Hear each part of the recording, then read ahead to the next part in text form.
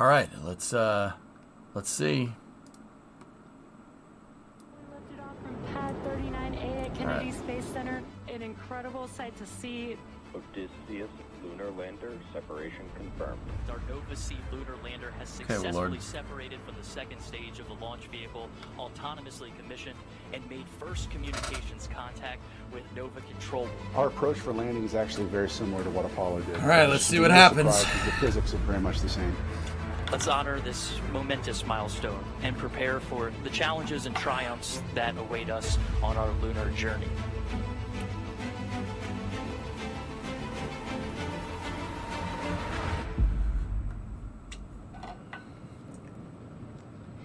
Good afternoon, and welcome to NASA's Johnson Space Center in Houston. I'm Nilofer Ramji with NASA Communications. Thank you for joining us. On February 22nd, Intuitive Machines' IM-1 mission softly landed in the South Pole region of the Moon near Malapert A.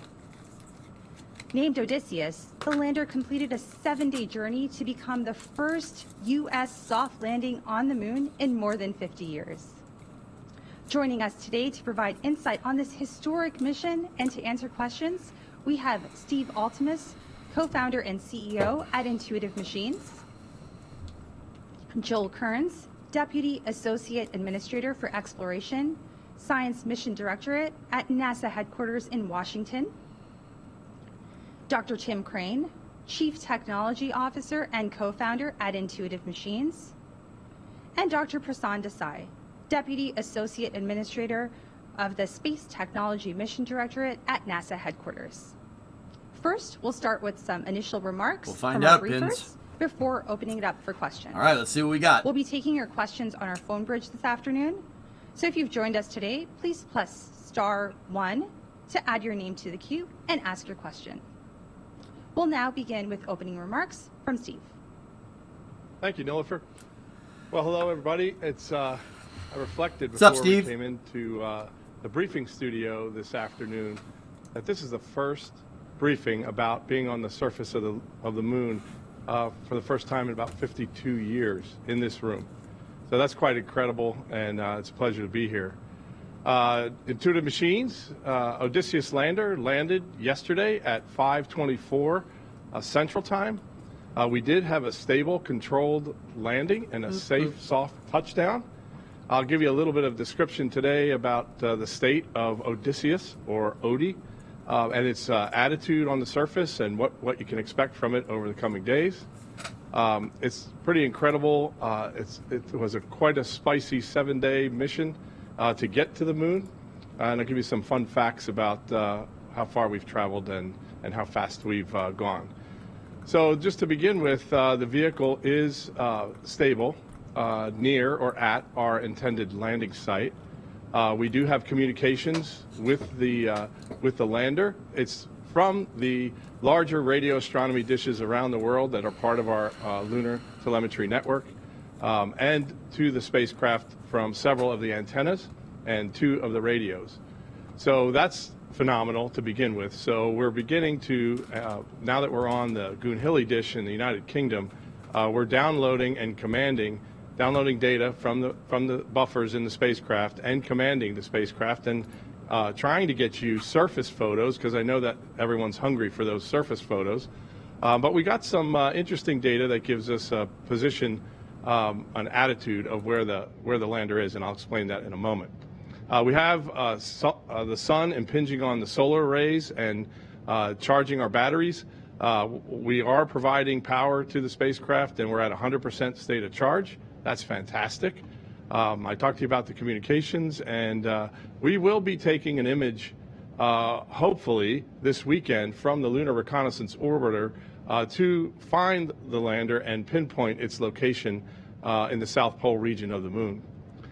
If you can go to the photo here that we have, this is a photo that I thought you'd find interesting that we'll release to the public here. Here we're flying about 10 kilometers over the surface of Schamberger Crater near the South Pole region of the Moon. We're still about 200 kilometers uprange from where our intended landing site is. But here we have a one of our public affairs cameras taking this beautiful image, and you see how shadowed and undulating the terrain is, and that's important to understand how difficult it is to land on the surface of the moon. It's your word for the day. So thanks for that image. Going back, I could say that it was quite phenomenal that if you think about it, we were traveling 25,000 miles an hour, and we came down and touched down at about 6 miles an hour with a downrange traverse of about 2 miles an hour. That's walking speed. So that's kind of just an interesting metric for you. We traveled 2.5 times the distance to the lunar surface. That's about 600,000 miles due to the trajectory and the number of orbits that we've gone through. In doing that and in performing that incredible deceleration, our first-of-a-kind liquid oxygen, liquid methane, additively manufactured 3D printed engine burned 6 times for a cumulative burn time of over 20 minutes. That's awesome. It's just an incredible performing machine, and we're really proud to take that technology to a TRL level 9. I got to say something about the team. The ops teams were cool under pressure for the whole 7 days. It was quite amazing to see them in work, real space cowboys. And, we worked through all the difficulties. If you think back from Apollo days, there wasn't one mission that went absolutely perfectly. So you have to be adaptable, you have to be innovative, and you have to persevere. And we persevered right up until the last moments to get this soft touchdown like we wanted to. Let me just talk briefly about attitude on the surface. This is a little lander. I'm going to pretend that's the rock that the lander's leaning on. We think we came down with, like I said, about 6 miles an hour this way and about 2 miles an hour this way, and caught a foot in the surface, and the lander has tipped like this. And we believe this is the surface, the orientation of the lander on the moon.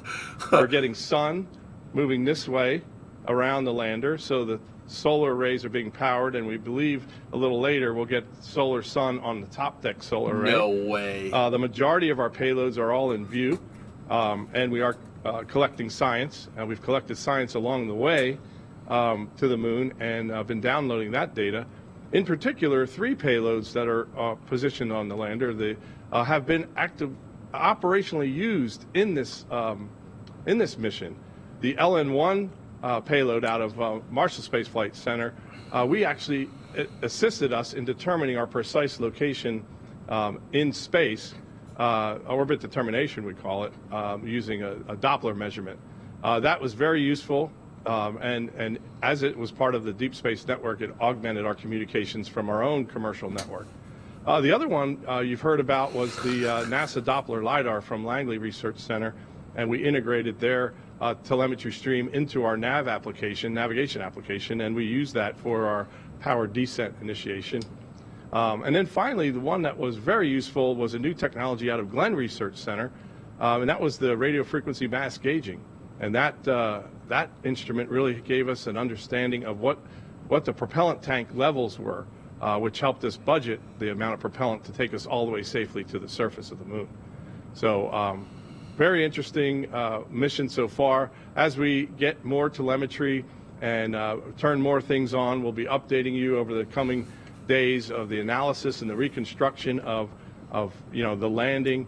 Tim can comment on that a little bit today, on how we did the powered descent all the way to the surface and why we believe in the data that I'm talking to you about today. Yesterday we thought, just to clear up some confusion, we thought we were upright. And the reason was that the tanks were reading, this is the X direction, and the tanks were reading gravity on the moon. At the fill levels, there were still residuals in the tank, and we saw those measurements in the X direction. Well, that was stale telemetry, so when we worked through the night to get other telemetry down, we noticed that in the Z direction, this direction, is where we're seeing the residual tank quantities. And so that's what tells us with fairly certain terms the orientation of the vehicle. And hopefully we'll get a picture here this weekend and share it with you. Cool. Nilüfer, that's all I have. Thank you so much, Steve. Next up, we have Joel Kearns. Yeah, Joel? Red, I'm not doing that right now. Hey, thank you, Noah. First, let me congratulate Intuitive Machines for 3 major accomplishments. The first, as Steve said, is for having the first successful soft landing on the moon by the United States since 1972. The second is for being the first non-government commercial organization to actually touch down safely on the surface of the moon. And the third is for having a touchdown point 80 degrees south latitude, much closer to the south pole of the moon than any earlier U.S. robotic or human explorers. Nothing's ever been Let me there. give you some of the context for the Ever. importance of Intuitive Machines' accomplishment on their mission. In 2017, the nation charged NASA to expand our scientific and technical work in the area of the moon, science, technology, and human explorers under our Artemis initiative. As part of that, NASA went down the path to listen to what industry had been telling us for some years, which is that for robotic landing services, that we should be able to purchase that from U.S. industry instead of doing it ourselves at NASA for robotic systems. Now, NASA is very good at building and operating robotic probes throughout the solar system, but we knew we'd be going back to the moon repeatedly to do science and technical studies and eventually human exploration.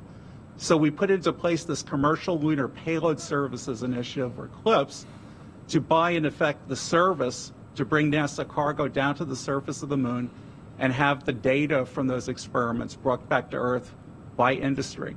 Intuitive Machines is one of the participants in that initiative that's now been awarded 3 service contracts to bring NASA equipment, experiments, and cargo down to the surface of the moon. And this was Intuitive Machines' first attempt, their first mission to the moon, carrying our cargo. Now, I have talked about all of the potential advantages of having industry do this for NASA.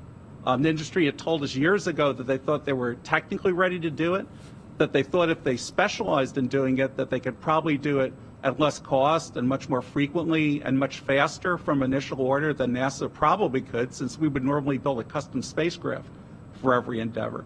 And we've seen that so far in the progress that our CLPS vendors have made as they're working down to fly off their first missions.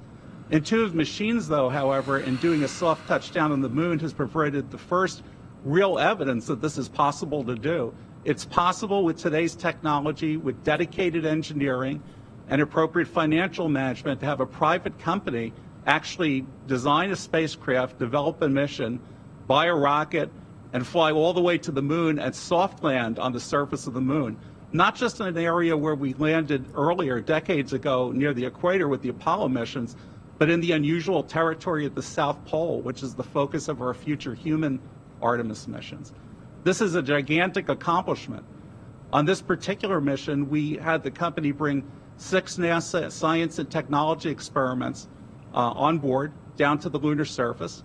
They ranged to do studies in science, in looking at the electron density and plasma on the surface of the moon, technology studies such as measuring rocket plume impingement during landing, navigation studies on the way to the moon, down to the surface of the moon, laser ranging, fuel quantity, as other investigations.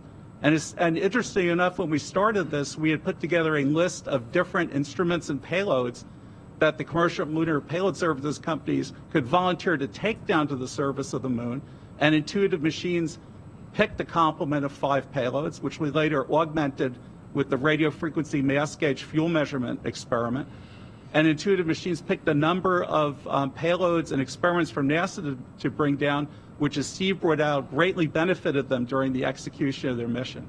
So at this point today, as Intuitive Machines looks to make sure they understand the status of the Odysseus vehicle, we are already looking back at scientific and technological data that we accumulated during the transit out to the moon, during the deorbit operations, and we're looking forward to getting even more data as Intuitive Machines finishes the checkout of Odysseus. Now, in doing so, we knew at NASA, when we went out to gather this by commercial services, that we had these great potential benefits, but we also had risks. We knew, for example, no one had previously done this. We knew we were asking industry to do an incredibly difficult thing to do, to go from those high speeds of orbital velocity all the way down to the very slow speeds to get to a particular position on the moon where we wanted them to land. And Intuitive Machines' accomplishment for this actually shows everyone that this approach will work, and we look forward to using it over and over in the future. Nilofer? Thank you so much, Joel. We'll now hand it over to Tim. Thank you, Nilofer. Very excited to be here today. They told me to smile before the press conference, and I can't help but smile anyway because we landed on the moon. A little bit about Odysseus. Odysseus is a mostly autonomous vehicle. Flex, though. Our operations crew would monitor the vehicle during flight. We'd provide some trajectory updates and that's what we parameter do. updates. Frick you. And that's what got us into lunar orbit. The lunar descent is different, though. During orbit, we would prepare for maneuvers, we'd watch the maneuver, and then know that we had time to recover afterwards and replan for the next stage. But lunar-powered descent is the end game. There is no after. You're either successful or you fail. And so the last rev around the moon, we buttoned up any last-minute changes we wanted on the vehicle, and there were a few that we may talk about today. And basically, the vehicle disappeared behind the far side of the moon. We had loss of signal for 25 minutes. Everybody got up and went to the bathroom. There was nothing to do but wait for the signal to come back on. It was amazing how quickly we adapted to continuous communications during transit to regular losses of signal being a part of our life because we're circling the moon. Once we came up around the north pole of the moon, we were in a polar orbit. The vehicle was completely autonomous. We watched as the onboard systems pointed our cameras to the moon.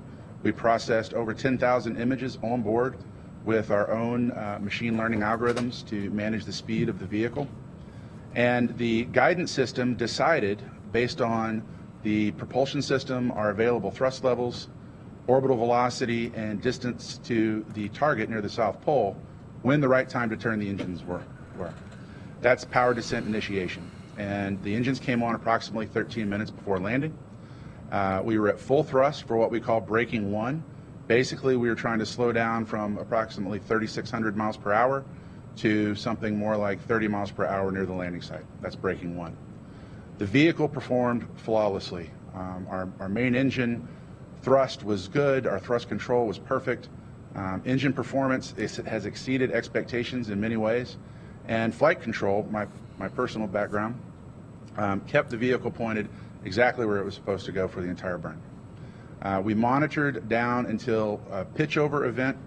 So early in the trajectory, the vehicle is basically flying sideways with respect to the moon, and we're flying in one direction, and the engine is slowing us down to take that velocity out of the vehicle. Once we get within a kilometer of the landing site, however, the vehicle goes into what we call a pitch over. And this brings another set of cameras into alignment with the landing site. At that point, we lost comm, which we knew we would do because we switched from one set of antennas to another. And then we regained communications all the way until approximately 200 meters above the landing site. Then there was a tense moment where we did not have regular communications, but our dedicated radio and ground operations crew found the signal, and within an hour or so, we were getting the first data down from the surface of the moon. I could not be prouder of our operations team and our engineers for putting together Odysseus, which was a marvelous machine. And to look at the moon every night now and know that we have new hardware there that we had a hand in building in our lifetime, something I couldn't say before. It really was a magical day. My guy. Thank you, Nerf. Thank you so much, Tim. And now, finally, we'll hand it over to Prasan. Thank you, Nilofer. First and foremost, congratulations to Intuitive Machines. An amazing, successful landing success story. One of the things that we, from a technology and space tech, want to do is we want to go repeated access to various parts of the solar system to do this tech demonstration because, in our view, technology drives exploration. And we had a number of experiments on this, technology demonstrations on this lander, and one was called to be used operationally. And I'll talk a little bit about that. This is cool. But this aspect of a successful landing really allows to, pointing on to what Joel said, is repeated access to the lunar surface. We have a slew of technologies we want to demonstrate, as well as many scientific instruments that we want to send for understanding the lunar environment. And by having a successful story like yesterday that happened, it allows us for setting up the next set of projects that we want to fly and demonstrate, right? One of the things that we wanted to do is trying to do as much as possible testing on the ground, but that only gets us to a certain technology readiness level, which is typically TRL 5, sometimes 6. What that means is we're not quite in the environment that we want to be in, and so this is why we want to go and experiment in space or on the lunar surface, wherever it happens to be. One of the big technology demonstrations on this landing was the navigation Doppler LiDAR.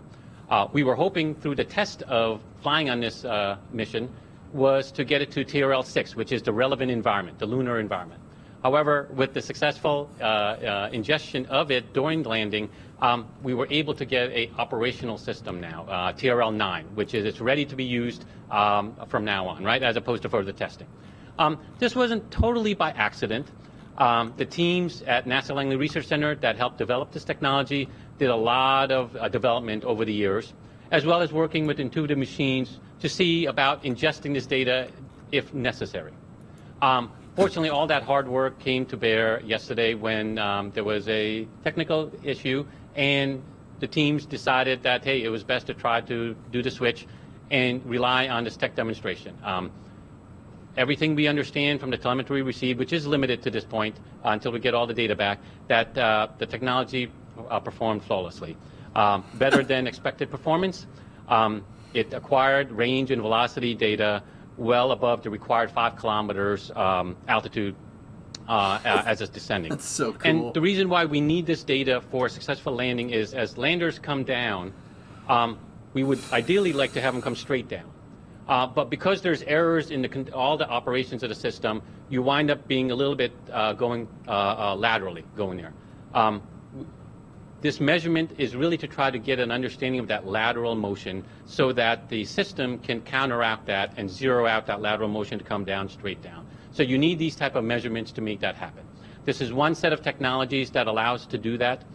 There are a slew of other ones to make the landings even more reliable and safer that we hope to demonstrate on future landings. And so having this successful landing today allows us to gear up and get ready to do more of this going forward to enable the Artemis endeavor of repeated access to the surface and eventual landing of humans on the surface and sustained presence on the surface with infrastructure laying it down. And so this is the first step in allowing for that, and a great day for allowing us to get ready for more to come as we go forward. Thank you, Prasanth, and thank you to our briefers for those initial remarks. We'll now open it up to questions. Again, if you've joined us on the line today or on our phone bridge, please press *1 to submit your question. Once your name is called, please state to whom you'd like to direct your question. Guys, ready for the clown show? Once your question has been answered, get the popcorn out. You will be muted, but if your question has already been answered, you will push *2 to withdraw it. Let's open our phone bridge. First up, we have Gina Sinceri with ABC News. Gina? I think this question is for either Steve or Tim. What was your Hail Mary moment during that where you went, we think we can make this work, and we just made it work? What were those moments, or were there more than one? Good question. Well, I think there were several of those moments. Like I said, it was a spicy mission. I'll let Tim comment a little bit. Spicy mission, my guy. Yeah, the idea to pull the range telemetry from the NASA Doppler LiDAR was interesting, and change out the laser rangefinder call-outs in the navigation application. All that was very straightforward to go calculate. Part of that was put in a table, but part of that had to mean that we had to rewrite the navigation application software. And when you do that, to upload it to the vehicle, you actually have to stop guidance, navigation, and control. Bruh. And when we ran that in the simulation, and we ran that on the flat sat, it did not like being rebooted like that software. And we saw the guidance drift way off. We saw a lot of helium usage, and that was very sporty. So I think in a very time crunch time, getting ready for powered descent, we had to work feverishly to get that sequence of events, almost like Fred Hayes in Apollo 13, where trying to figure out the sequence of events to reinitialize the software, in particular reinitialize navigation. And so that was done in a very sporty way, and it was brilliantly executed by the team. And so that was the one that had us all biting our nails just a little bit, because once you start power descent, there's no going back, like Tim said. Tim, do you have another one? This guy's a freaking player, dude. I will say on that one, that's awesome. For sure. So we had one team rewriting the code. We had one team testing procedures. And then another team, once the code was written, pushing it up on the vehicle, moving it into place. That synchronization came down to a flawlessly executed reboot of the navigation system that allowed us to successfully land. Dude. So that was exciting. Another exciting moment we had after our TCM-1, our trajectory correction maneuver, we discovered that our engine pointing geometry had an error in it. And we had to study that a bit. And we found the reason why we had a geometry linkage that was a little bit different than we expected. Very difficult to test how that linkage to the main gimbal would respond under full thrust in space. And so we were able to use flight data to correct that. But that was another area where we had to patch the software to put that correction in place. And we became very proficient at it. I will say, and you hear this in the space industry a lot, that we stand on the shoulders of giants. The work we were doing was built upon work people had done before us. NASA's core flight software is a big part of what we do on the flight vehicle, and it has a lot of the capabilities to reload and reinitialize software built into it. And we were able to take advantage of that because of the foresight that people who had done space missions before had invested in that piece of technology, and we used it to great effect. Great, thank you. Next up, we have Marcia Dunn with the Associated Press. That was an awesome question, actually. Hi, my questions are for you, Steve. What's your best guess for how close you are to the targeted touchdown area? And you said a lake caught the surface.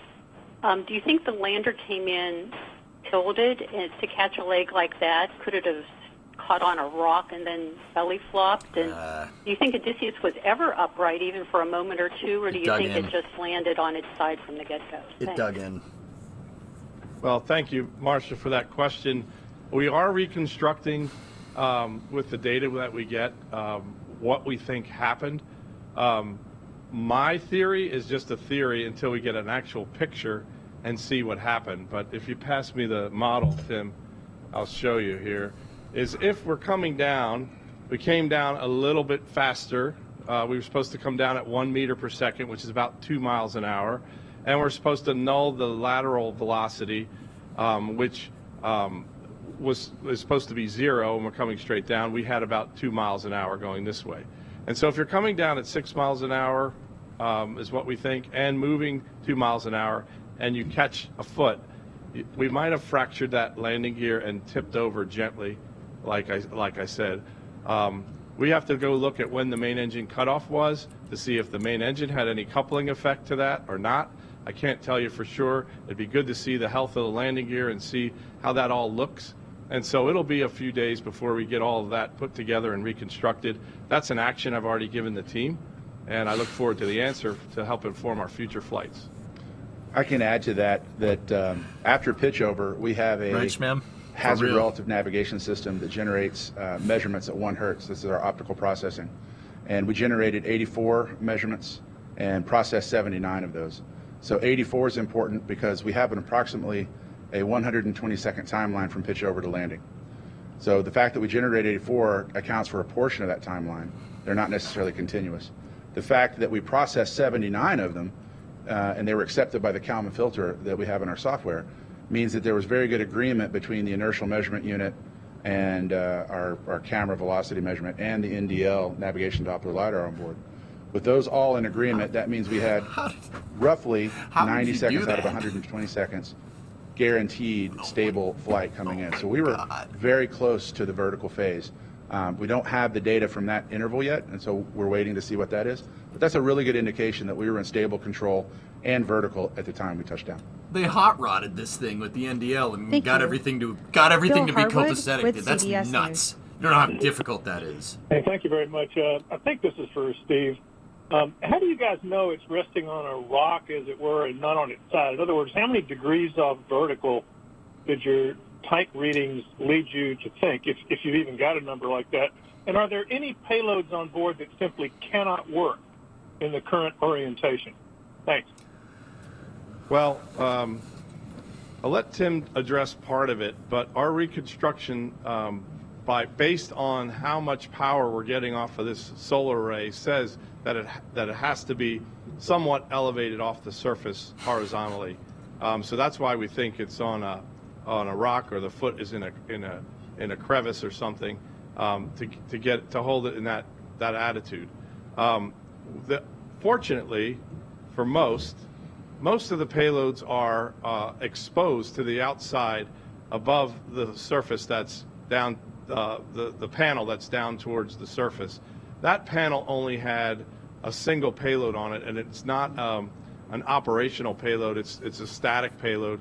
And that one, we're still going to try to take a picture of that payload if we can, and that would meet those objectives of taking a photograph of that arc cube that's on that panel, and that one that's pointed towards the surface of the moon. So we're going to try to download all the pictures and see if we got that picture in view. Tim, any more insight? We also have some inertial measurement unit data.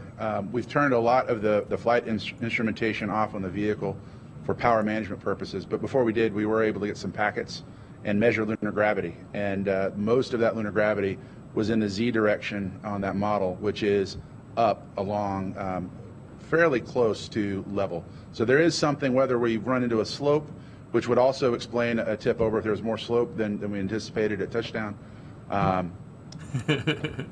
So the inertial measurement unit gives a very strong indication that this is up, and those sensors are very, very exquisite. So it's a confirmation of what we're seeing from the tanks.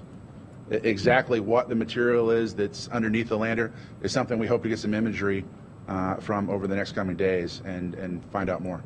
We're as eager to see those images as the public is. Yeah, and I would add, in terms of the technology payloads, we've already gotten data along the way to say they've been successful, right? So the radio frequency mass gauge has been working since launch, as soon as we got into low Earth orbit and going on the way. So we've gotten data all along that way, as well as during the descent, which we're still waiting for telemetry on that. The navigation Doppler LiDAR, we got that real time going down, so we know that worked very well and successful aspect of it, right? I see a lot of people complaining that the Z was the side axis and not the up axis. Don't worry, on your lunar lander, you can use the Z up orientation on your lunar lander. Oh wait, you don't have one, so it's X up. Deal with it. Already been successfully demonstrated. Yeah, and this is Joel. What I'd say is that, in addition to what Prasan and Tim said about the fact that so much data was acquired during transit out to the moon, low lunar orbit, and descent, of course we'll evaluate if there's any particular measurements that we can't take because of the vehicle configuration, but in general we expect to get a lot of data and a lot of measurements from the instruments, both science and technology. Yeah, I have an add to that too. That's right, Supercraft. The NDL is a perfect example of a problem solved, but the radio frequency mass gauge was also something that we used for a problem avoided. We had a temperature sensor on one of our tanks, and we fly cryogenic fluids. They're very, very cold for propellant, and a temperature sensor was reporting back colder than we had anticipated. Well, that could have been indicative of a leak. And so we were beginning to spin up some contingencies. Well, what if we have a leak? What do we do? But because we had the radio frequency mass gauge, we were able to confirm that our tank masses were stable, and we just had a little bit of an anomalous sensor reading. And that avoided a problem, and we didn't spend more energy going through that. So that technology is one that maybe isn't quite as dramatic as a late orbit software reboot, but nonetheless gave us confidence going through the mission. That's awesome. Great. Thank you so much for your insight on that. Next up, we have Ken Chang with the New York Times. Ken? Yes, hi. Thank you. I was wondering, I guess, for Tim and Steve, sort of a tick-tock of what happened after lunar insertion. Maybe it looks like the orbiter is lower than what was in the press kit, and then you had another burn that evening, and then you avoided the DOI burn. And and then it moved up the landing time. So I was wondering what the various orbits were and how that affected the landing time. And also, when did you find out that you had a bum laser altimeter? I missed the last part. I'll start with the first part. Kenneth, do you want to ask the last part again? When did you find out that you had a bum laser altimeter? Yeah, okay, laser altimeter. So the first part of the question was about the lunar orbit insertion and what happened after that, right? If I understand your question right. Well, we were having some difficulty with communications around the world, communicating from the different configurations and the different dishes that we had around the world up to our radios. And we have Quasonics radios and Thales Alenia radios. And some of those Thales Alenia radios have a range beacon, and we have a frequency that we know, a carrier frequency that we're operating on. And some of the dishes were smaller around the world. So in certain parts of the world, we had a weaker signal, and we would lose that carrier lock. And when that carrier lock goes down, you can't get a good orbit determination. And there was a shift in the ranging beacon, so that shift and that turnaround ratio in the ranging beacon is such that you had some inaccuracy. We had some inaccuracy. So we got the best data we could possibly get going into our lunar orbit insertion burn. But what we found was that was slightly elliptical. Actually, it was elliptical, not highly elliptical, but it was elliptical orbit. And so we were not comfortable necessarily with the proximity to the South Pole area. We were a little too close for our own comfort. So we decided to come in and do a raise of our paraloon position, and we did that very quickly, autonomously, and put us in a safer configuration for the mission and be prepared. And that burn we did in such a way that it eliminated the need for a deorbit insertion burn, a very small burn, before we did powered descent. This is a Kerbal mission, man. When we were looking at so cool our position around the moon, we decided to take a laser rangefinder, power it on, and ping the surface to see how close we were, because we were having trouble with this orbit determination and this Doppler measurement that we were trying to get. And we saw that that laser didn't fire. And what we found was that there's a safety enable switch, because it's not an eye-safe laser. That safety enable switch is in the box and was not disabled. So it's like having a safety on a firearm. It's for ground processing, and that was an oversight on our part. Oops. And so those laser range finders could not be turned on, and we couldn't manipulate that enable switch or disable switch with the software. And so those rangefinders had been tested and would have worked if we'd had caught that oversight and removed that enable before or disable before flight. It's always the small stuff that gets you, man. Tim, anything to add on that? Always. No, that's without right. fail. I think the key thing was we have an incredible flight dynamics team who were able to determine that from the orbit we were in, we could raise paraloon with a lunar correction maneuver that they had built in with the foresight to trim the orbit if we had some unexpected conditions. And it basically put us into our descent orbit about 4 or 5 revs before we nominally would have done that. But the orbit still phased over the landing site in the right way and gave us a great opportunity to execute powered descent. That's awesome. What a badass mission, dude. Lauren Can't Grush believe with this. Bloomberg. So good.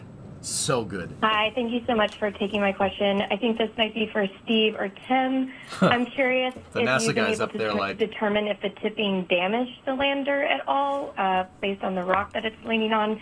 Is there any concern of further degradation because of the position that it's in? Thanks. Well, again, Lauren, we're hopeful to get pictures and really do an assessment of the structure and assessment of all the external equipment. We are hopeful that the top deck solar array is not damaged, and that as the sun comes around the lander, we'll be able to get some power generation from the top deck solar array, which is now vertical. And so we'll see what that means. But so far, we have quite a bit of operational capability, even though we're tipped over. And so that's really exciting for us, and we're continuing the surface operations mission as a result of it. Thank you. Next up, we have Andrea Leinfelser with the Houston Chronicle. Andrea? Hi. These questions are for Tim Crane. That final orbit you took, I just want to make sure that was specifically to implement the software patch to use NASA's LiDAR tech demo for landing. Also, Tim, on Twitter, or excuse me, X, you mentioned a big roll maneuver. Was this part of the plan? If not, what caused the roll maneuver? Guys, I'll answer questions about this when it's done, okay? I want to listen. Through some of the communication issues experienced right after landing, was it difficult to get a signal because it was at an angle, or was there other challenges related to being on the South Pole? Thank you. Thanks, Andrea. I did not catch the first part of your question. Could you repeat that? Sorry, the first part was, that final orbit that you took that kind of pushed back the landing. Was that specifically to implement the software patch that helps you land with the NASA's LiDAR tech demo? Yes. Okay. Thanks. It was. We were in good position to land at approximately 3:30, but the procedures that Steve was talking about. What order do we bring down the flight control, the guidance? Do we inhibit RCS? How do we do that in such a way that there's no unexpected consequence on the vehicle? For example, if we turned off guidance, navigation, and control, but didn't turn off the RCS control valves, they could listen to noise on the computer instead of controls to zero, and we could open up the valves and lose control. So we were very, very deliberate about working through in what we call a flat sat, which is basically the spacecraft equipment laid out in a lab driven by a simulation. We were very deliberate about working that procedure so that when we shut the software down, we could bring it back up safely and there was no harm to the vehicle. We had the patch ready in time for the first landing attempt, but we hadn't come to a satisfactory procedure yet, and we had to get it right. And so Steve and I conferred. It would be a little bit more fuel to catch the abort once around. But again, our flight dynamics and automation team had written software that gave us a great amount of flexibility to control Odysseus. And we're really at a special time in our lunar program at Intuitive Machines, where most of our operators are also the subject matter experts who built these systems. So we had incredible insight what was going on. We had great confidence we could make this work, but we needed a little bit more time. And so we made the call to abort once around and implemented the patch at that time so that when we had that final orbit, we were in high confidence of landing. The roll maneuver at the end, we had made some decisions. Every vehicle has a mass limit, and you're trying to optimize performance versus mass. We had flown a vehicle with fixed antenna, and in order to fly with fixed antenna, we had to look at what our landing orientation was at the South Pole. We landed. In fact, you'll see in this model, there's white paint on some surfaces and black paint on others.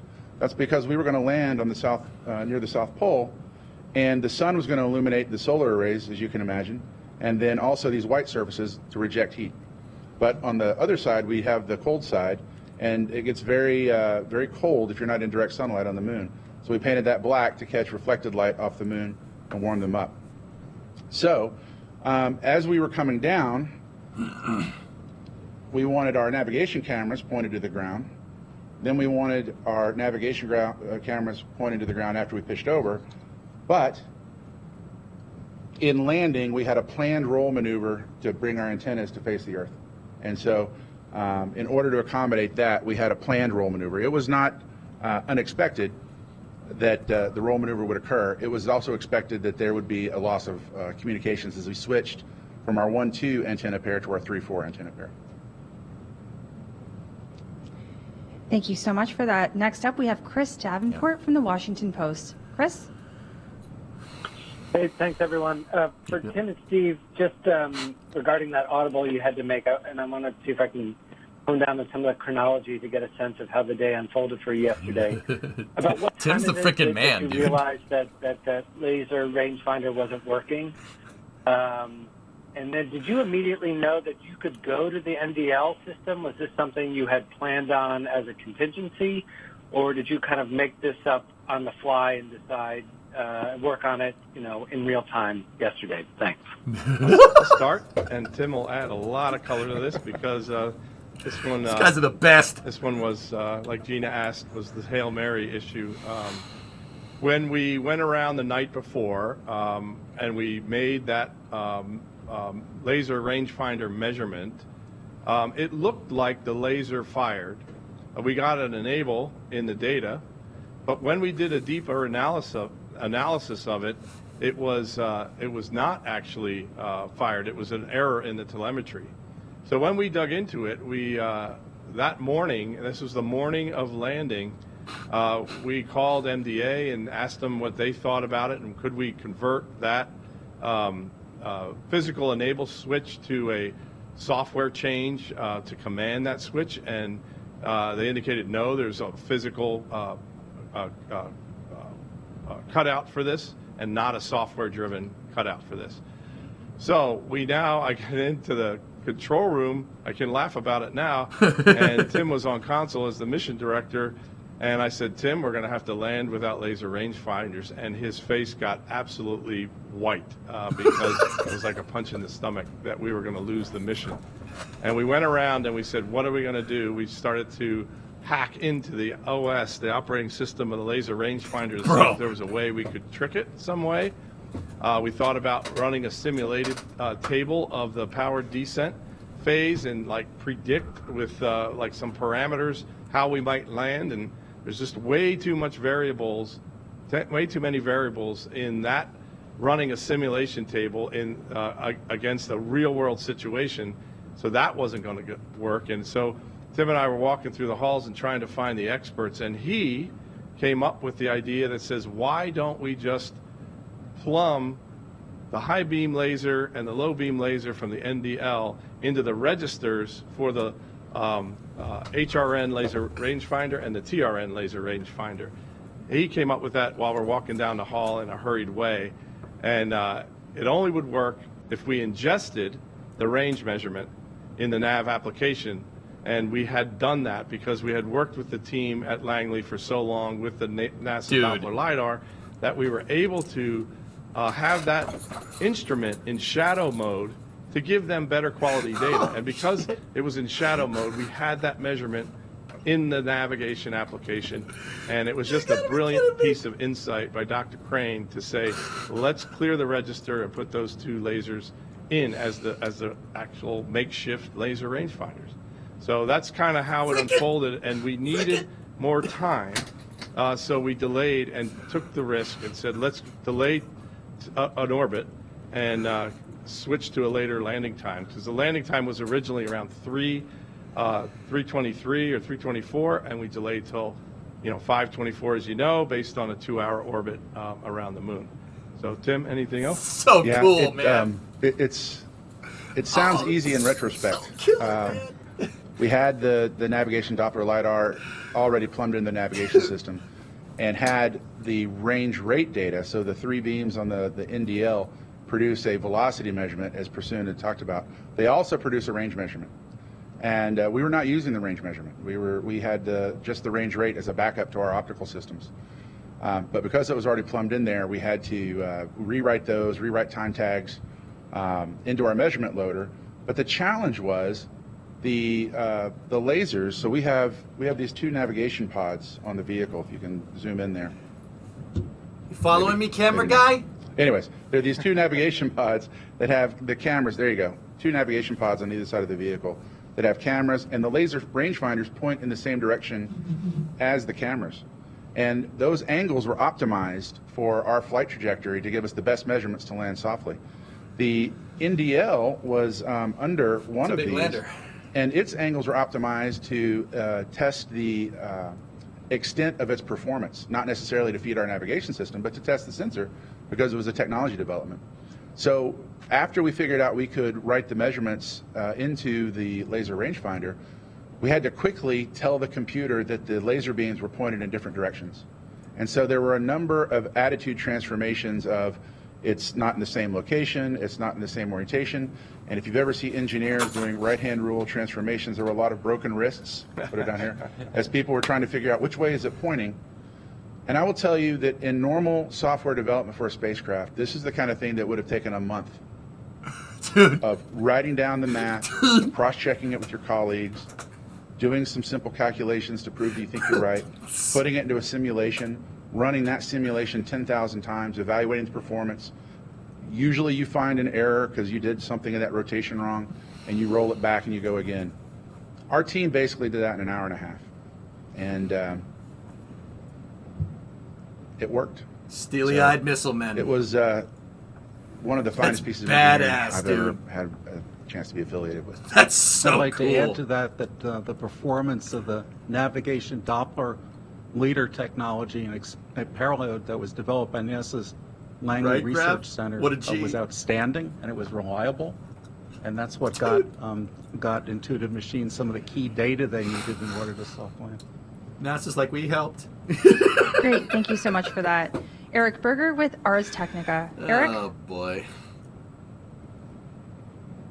Hi, thanks very much. Congratulations. Two questions for Tim or Steve. First of all, about propellant management. I'm curious how the cryogenic boil-off matched up with your expectations and kind of how much prop you had left at the end. Good question. And then what is the data transfer rate you're getting now versus what you expected? Trying to get some sense of how much data you're going to get back over the next week or so versus your original expectations. Thanks. Actually, two good questions there. Propellant. So actually, the cryogens did very well. And just a correction, Eric, our system doesn't really have boil-off. Our tanks are rated to hold the pressure of the methane. It's very close to space storable. Really what we're worried about isn't a propellant boil-off. It is temperature management. We want to keep that cryogenic fluid very cold because the density of that fluid in our engine is what gives us the power of that thrust system.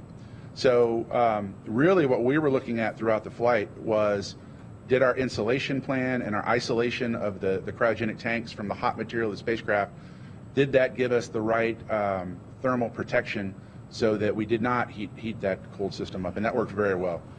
We found ourselves in a very good situation with propellant all the way through the mission.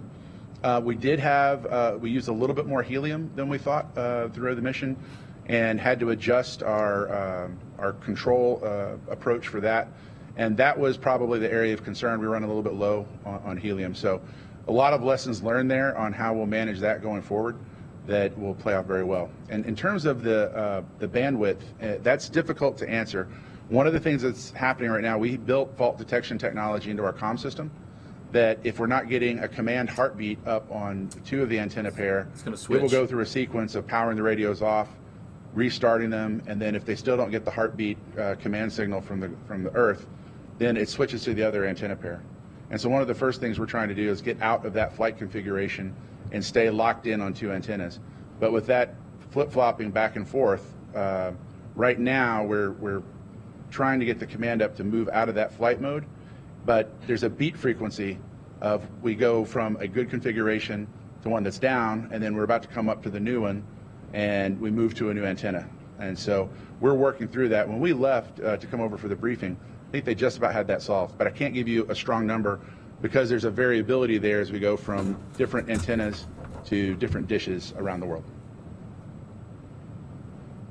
Great, thanks again. Jeff Faust with Space News. Jeff? So cool. Good afternoon. Maybe just to quickly follow up on Eric's question for Tim, what is your best guess at how good the data rate you can eventually get once you optimize the system for the lander and its configuration? And then also, I think this question was asked earlier, I may have missed the answer. What's your best guess in terms of margin of error of how close you are to the predicted landing site? How many kilometers away do you think you touch down? Thanks. Yeah, great questions. Thanks, Jeff. Best guess, in terms of it's up there, bit rate, that's hard to say because that does vary with the antenna size and the sensitivity of each antenna. But we expect to get most of the mission data down once we stabilize our configuration. In terms of landing accuracy, without precision navigation sensors on board, the best you can expect to land on an IMU-only landing system would probably be in the 4 to 5 kilometer range. However, our optical navigation sensors perform flawlessly. In fact, our optical measurements looked better on the scopes than they had in simulations. So I'm confident that we're well within probably a 2 to 3 kilometer accuracy of the landing site for this mission. Would have been better if we'd have had our full complement of sensors as expected. Wow. And just as a closing point, Jeff, on this question that we're planning, working with the Lunar Reconnaissance Orbiter and the Arizona State University faculty to do a pass to see if LRO can locate our position precisely and give us a latitude and longitude. And we expect that measurement, that pass to occur this weekend. Thank you so much for that. Joey Roulette with Reuters. Joey? This is awesome. So cool. Hey, thanks for doing this. Question for Tim or Steve. Since the lander is on its side, I was wondering if you could go into how that will limit what the lander can do, which operational capabilities are impacted by that, and which science objectives, if any, won't be able to be conducted because it's on its side. Thanks. Well, I'll comment initially, like I mentioned, we don't have active payloads on the panel E, I believe, is what's facing the surface of the moon. And so therefore, the active payloads that need communications and need to give off, we need to command and we get the telemetry out, are all exposed to the outside, which is very fortunate for us. We do have antenna, however, that are pointed at the surface, and those antennas are unusable for transmission to Earth, back to Earth. And so that really is a limiter. Our ability to communicate and get the right data down so that we get everything we need for the mission, I think is the most compromised from being on our side. Anything I missed, Tim? No, that was it. Well, maybe one I just thought of is I was telling you before about the solar panel on the top deck. We had to angle that at about 30 degrees tilt up for landing on the South Pole. That was one of the engineering changes we made when NASA asked us to move towards the South Pole region. Now we've tipped over, and we don't know the health of that solar panel.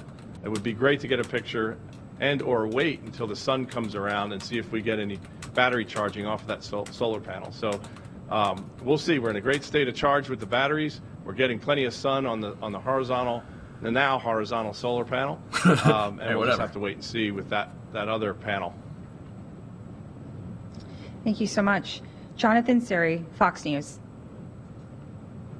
Thank you for taking my question, and congratulations, everyone. My question is also for Tim or Steve. Your team had to essentially rewrite the instruction manual several times while in flight, not just for troubleshooting, but also adapting to first in space performance of that new engine. Could you give us an idea of how many people were involved with the process, and did the discussions take place in a single war room, or were you conferencing in experts from multiple locations? Just give us an idea of the human logistics involved. So I'll give you a rough overview, and then Tim can comment kind of how it went over the 7-day period. The operations team was structured into 3 shifts, red, white, and blue shift. Those shifts were supposed to work 8-hour shifts and then do a handover between shifts, but between those teams. Those teams are about 10 individuals. Yep, 10. And the other team that we activated was called Team 4. And the Team 4 was a handful of us senior leaders and engineers that could analyze and take the workload off of the operations teams. So if the operations teams are wrestling with a particularly thorny problem, they would call Team 4 and say, get in here and let's work on this for us and give us a solution.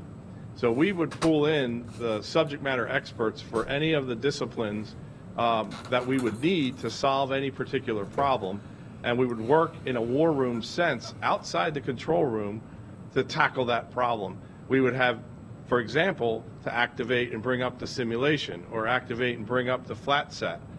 We would run analysis cases. We would call the vendors, like we called MDA about the laser rangefinders.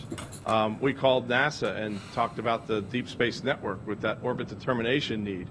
So all of that chatter in the back, that was handled by, I would say, about 30 people that would work a given problem on and off based on the discipline. But what had happened during the mission was that red, white, and blue team and the teams and Team 4 ended up working nearly around the clock We really could have staffed more, but it takes a lot of expertise to staff those teams, and we ended up kind of melding into, we're all working on this last problem through powered descent, and we collapsed into a single red, white, and blue team, all of it, and to get that solved, which we're going to go back and look at and see. We really, really worked the team hard. They put a lot of hours in. I think one of the longest days was 48 hours long. Another day was 40 hours long for some of the folks, and that's, just working too hard. And we need to give them rest so they can be bright and make the right engineering decisions. So we got some lessons learned in that area, but we did it, and it was worth it. And it was a whole idea of persevering through the challenges and never giving up. Never, ever give up until the last-ditch solution you could find, and then keep thinking about it if it didn't work. So just a testament to a great operations team. Yeah, I'll add That's how to that, you do it, man. This is how you do it. Our operations Get fired up over here, concept man. was a blend of human spaceflight for space station and space shuttle. We have, that's in our culture here in the Houston area. Some of us had worked on the LHAT Morpheus project at NASA, which was in some way has the DNA that led into Nova C. We had people with a military operations background, and then we had people from commercial networked operations. Woo! And so we put all of that together, and we came up with our own unique blend of how we were going to do spacecraft operations. And a big focus of that was the people inside the room on the red, white, and blue teams keep the vehicle alive. Draven, right? Keep the Sorry. vehicle alive. I like this doing what stuff, it's man. supposed to do. And then all the mission directors, myself, Jack Twofish Fisher, and Trent Martin, we had the responsibility to interface with Team 4. And we would be able to say, I have this problem, I can't solve it with the resources I have in the room, and do what we're supposed to do. And so we would shed those out to Team 4, and they did an amazing job, whether it was talking to the vendors or developing a procedure. They took that off the plate, and that load balance, even though he's right. I joked this morning that, how was your day? I said, well, this mission was the longest 7-day day of my life. But it really allowed us to focus on keeping the vehicle alive and keeping it moving on its way to the moon and doing the things we needed to do while problems and anomalies could be solved in the back room. And thank you. I love you. This is a story that everybody on that team is going to be able to tell for generations about how we landed. See that? Irene Klotz, That's awesome, Aviation man. Week. Your line This is is open. how you space. This is how you do it. Thanks. This is it, right here. If I understand that incredible sequence of events correctly, She says hi, was Draven. it just serendipity that a situation developed with that elliptical orbit that caused you to try and get the laser rangefinder data where you realized it wasn't working before it would have actually been needed? And when during Another good the question. touchdown would that laser rangefinder nominally have been activated? I think I understood, Irene, the question. It was actually fortuitous that we had an elliptical orbit after lunar orbit insertion, because we would not have arbitrarily activated the laser rangefinders prior to powered descent. What are the odds? We tested them on the ground. What are the we odds, flew them on dude? aircraft. We You flew them gotta on be helicopters. We assumed after all that testing they worked. So the first usage of those laser rangefinders was supposed to be during the powered descent, but because we had such a low paraloon, we activated a laser and found the problem. So that was fortunate, and that was a bit of luck for us that then we identified that they weren't firing. So at that point, then that was recovered. Like I said, at the next morning we uncovered that, and then we had to work feverishly to figure out an alternative solution. Anything there, Tim? Yeah, just the second part, Irene, of your question of when would they normally have come on? Normally, we would have turned them on after deorbit insertion about an hour before landing, and we expected what we call the terrain relative navigation LiDAR, the laser rangefinder, that would have operated really from about 50 kilometers altitude all the way down to landing, and then after pitch over, we had a laser on the other side that would take us from a kilometer down. So we would have probably been 5 minutes to landing before we would have realized that those lasers weren't working if we had not had that fortuitous event. So serendipity is absolutely the right word. Jackie Waddles, CNN. Hi, everyone. Thanks so much for doing this. I had a quick question for Steve or Tim. I know everyone's really curious about the photos here, so do you guys have any indication if Eagle Cam is in a position to pop off the lander and take some pictures? Good question. And to that end, if you could just clarify for all of us, are there any specific payloads, whether commercial or NASA, and I know some of them are passive, and you're still working on figuring out these data downlinks and stuff, but are there any that you know for sure or just haven't gotten any data yet and don't know if you will get data from? Thanks so much. Well, fortunately, again, Eagle Cam sits on a panel. Let me show Tim. Please.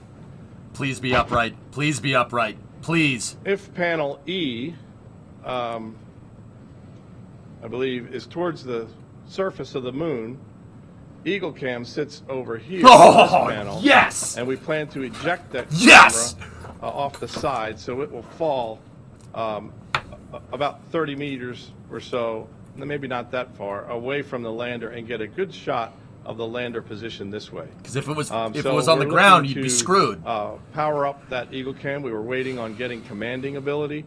Power that up, clear that SD card, and fire the camera, and so we can get a view back to our lander. So that's a very exciting image for us.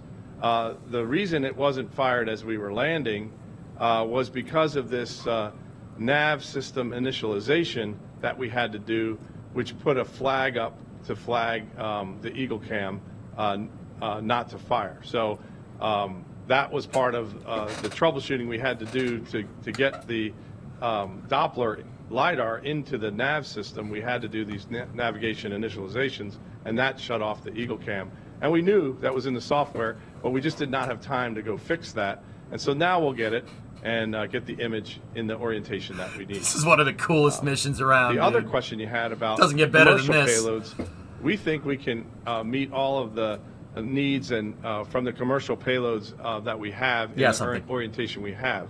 The one on panel E that's covered right now or shaded by the lander and the surface is the ArcCube project, and we believe we've got an image of that already that we can download and share with our customer.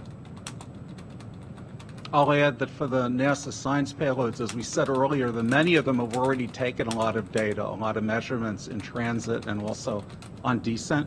We're still checking to see if in the current suspected orientation of the vehicle, whether there will be any particular measurements that can't be made in some of the payloads. So for example, we want to make sure that the laser retroreflectors, which are normally, pointed up, so that when the Lunar Reconnaissance Orbiter flies over, it can pulse them with a laser beam and find their position. We'll have to check to make sure that they can still be illuminated. They probably can be when the orbiter is flying at a further angle away on the trajectory. Very similar to what we found with the recent SLIM landing from the Japanese Space Exploration Agency. But we are doing an assessment to see are there any measurements still to come that from any of the NASA supplied payloads that most likely can't take place, particularly because of this new orientation. Great, thank you so much for that.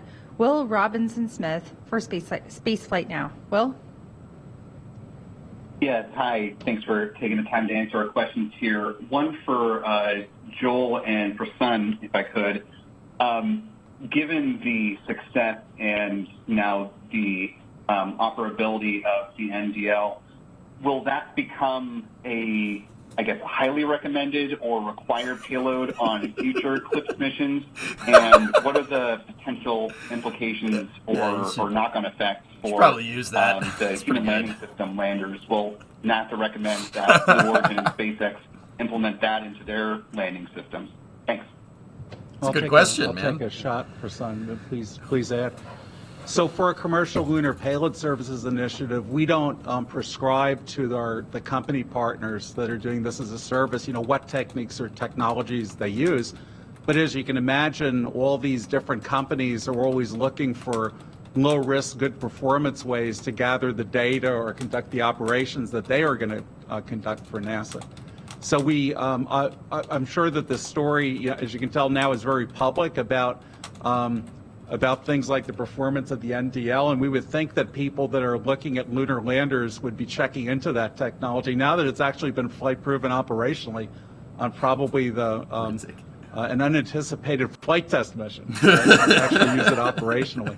I would say the same thing. The human lander system partners have their own techniques and their own approaches that they're taking. But again, now that this has been actually shown to operationally work, I would think it's going to be of great interest to folks that want to travel. You skipped a couple TRLs there. Yeah, I will add.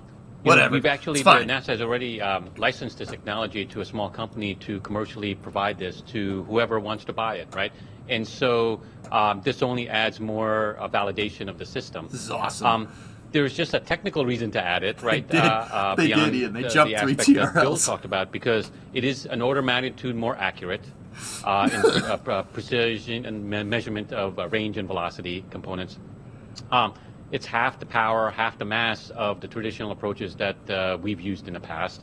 And the volume in terms of size is about a third of it. So if you just look at it from a technical perspective, it just provides all these benefits. And so I'm sure future vendors will look at this type of capability anew and try to incorporate these types of technologies. And that's why we're doing these missions, right?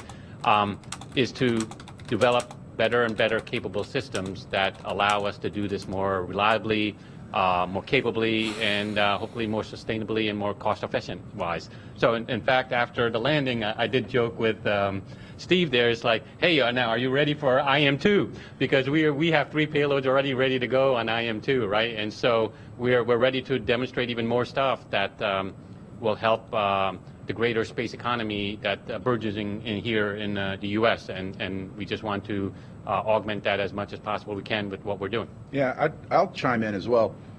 As you look forward to future missions, and as we begin delivering cargo missions with a metric ton and more, those payloads get more and more valuable.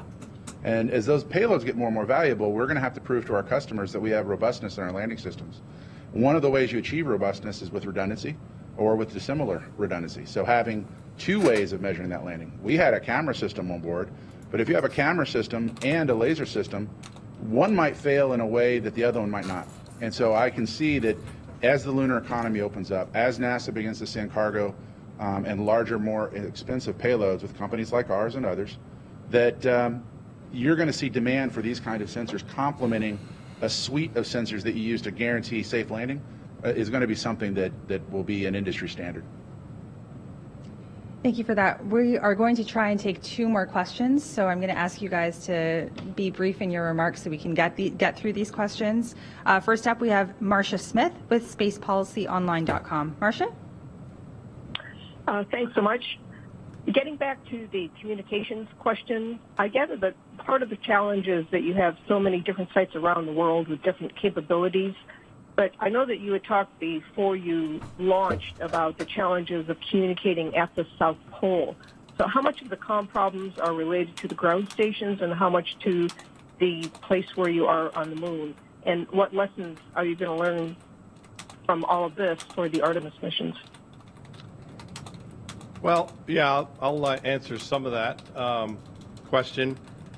What you get is a phenomenon at the South Pole that NASA's interested in understanding, since that's where our future Artemis missions are targeted, or NASA's future Artemis missions are targeted, is a frequency multipath condition. And so are you going to get multipath interference on your communication frequencies? Fortunately, we think the antennas that are pointed towards the moon will give us a really good understanding of that phenomenon at the South Pole. Another serendipitous moment, right?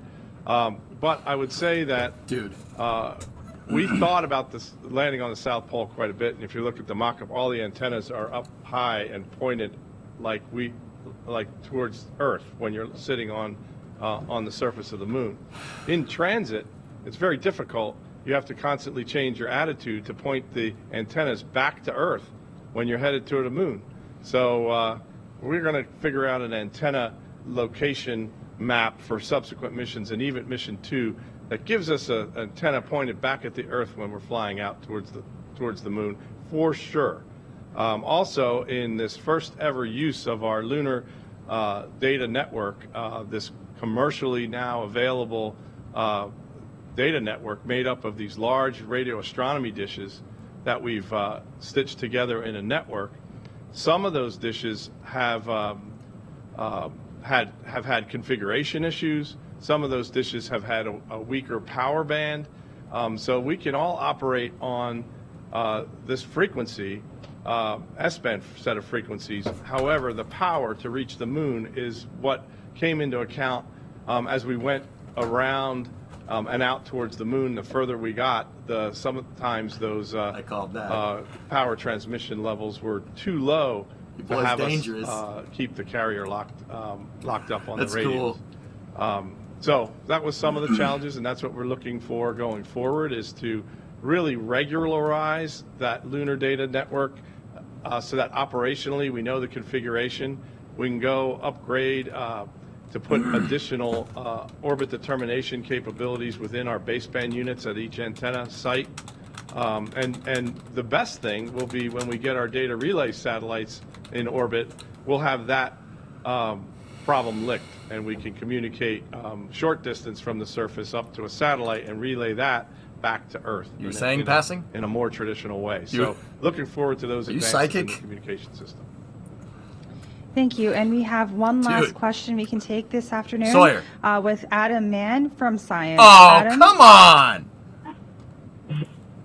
Hi there. I'm with Science News, actually, and I guess this is for the Intuitive Machines folks. I'm wondering, maybe you've answered this already, but I'm just wondering if you have any idea Sawyer's how teed up in the long queue. ODE might be able to stay operational on the lunar surface. Well, it's a great question, and you're going to bring a tear to my eye. We know at this landing site the sun will move beyond our solar arrays in any configuration in approximately 9 days. And so the early missions are all solar powered and require that. And then once the sun sets on ODE, the batteries will attempt to keep the vehicle warm and alive, but eventually it'll fall into a deep cold.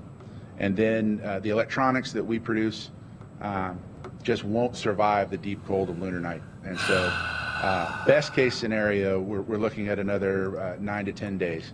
And then we will, of course, the next time the sun illuminates the solar arrays, we'll turn our dishes to the moon just to see if the radios and the batteries and the flight computer survive that deep cold. The solar array should survive the deep cold and provide power. Please. But we'll just see if our electronics made it through. We'll take a look. We'll take a listen. By that time, we'll have gotten very, very good at listening to that signal. But we do expect probably a maximum of another 9 to 10 days. Thank you so much, Tim. And thank you to everyone who submitted questions this afternoon. And thank you to our briefers for taking the time to discuss this historic mission enabled by the agency's Commercial Lunar Payload Services, or CLPS, initiative. We hope you'll continue to follow along on this mission by keeping track on Intuitive Machines' website and on nasa.gov/CLPS. That will wrap today's briefing. Thank you so much. Do you guys see what I'm talking about? See how that felt? See what I'm talking about? If you were watching the stream a little bit earlier, see what I mean? See what I mean about, you got a gun for it sometimes, man. You got to go, you got to fly. You're going to learn stuff from flight testing that you would never ever find out. Ever. You see this is the thing. You might screw up a minute detail, but chance favors the prepared. They hacked into their own damn spacecraft. This is sustainable spaceflight. This is how you do it. All right? Not one mission a year. You need to go at it and you need to do the testing, right? This is because you're going to learn stuff that you're never, ever going to even think. Who would think that a lockout system for our lasers could be the reason why, we're not going to make it, but, because of a slightly off nominal insertion, you tested that system and hacked into your own damn spacecraft and used a secondary testing payload as your primary guidance system. This is spaceflight. This is how you do it. That's awesome. That was so cool, man. Oh. See what I mean? You never would have figured that one out. No amount of testing could reveal that. Nothing. Sometimes you just got to send it. You just got to fly it. Can you imagine the amount of stuff they learned about the robustness of their guidance systems from this one mission? Dude, 10 years of testing wouldn't reveal some of the secrets that they just unlocked. No way. This is why you got to fly. It is, Lurker. It's Apollo 13 troubleshooting. That was an Apollo 13 moment. Dude, I had a feeling about this mission. I don't know what this was about, and I kind of talked about it before they landed. And they had a picture of this thing out at the moon, and I said, no matter what the result, I have a feeling this picture is going into the history books for the Artemis program. It's just too awesome of a picture. Now, I was talking about the picture, but dude, I had the picture is amazing. That's IM-1. That's Odie orbiting around the moon. But I had a feeling about this mission. Something felt different. This one's gonna be a big one. Man,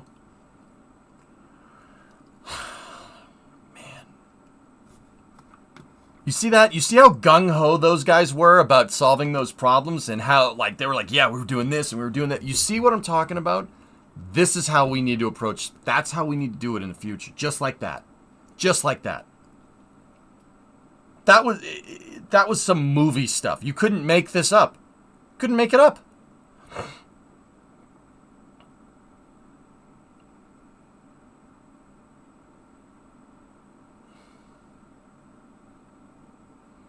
Reminded me of Mark Watney hacking his computer. Dude, that's spaceflight. Dude, that's how, because Andy Weir did the research. Dude, you can write good spaceflight fiction if you know about how this stuff works. And Andy Weir did the research, and The Martian is one of the most legendary spaceflight movies around. I mean, the book's better, but when is the book not better?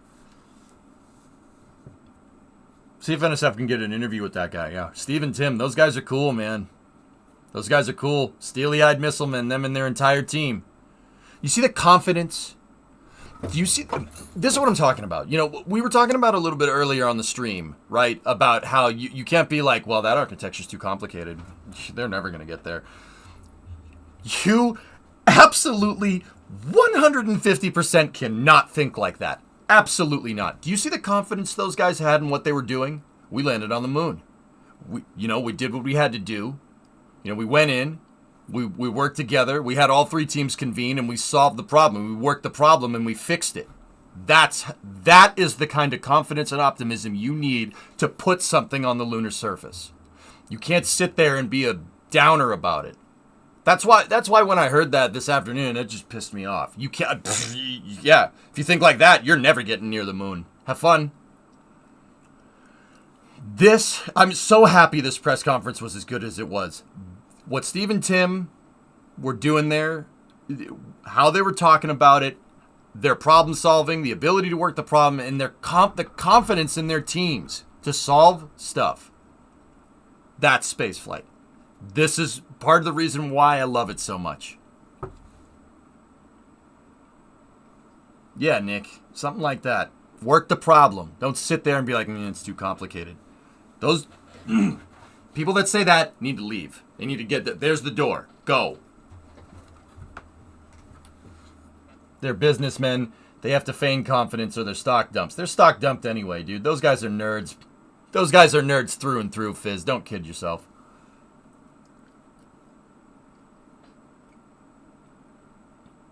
That's right, Casey. Yeah, exactly. This is how you need to. You can't be overconfident. You need to be just confident. That's how this is how Apollo did that. This is how Apollo got to the moon so quickly, because of this. You don't have this, you're going to wallow. It's just how, you have to have the will to want to do it.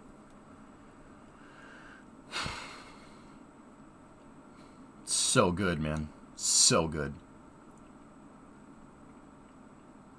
Dude, I don't even care that the thing's on its side. The fact that it's intact on the surface after all that is a W. I said it right after I thought, dude, what did I tell you? No antennas, it tipped over. It's either tipped over or it's facing the wrong way, right? But a W's a W. They got that thing onto the surface, man. That's...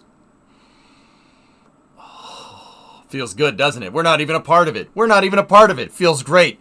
Feels great. Such a good... oh, so good.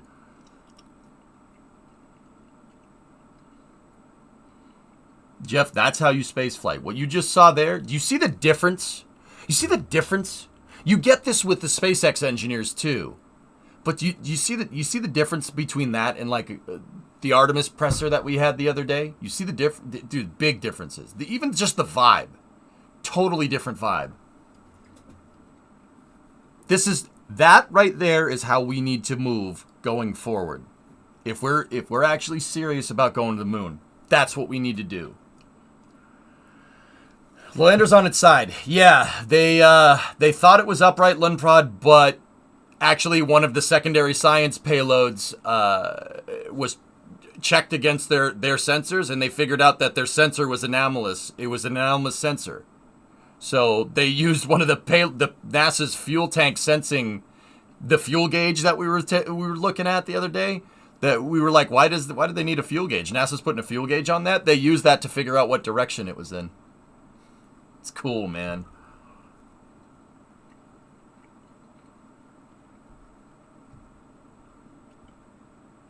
You think their attitude for it is safe enough for human spaceflight? It's on the surface, isn't it, Foz?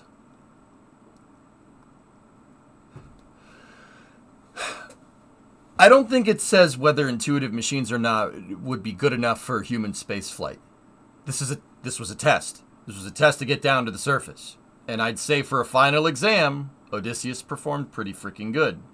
Not only that, they have the chops. Intuitive machine has the chops to get it done. And I'm not saying that other people don't. Even what we saw with Astrobotic and their ability to get some science and good data out of a spacecraft that was hemorrhaging fuel. That's the chops that I'm talking about. However, are these guys ready for the big league like that? I don't know, maybe. But remember when I said a little while back about how we need to relearn how to do this. You got to relearn how to do it. These are the missions you use to relearn. It's so important. We got to do these things. You have to do these missions. You can't just do what, like, I'll be very straightforward here. You can't just do what, SLS is doing. Just put people on the second flight. Yep, send it and have like 3 years between those flights. Yeah, we'll be fine. Well, look at the difference. See what I'm talking about? Can't argue with results. This is what I mean. If you follow the systems engineering to the letter, it won't let you down. Chance favors the prepared. And look at this. Look at the chance. What are the chances that thing actually gets to the surface on the first try? But because they had the right tools and they had the right talent, they were able to salvage this mission and get that thing intact onto the lunar surface on the first try. Not even NASA did that. Surveyor 1 is in pieces on the surface of the moon. Just saying. Do we know why it tipped over? There was a horizontal velocity component on it when it landed. What does that mean? You ever played Kerbal? Land sideways, dig into the ground, thing tips over? That. What does that mean? Well, I'm going to go ahead and guess it probably had something to do with their hacked together guidance system. Probably had something to do with that. Probably had something to do with the fact that they hacked a payload. They hacked their own guidance system and recoded a payload to govern the guidance system and then landed with that. First try, cryofuels, cryogenic engine. Dude. They said they had an 8-degree roll, Fizz. 8-degree roll. Man, dude, I was getting fired up from hearing Steve speak there. He was firing me up, dude. You know, this is how space flight works. You're gonna get handed a curveball. Fight. You're gonna get unknown unknowns. You fight tooth and nail through those unknowns to complete the mission. This feels Apollo, man. It felt great. Oh, we need to do more of this. It needs to be like this. We're not going anywhere if it's not. It's so good. So good. Ugh. Yeah, they did the frickin'. We'll do it live. Let me see, Thomas. What do you got? Ooh, I like it. It looks good, man. Also, it's very low res. When's the next one going out to land? Oh,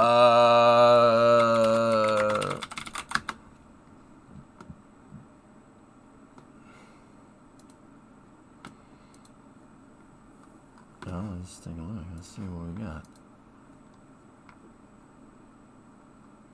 Oh, yeah. Yeah, the second one has a drill on it for prospecting, by the way.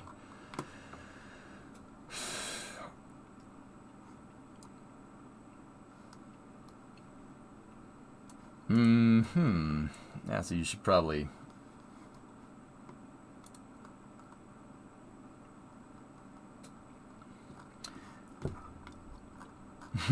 I'll get back to you on the date for this. We'll see. And Nader, that's what I mean, dude. This is what I was talking about. I don't know if you were here for it. A recording? NASA sent Bill Nelson sent a recording of himself congratulating Intuitive Machines, dude. Like, guys, Nader, as much as I hate saying this, you know, everybody blames the contractors and Boeing and Lockheed and all these other people for, you know, the delays that we have with this. And certainly funding is at play there, absolutely. But also at the same time,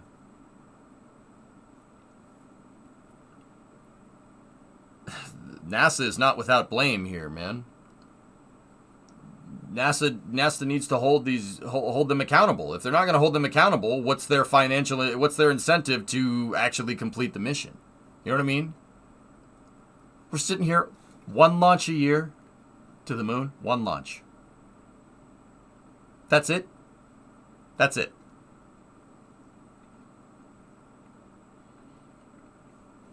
That's all we can muster. See what I mean? Can't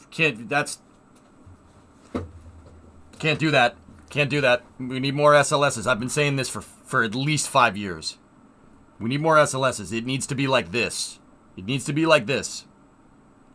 You know, one test flight in 2022 or 3, and then maybe another one in 2025. No, absolutely not. And I don't think the contractors milking NASA is the problem either. I've said it once. I'll say it again. The money's there. The money is there. See what I'm talking about, though? This can't be like that. And then, you know, I hear, albeit an anecdotal thing, but I hear, you know, people at NASA are doubting, like, SpaceX never going to get, their mission architecture is too complicated. Oh, yeah, at least they have mission architecture. You know, see what I'm saying? It's got to be like what Intuitive Machines just did. It has to be like this. And in order for NASA to get to do that, they need to launch more, not less. You got to have the momentum. Yeah, that's right. What's the word on IM-1? It came in with a horizontal velocity component, Panta, and it tipped over. The reason why it came in slightly sideways and tipped Jeb style is because they hotwired the guidance system with... dude, they Trojan horsed their own guidance system. That's not my words. That was the CEO's words. He said they figured out that their rangefinders weren't working because somebody didn't remove the remove before flight tags on the safes for their laser rangefinders. Somebody didn't do it. And just by sheer luck, they had an off-nominal lunar orbit insertion, and they, hey, Danzu, with the bits. Thanks for saying it. Right? And just by sheer luck, because they had a slightly off-nominal lunar insertion, they tested the lasers before they needed them to land and figured out that they were locked out still. Well, you're not fixing that. So they came up with an idea. NASA had a prototype relative navigation system aboard, right? They had a prototype relative navigation system aboard. The Intuitive Machines teams hacked into their own software and pushed, they Trojan horsed their own software and pushed an update to it as it was coming around from the surface of the moon going into land, right? They pushed a patch to it that hacked the secondary payload guidance systems to their main flight computer, and the frickin' thing made it. Dude.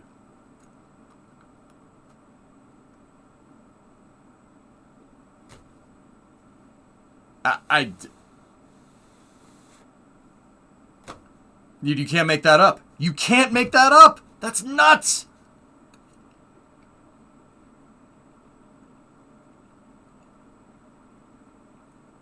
It'll run out of power in 9 days, Eukerman. So, because they had to deal with because they had to basically jumble their, a patch for this thing to essentially hotwire the thing, the NASA's relative navigation system to their guidance system. They had to push a patch to it. They probably didn't get the exact position because NASA's rangefinders were down here and theirs were up there. Well, the machine isn't going to know that they're down there unless you tell it to. So they probably didn't get it exactly right, but they got it close enough.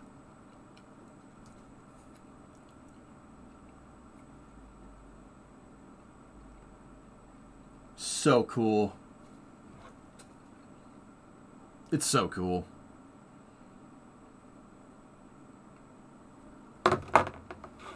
Yeah, and they did that in an hour and a half. Yep.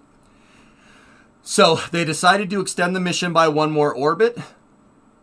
Odysseus went around the far side of the moon. They wrote a patch for it. And then right when it came around, they pushed the patch to it, which you don't patch software on spacecraft that are flying in space. That would be like shutting off everything on a plane while it's flying. That's a really bad idea. You might have some problems, right?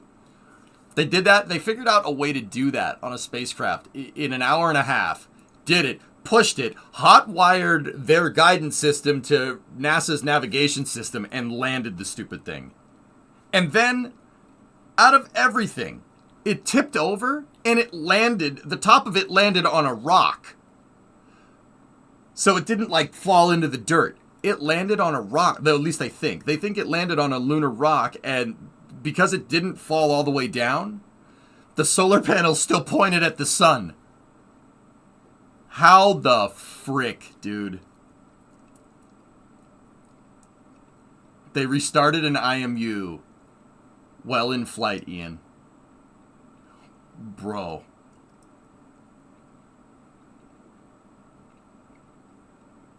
It's wild, man. So, I'm going to talk more about this on NASA Spaceflight Live. I'm just going to grab some grub real quick, and then I'll be back in about 15 minutes here for NSF Live. We're going to keep the coverage going here. We'll talk more about it then. So, I'll be back. Quick 15-minute break. Stick around. Plenty more stuff to talk about. This week for space was nuts. There's so much stuff. It's crazy. There's so much. This has been a wild week, dudes. Wild week. 19 flights on boosters. On a Falcon 9. 19 flight on a Falcon 9. We had, obviously, IM-1. New Glenn rolled out. Atlas, ULA stacked their 100th Atlas V, which is the stack for the crew flight test mission. It's crazy, dude. This is nuts. Yeah, you guys don't need to go anywhere. Don't need to go anywhere. Me and the NASA Spaceflight boys found a way to patch in the feed. So yeah, you all don't need to go anywhere. Just stay tuned right here, and in about 15, we'll start up NSF Live. I'm just gonna keep talking about this. I'm not gonna lie. I'm gonna repeat what I said, and then some. This is too cool, man. It's too cool. Don't touch that mouse. Don't touch that mouse dial. Dial mouse. Mouse dial? All right, so I'll be back in about 15. Don't go anywhere.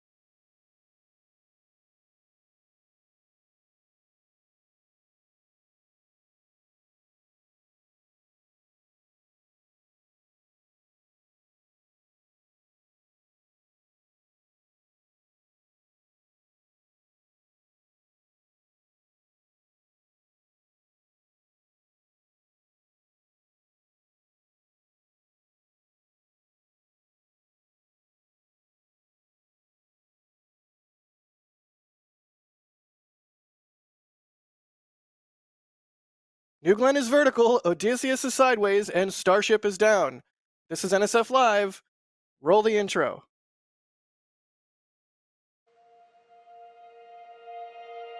And here we go. We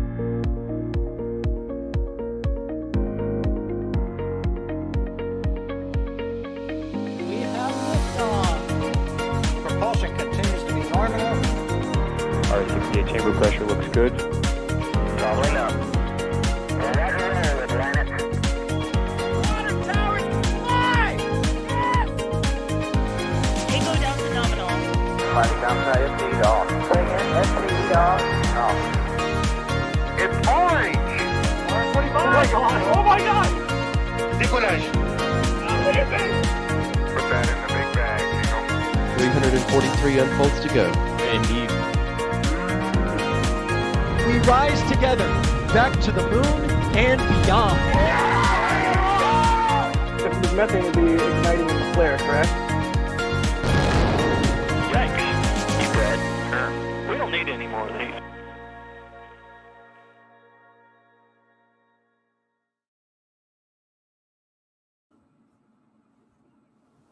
Yikes, you bet concur. It's NSF Live. Yay! And thank you, chat. I see the 5x5s, so I know that we're coming through. I'm Jack Beyer. That's me, the guy that wears orange all the time. And you can see on screen here. Is that confusing? Is that confusing to you, EJ? We have EJ and Sawyer on. EJ, we'll start with you. What's up, buddy? Hey, how you doing? I'm doing, just running a cold open a couple times for fun. Yeah, the first one was, just a practice. It was just a practice swing. Right. Yeah.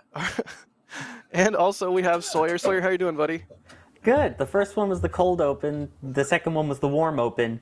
And now we are hot and ready to go. I could not agree more, my friend. So yeah, this is our weekly NSF Live in the new time slot with the new fun, exciting banter back and forth, less formal, etc. You get it. But we'll be talking about some events of the week, whatever piques our interest. Of course, we're going to start off by talking about IM-1, because how could we not, especially with the presser that just happened. But as usual for NASA Spaceflight, if you have any questions, throw them down in chat at NASA Spaceflight. We'll see your questions pop up in some software that we have running in the background. But let's just jump right into it, why not?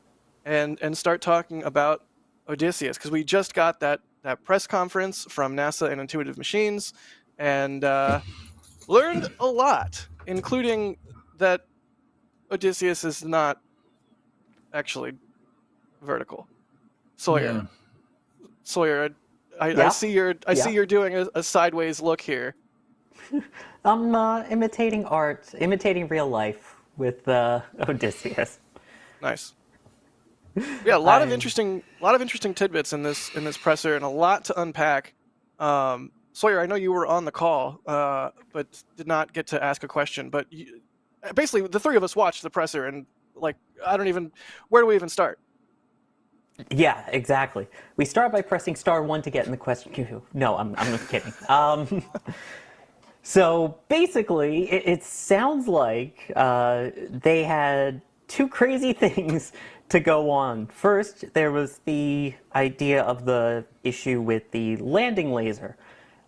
Based off of what they were saying in the conference and what we were able to understand from the questions that were asked, it sounds like the cover for their special experiment, or for their main range finding thing that was going to check for where it is and flat land and all of that, had a cover on it that was supposed to be removed before flight, and apparently was not on a checklist to remove before flight, and therefore flew on flight.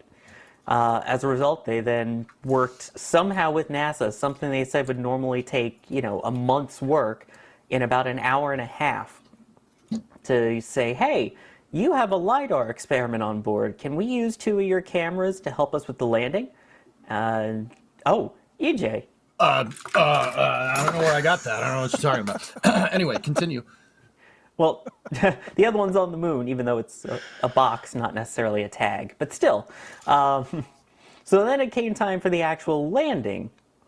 We did not get to see any of the data live, and then they didn't get a lot of data after it landed because of communications issues. But finally they were able to establish some form of communication, and they were able to determine that on the way down, it was supposed to go kind of sideways, then upright, and then land. However, they still had about 2 miles per hour, their terminology, of going this way, when they're supposed to just be going straight down. So that didn't help, and the reason they were able to determine that they're sideways is because one of the experiments on board was a system that was going to measure how much fuel was left inside the spacecraft after landing. And based off of where they're getting information of how much fuel was left, it all seems to be sloshed to one side, which they're indicating likely means that it's currently sitting not totally flat, but up against a rock. Yep. So not vertical. It's not a boulder. It's a rock. A rock, a small rock the size of a large boulder. I forget what that whole thing is. I mean, what can I say? The pioneers used to ride those babies for miles. Thank you. You're the man. Yes. Nice. Yes. Nice. Awesome. SpongeBob reference acknowledged. Good job, Sawyer. So that they think they know that it's sideways based on that propellant slosh situation, like you were saying, Sawyer. But hopefully, in the coming days, we will get some imagery. I believe they said they were going to try and get some imagery off the Lunar Reconnaissance Orbiter. Did I hear that correctly? Yep. So I don't know. They're also going to try and deploy EagleCam, which I guess we should probably hit on. EagleCam was the deployable camera that was supposed to be ejected as it landed, as Odysseus landed, so we could get a third-person view of landing from it. But I guess as part of the whole Apollo 13 style troubleshooting they had to do on the navigation system, the deployment of EagleCam was, I guess, what did they say during the presser? It threw a flag so that they disabled it. But they can still fire EagleCam off and get some footage or some imagery, I guess, from it, even though the planned situation of it working during landing is not possible anymore. But that's my first question for both of you is, what are you more excited for imagery from, LRO or EagleCam? And we'll do EJ first. EagleCam. It's EagleCam. So the lander, like Sawyer said, there was a horizontal velocity component, right? And so that means it was going a little bit sideways. Any Kerbal player knows it's going to tip, right? You know what I'm talking about. Now, what I know people are going to ask, like, why did it have that sideways, velocity, right? It had it because they just hot-wired their guidance system to work. Sorry, also touch base on that. We can talk more about that in a second. But it landed in a way that has EagleCam still kind of pointing not upright, but off to the side. So we are still going to get some third-person views of this, of Odysseus on the surface, like how we saw Slim with its head in the sand a couple of weeks ago. Right. But yeah, I'm psyched for EagleCam. Lunar Reconnaissance Orbiter, yeah, that'll be pretty cool too. But I want that third person view like what we saw with Slim. I'm really curious, like, what the mechanism is like for the actual ejection of EagleCam. Like, I imagine it's some sort of tension or spring based mechanism that sort of spits it out. But like, how far away they're going to be able to get? Is it going to work? I really hope that we're able to get some cool imagery off EagleCam. But I guess both imaging products will tell us different things. Ideally, LRO can tell us how accurately they landed, and EagleCam will tell us, holy cow, this is so cool, it's right here on the moon. Yeah, there's that whole slight factor of they don't know precisely where they landed, too. They think it's approximately 10 kilometers off of their original planned landing target, but they're waiting for that LRO pass to get an exact positioning of where they actually are on the lunar surface. Right. So which one are you more excited for, Sawyer? EagleCam or LRO imagery? If I may family friendify a movie quote, $200 or get my butt kicked. I haven't had good butt kicking in a while. I'll take the $200, aka EagleCam. All right then. Although for some reason in my head, I don't know why, I just keep picturing it where it's going to, spring off and then just go wee plop. Yeah, I hope the Wii plop involves some good imagery before the plop, but we'll see what happens. Sawyer, are you trying to tell me that Odysseus has positraction? It's positraction. Nice. I'm Is positive. Nice. Is that a oh god, what's that movie with Danny DeVito where he's a lawyer? Nope. No, it's not a reference. Okay, never mind. Moving along. It's my cousin Vinny. Yeah, there we go. Thank you. I forgot the name of the movie. It's positraction. That's how they spoilers. Yeah, Melissa Tomei. Thank you. So we really should talk about the guidance situation and how they straight up. I'm going to keep using this as a verb. Apollo 13 to this thing, like absolutely wild troubleshooting. EJ, you were saying in our Discord, like they hacked into their own guidance. So, like, talk us through the insanity and really like quite impressive software engineering that went into this. That's it was. They hacked into their own guidance system and hotwired it with a payload. They those aren't my words. That's what the CEO just said in the Intuitive Machines press conference that NASA had.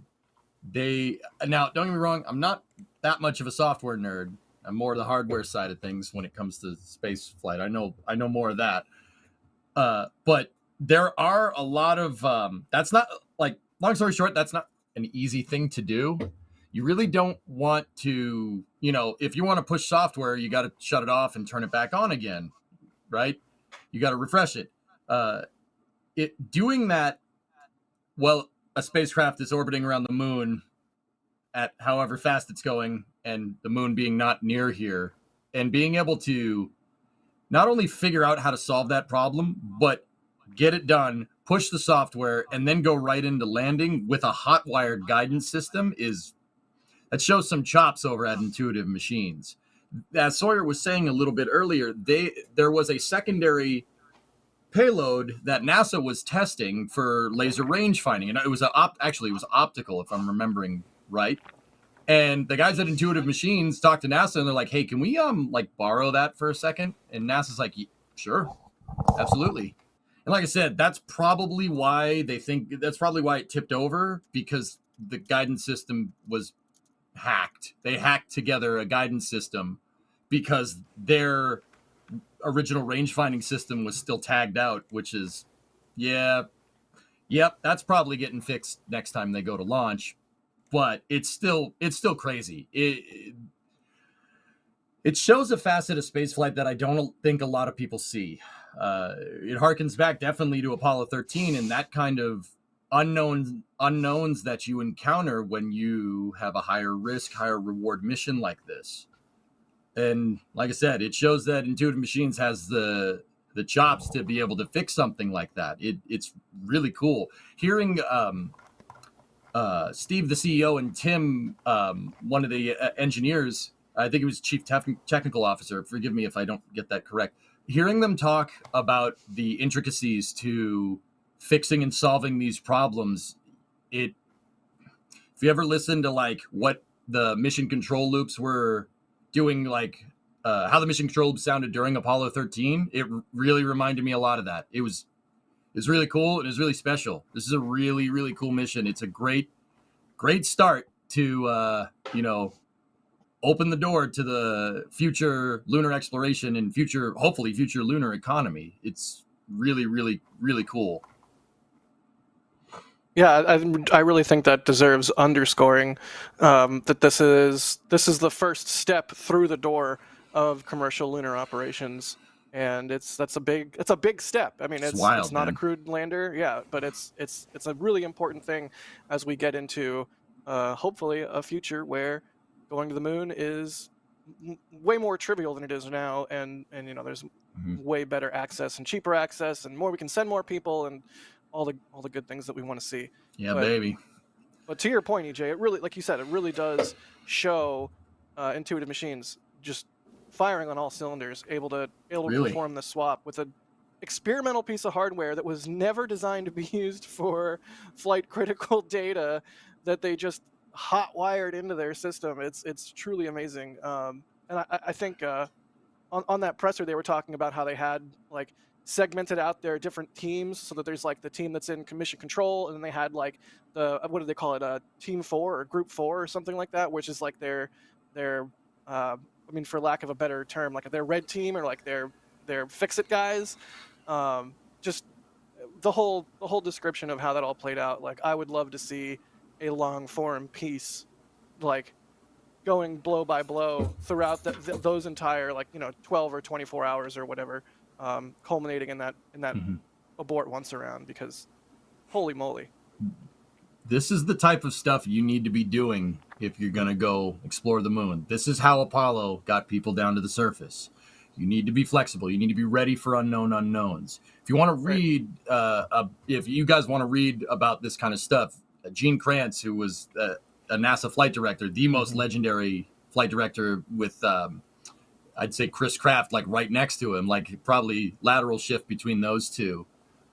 He has a book called Failure is Not an Option. You want to read about unknown unknowns, and when you're rolling the dice like this, going beyond low Earth orbit at this point, this is how you have to be. You're going to get a curveball. It's going to happen.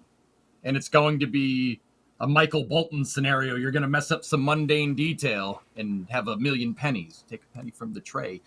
But, you got to roll with the punches. And they did it excellently. This is exactly how we need to be exploring the moon. It's really special.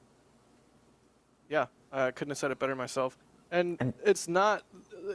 There hasn't only been the one punch of this GNC issue.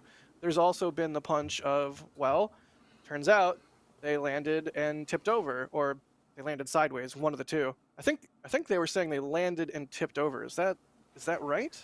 What they don't fully know yet. What they presumed from the data, again, they're waiting for official pictures from LRO and other things to find out, but it sounds like what happened was, since they had that horizontal or the lateral momentum still when they weren't supposed to, one of the legs got caught on something, and as a result it kind of dug itself in, and they believe it then tipped over, landing on top of a boulder. Got it. Yep. Not only do they have they have that issue before they landed, but they landed sideways, and now their antennas are, or at least some of them, are pointed at the surface, which I think Das would argue is a suboptimal antenna placement. What can I say? They're trying to communicate with the aliens that live underneath the moon. I mean, what? I didn't say anything. Dude, leaks. Don't tell them that. Leaks. They're not supposed to know that.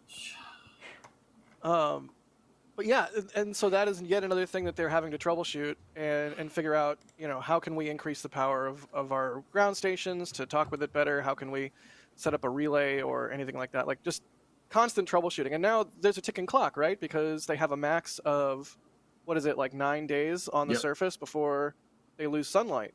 And so it's like, you got through the nail biter part where you're trying to get down on the surface in one piece, and you have to do all this crazy MacGyvering of everything. But now that you're down on the surface, the show's not over. Like, now you have 9 days to get everything out of this that you possibly can. Which, like, whoever is working on these teams, I feel for you, and it's going to be a hard several days with very little sleep probably, but you'll get there. Thank you, EJ. Eat, sleep, launch, repeat. Yes. That's what we need to be doing, man. Right. Eat, sleep, land, but yeah. It's interesting because, they're saying that they're getting data from some of the experiments, at least. They also got a huge amount of data on their way to the moon. Mm-hmm. So it'll be interesting to see what the experiments are able to complete. And the important fact that they pointed out is that none of the experiments are on the side that's face planted into the moon. Very fortuitous. How? How does this mission go this good but go this crazy at the same time? It's wild, dude. Yeah, that's a really good point. And someone pointed out earlier, I just have to say, that I think people got their missions mixed up because Odysseus did what Slim was supposed to do, which was land and then fall on its side, whereas this one was supposed to just land upright, and then you had Slim that landed upright just upside down. Oh boy. You're right. You're absolutely right. Someone got their missions mixed up. I mean, it makes sense to me. It's like the old, we installed the accelerometer 180 degrees backwards so the Oh. rocket did bad. It's like somebody put the slim GNC software on Odyssey. Like, why? No. Anyways. We got a whole bunch of really good questions if we want to start jumping into these questions from chat. Or if Fire there's away, something man. related to IM-1 that you want to gab about first, we can Actually, Jake has a do question. Oh, What's the geez. question? Jake's here. Jake, what's your question? It's Jake. Jake? Sorry, we don't have time to take Jake's He question. wants to know what color is he? He's orange. It's Blue. orange. No, red. Ah! Ah! Ejects off bridge into. Yeah. Oh, I love a good Monty Python moment. Let's see here. Let's do some questions. Geardzu is asking, what does this sidewaysy landing tell us about Starship on the moon? How is this supposed to work? And then they threw in a yikes emoji. Oh, Jake. How might this inform potential issues that could be encountered on a Starship landing on the moon? Because it's quite a tube. Well, for lack of a better. It is a tube. You are not wrong. Tube. Yeah. Tube. So, guys, these commercial lunar payload services are, I mean, amongst other things, they're supposed to buy down risk for when NASA does go to land people on the moon with HLS or SLD. I mean, I'm sure people, it's the internet. I'm sure people have opinions about either one of those. That's cool. These are going to buy down risk. These are low cost ways to be able to learn how to get back down to that surface. I mean, we did do it 50 years ago, but that was a generation ago. I mean, heck, not Sawyer. What's our count on Apollo astronauts that are still around, right? And that's just one facet of technical expertise there. These missions are designed to buy down risk. These are the times where you want to do that crazy MacGyver stuff. You want to get this kind of stuff done now. So you learn. We got to learn how to, I mean, we went there before just because your dad knows how to build a table out of wood doesn't mean you inherit that skill, right? You need to be taught, and then you need to go and do it yourself, right? Right. My dad can make tables too, if just in case anybody was wondering. Shout out to your dad. Yeah, there you go. So these missions are designed to buy down risk. Now, do I think Intuitive Machines is going to share their data with SpaceX? I mean, that would probably be a good step forward. They might not. I don't think they are, but who knows? Now, in terms of Starship, well, you got to remember, the reason why Odysseus tipped over is because they hot-wired the guidance system. Think about that, like trying to change the steering wheel on your car while you're driving down the... Yeah, exactly. That's not... It's not an easy thing to do. The fact that they did that and didn't crash is... What's up? No, I was going to say, on your car or your truck? Yes. Anyway, continue. Sorry. The fact that they did it and it didn't crash. Like the worst that happened was that it tipped over a little bit because of a slight horizontal velocity component, and they did it on the fly and they did it quick. Well, you do get some good data on landing on the moon. NASA's range finding system on the lander just skipped 3 technology readiness levels. It just went right to, yep, nope, that works. Okay, we're going to test it. Nope, no, we're good. So you're going to buy down that risk in learning how to, get around and do this stuff. Like, once again, with Starship, I don't know if they're going to hotwire a guidance system. SpaceX has said that they're going to do uncrewed tests. Now, in terms of physically landing on the moon, I don't know, man, but I don't think it'll tip over. I think it'll do just fine. SpaceX has a lot of experience with landing long tubes back onto surfaces of celestial bodies. They have a lot of good experience there. That's true. I mean, I get it. The moon isn't Earth. I understand. I get it. Please spare me. But, I mean, they're going to do a test, and they're going to do an uncrewed test first, and then they're going to put people on the thing. And these CLIPS missions, once again, are designed to buy down the risk. I don't think they'll have any issues there. taking off, that might be that might be a little bit different ball game. Nobody's ever tried to have engines that powerful taking off from the moon. But here's the thing. You're going to get unknown unknowns. Eventually, you're going to get to a point where I don't know if this is going to work. No one's ever done this before. No one's ever hotwired a guidance system on their lander and landed something on the moon. The closest thing to that would be Apollo 11, where Neil Armstrong looked at the AGC when it had a stack overflow and they said, nope, shut that off. I'll land it. It's fine. Nope, shut that off. 1202. Yep. And to be clear, it was Buzz's fault, right? It was Buzz's fault that happened. So he left the rendezvous radar on, and it overlooked. The computer went. I don't know what to do with this. Buzz Aldrin L. There's not many of those. Right. And then so you hit a lot of really good points, EJ. I mean, the importance of institutional knowledge and having to sort of rebuild some of that over time, since so much of it was lost in the intervening decades since we've landed on the moon last, to Starship being the thing that won't tip over because that's what is supposed to happen now. You know, that's what all of the initial tests are for, and also the uncrewed tests of Starship. So a lot of really good points there. Sawyer, go ahead. Another thing to also keep in mind is the fact that according to Intuitive Machines, I know during the live stream people were saying, oh, it can't be this size. This is a terrible comparison. According to Intuitive Machines themselves, this is only about the size of a police phone box in the UK, aka also a TARDIS. Basically, you're talking phone box sized versus Starship sized, which I don't even think it needs a comparison. Starship is Starship sized. It's big. So I don't know if that extra mass may play a role in helping it from not necessarily tipping over, but all I know is that for sure, Starship is actually the one that's bigger on the inside.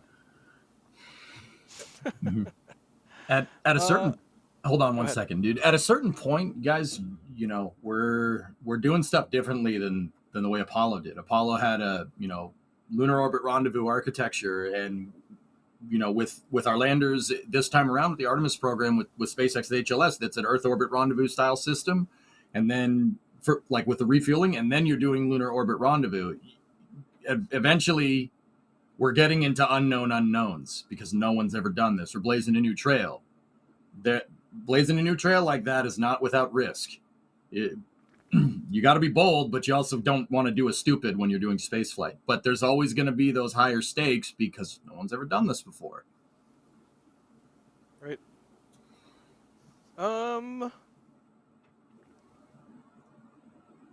Rich, really quick.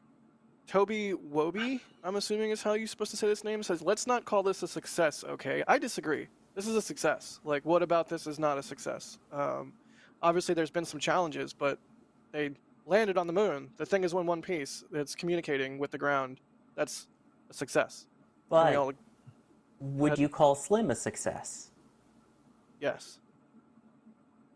I would say yeah. I'd say it's a success for a first try.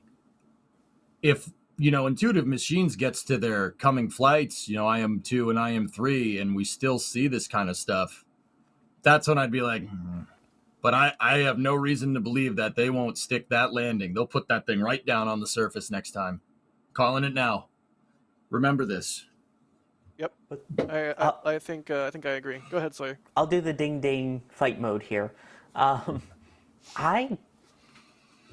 don't know. It's a successful launch. It made it to the moon, but I don't know if I can call that full success. I think partial success is definitely achieved.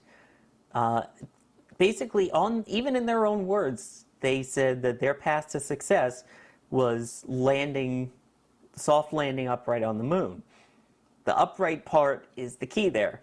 So yes, a lot of the experiments will still be able to be completed, but we didn't get to do, pictures with Eagle Cam. There's still issues, it seems like, with communications to the spacecraft and data downlink, which is tricky when you only have 9 days left before lunar sunset here.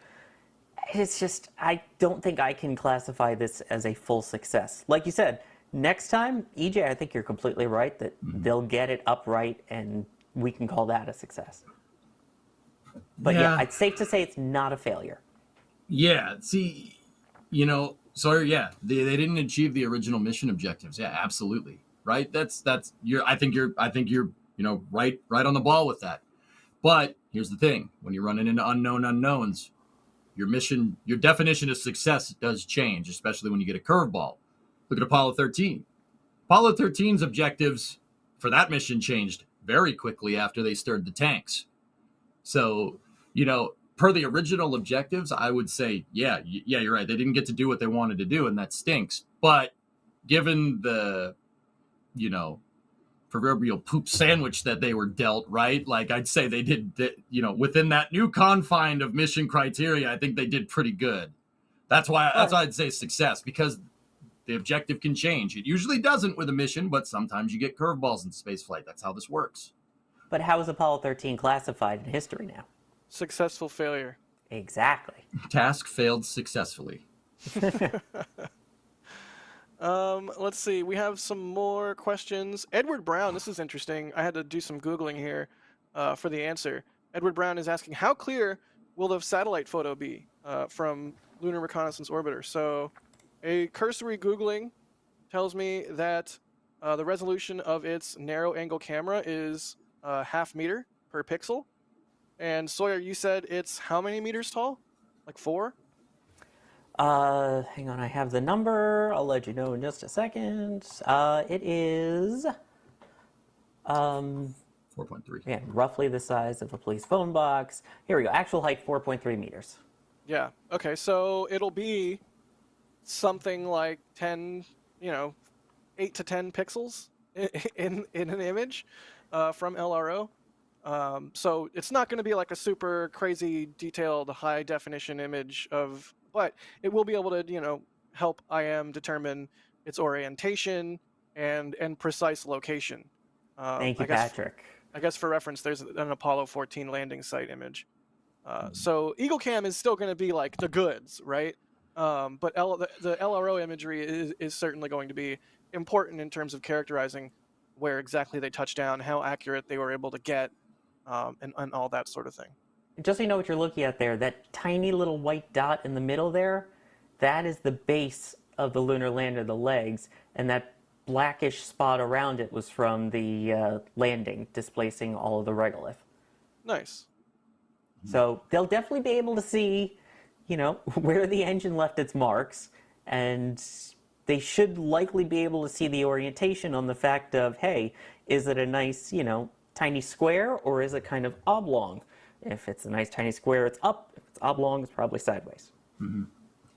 Yeah. There's, I said I like the Eagle Cam, right? And I like stuff like the Eagle Cam because, there's never been anything like that. But it's not to say that the Lunar Reconnaissance Orbiter isn't going to get you some really good data here. Now, okay, what kind of data can it get? I think it's like its lowest point in the orbit. Its lowest points in its orbit, which is slightly eccentric, is like 90,000 feet off the ground or something. Yeah, I know it's feet. Right. I'm tired. Right. I don't metric. Metric's nice. Okay, cool. So the data that you can learn from even a picture from that high up can still tell you a lot. Like, so you were just saying like you'll be able to see if it's on its side. You'll be able to know, but also you can tell. You can learn a lot from the scorch marks on the ground. The scorch marks on the ground and how the regolith propagated, which is something, this is what I mean about buying down risk. That information will probably find its way to somebody at SpaceX at some point, because the flame is going to, the scorch marks are going to be going sideways because the lander was going sideways. And you can use those pictures and you can compare them against instrumentation on the vehicle. And another experiment that was on Odysseus is an experiment to try and help with lunar regolith landing models. Another NASA payload had 4 cameras at the very bottom, kind of looking down. And what those cameras did was image the landing. And the idea is that because they had 4 cameras, they'll be able to use photogrammetry to be able to 3-dimensionally recreate the ejecta in the regolith from the landing.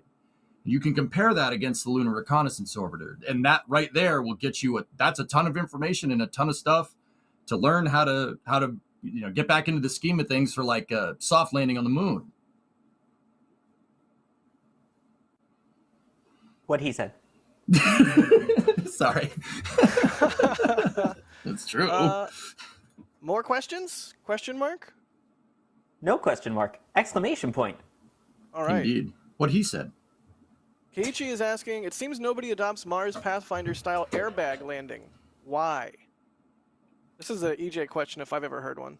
That's a good question. So the airbags that you're referring to, the airbags that were used on MERA and MERB, those are Spirit and Opportunity. And then there was Pathfinder before that, if I'm remembering correctly.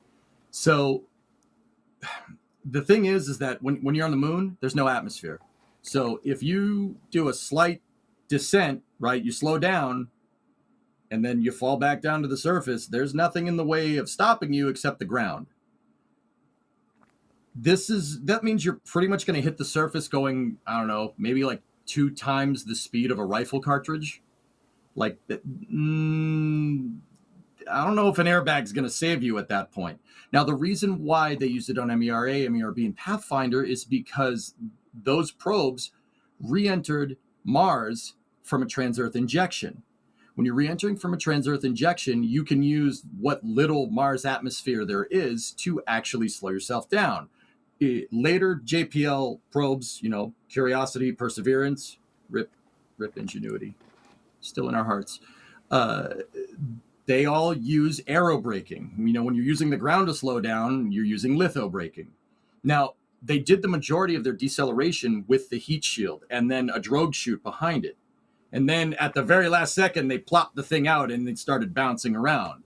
It maybe hit the ground. I don't know. I don't know the exact number, but it was obviously slow enough to not pop the airbags. If we tried to do something like that on the moon, we would need to invent some type of balloon that could take a 5,000 mile an hour impact or a 7,000 kilometer an hour impact. I'm not saying you couldn't. Anything's possible within the confines of physics, but I think we're getting into some material science there that we just, that's a little bit beyond our technological prowess at this time, maybe in the future. But yeah, the moon, no atmosphere. There's no atmosphere. There's nothing is going to stop you. There's no brakes. The only brake is to take the accelerator and point it in a different direction to slow down. Good old litho braking. Yep. So you're saying we need the Stay Puft Marshmallow Man to actually place it on the surface? Yes. Mm-hmm. Mm-hmm. Yep. I we have agree. a ton more Odysseus questions, so we'll hit those in a second, but I do want to thank people for supporting the channel and supporting what we do. Bideford, always love seeing your name in chat. Thank you for all the support, Bideford. You. Gifting 10 Red Team memberships. Cool. I thought somebody was going to okay. RC No, Horseman? I was just saying Bideford's name. Bideford. Bideford. Thank you. RC Horseman, thank you for gifting 10 Red Team memberships. Another name we see basically every stream, so thank you. D.A. Swanson. RC Horseman. Gifting a... How am I supposed to hold it together? Yes. You're not. That's the whole point of the new NSF Live. Ryan, yes. Thank you for gifting 5 Red Team memberships. Blake Alexander gifting 5 Red Team memberships. Y'all are the best. Membership program is so integral to what we do. I'm trying to keep it together as you both are being absolute clowns. Somebody in chat, Davian in chat is like, "What's up, not bro?" Thanks for reminding me of that. Appreciate it. Musical Wolves, thank you for the support. They say landing slanted but intact mean one giant step for robot kind. See what you did there. Yeah. Philip Darby's asking, why didn't they build the landers like a Weeble Wobble? Weeble, they wobble, but they don't fall down. What is a Weeble Wobble? Because of the doohickey. Oh, I see what you... Okay, yeah. The thingamajigger, yeah, that prevented it from being a Wasn't that the Weeble slogan? They weeble and they wobble, but they don't fall down? I'm so lost, Sawyer, but I'll take your word for it. First off, that's dangerous. Second off, thank you. Steve, thank you I have no idea. Steve, thank you for the $10 super chat. They say, was this CGI landing or real? Please debunk the trolls. I mean, once we get the LRO image, like, what do you even say at that point to doubt something like this, other than the full-on crazy stuff, which I don't even want to give examples of at this point. But if anyone has some debunking arrows in their quiver they would like to fire off, I mean, by all means. Here's the thing. There's not much infrastructure out at the moon. Not much infrastructure to get live stream video. I mean, Starlink notwithstanding, we still have trouble getting nice live stream video from remote parts on Earth, right? So what we saw during the cast was an animation, but it was a telemetry-driven animation. They're taking the data that's getting downlinked from the spacecraft and applying that to a 3D model. Now, I mean, wish we'd seen more of it. That would have been cool. But still, seeing everybody in Mission Control get psyched up is still really cool, right? Right. You know, in terms, yeah. What's up? There is the laser retroreflectors, which would have been a way to, you know, prove that they landed and that it's where they say it is, but it's on its side, so it's unclear if those will be useful. But I do have DOS in the back channel reminding me that there was an independent German company that was tracking the radio signals the entire time. Yep. So it's like not NASA, not Intuitive Machines, completely separate independent organization who has no stake in the landing going right or wrong or one way or the other. So it's been independently verified by a third party, for one. They're literally ham radio operators that did it, which That's shout awesome. out to all the amateur radio operators out there. I really need to get my ham license. Yes, you do. Mostly because I eat a criminal amount of bacon. Ha! Ham, bacon. So, bacon? No? Well, I guess, all right, fine. You can get a general license then. Although you are a bacon technician, so. I'm a senior bacon technician. Get it right. So, by the way, for those who don't know, I am also a ham, in all senses of the word. I enjoy ham. I am a ham, and I also am a ham radio operator. So continue. Sorry, EJ. No. Today I learned. So, I mean, Jackie, you know, and Das, thanks for chiming in the back channel. I mean, talking about like independent review. I mean, you know, I'd say to skeptics that one of the best proofs that I have of us going to the moon isn't necessarily the laser rangefinders that are on the surface from the Apollo Lunar Surface Experiments packages, which, I mean, anybody can ping off those things. But, you know, you talked about independent review. One of the best things that I know of to tell people, like, we went there, speaking of independent review, is that the Soviet Union confirmed that we did. Right? Think about it. Right. You know, we're in a space race for them to get to the moon. Do you think they would admit that? Why would they admit that? Right? Even Luna 25, or not Luna 25, that didn't end well. Luna 14 flew over one of the Apollo landings. They confirmed our findings. Right. If that's not independent review, and you know good and well that if there was anything wrong, I mean, the United States and the Soviet Union didn't really like each other at the time either. If there was we're like arch enemies, right? If ever there was something that would warrant one of the countries calling out the other, it was a moon landing and a faking of it. Like, imagine the propaganda coup that Soviet Russia would have gotten from such a thing. So it's just like at that point you have to be thinking that there's some sort of grand worldwide conspiracy amongst arch rivals, like bitter rivals who have thousands of nuclear weapons pointed at each other and ready to pull the trigger in a variety of incidents throughout history where we almost just completely obliterated humanity. But they're colluding somehow on faking a moon landing for some like that's the best proof. Well, it's the best proof I can provide, you know. Also, Soviet Union,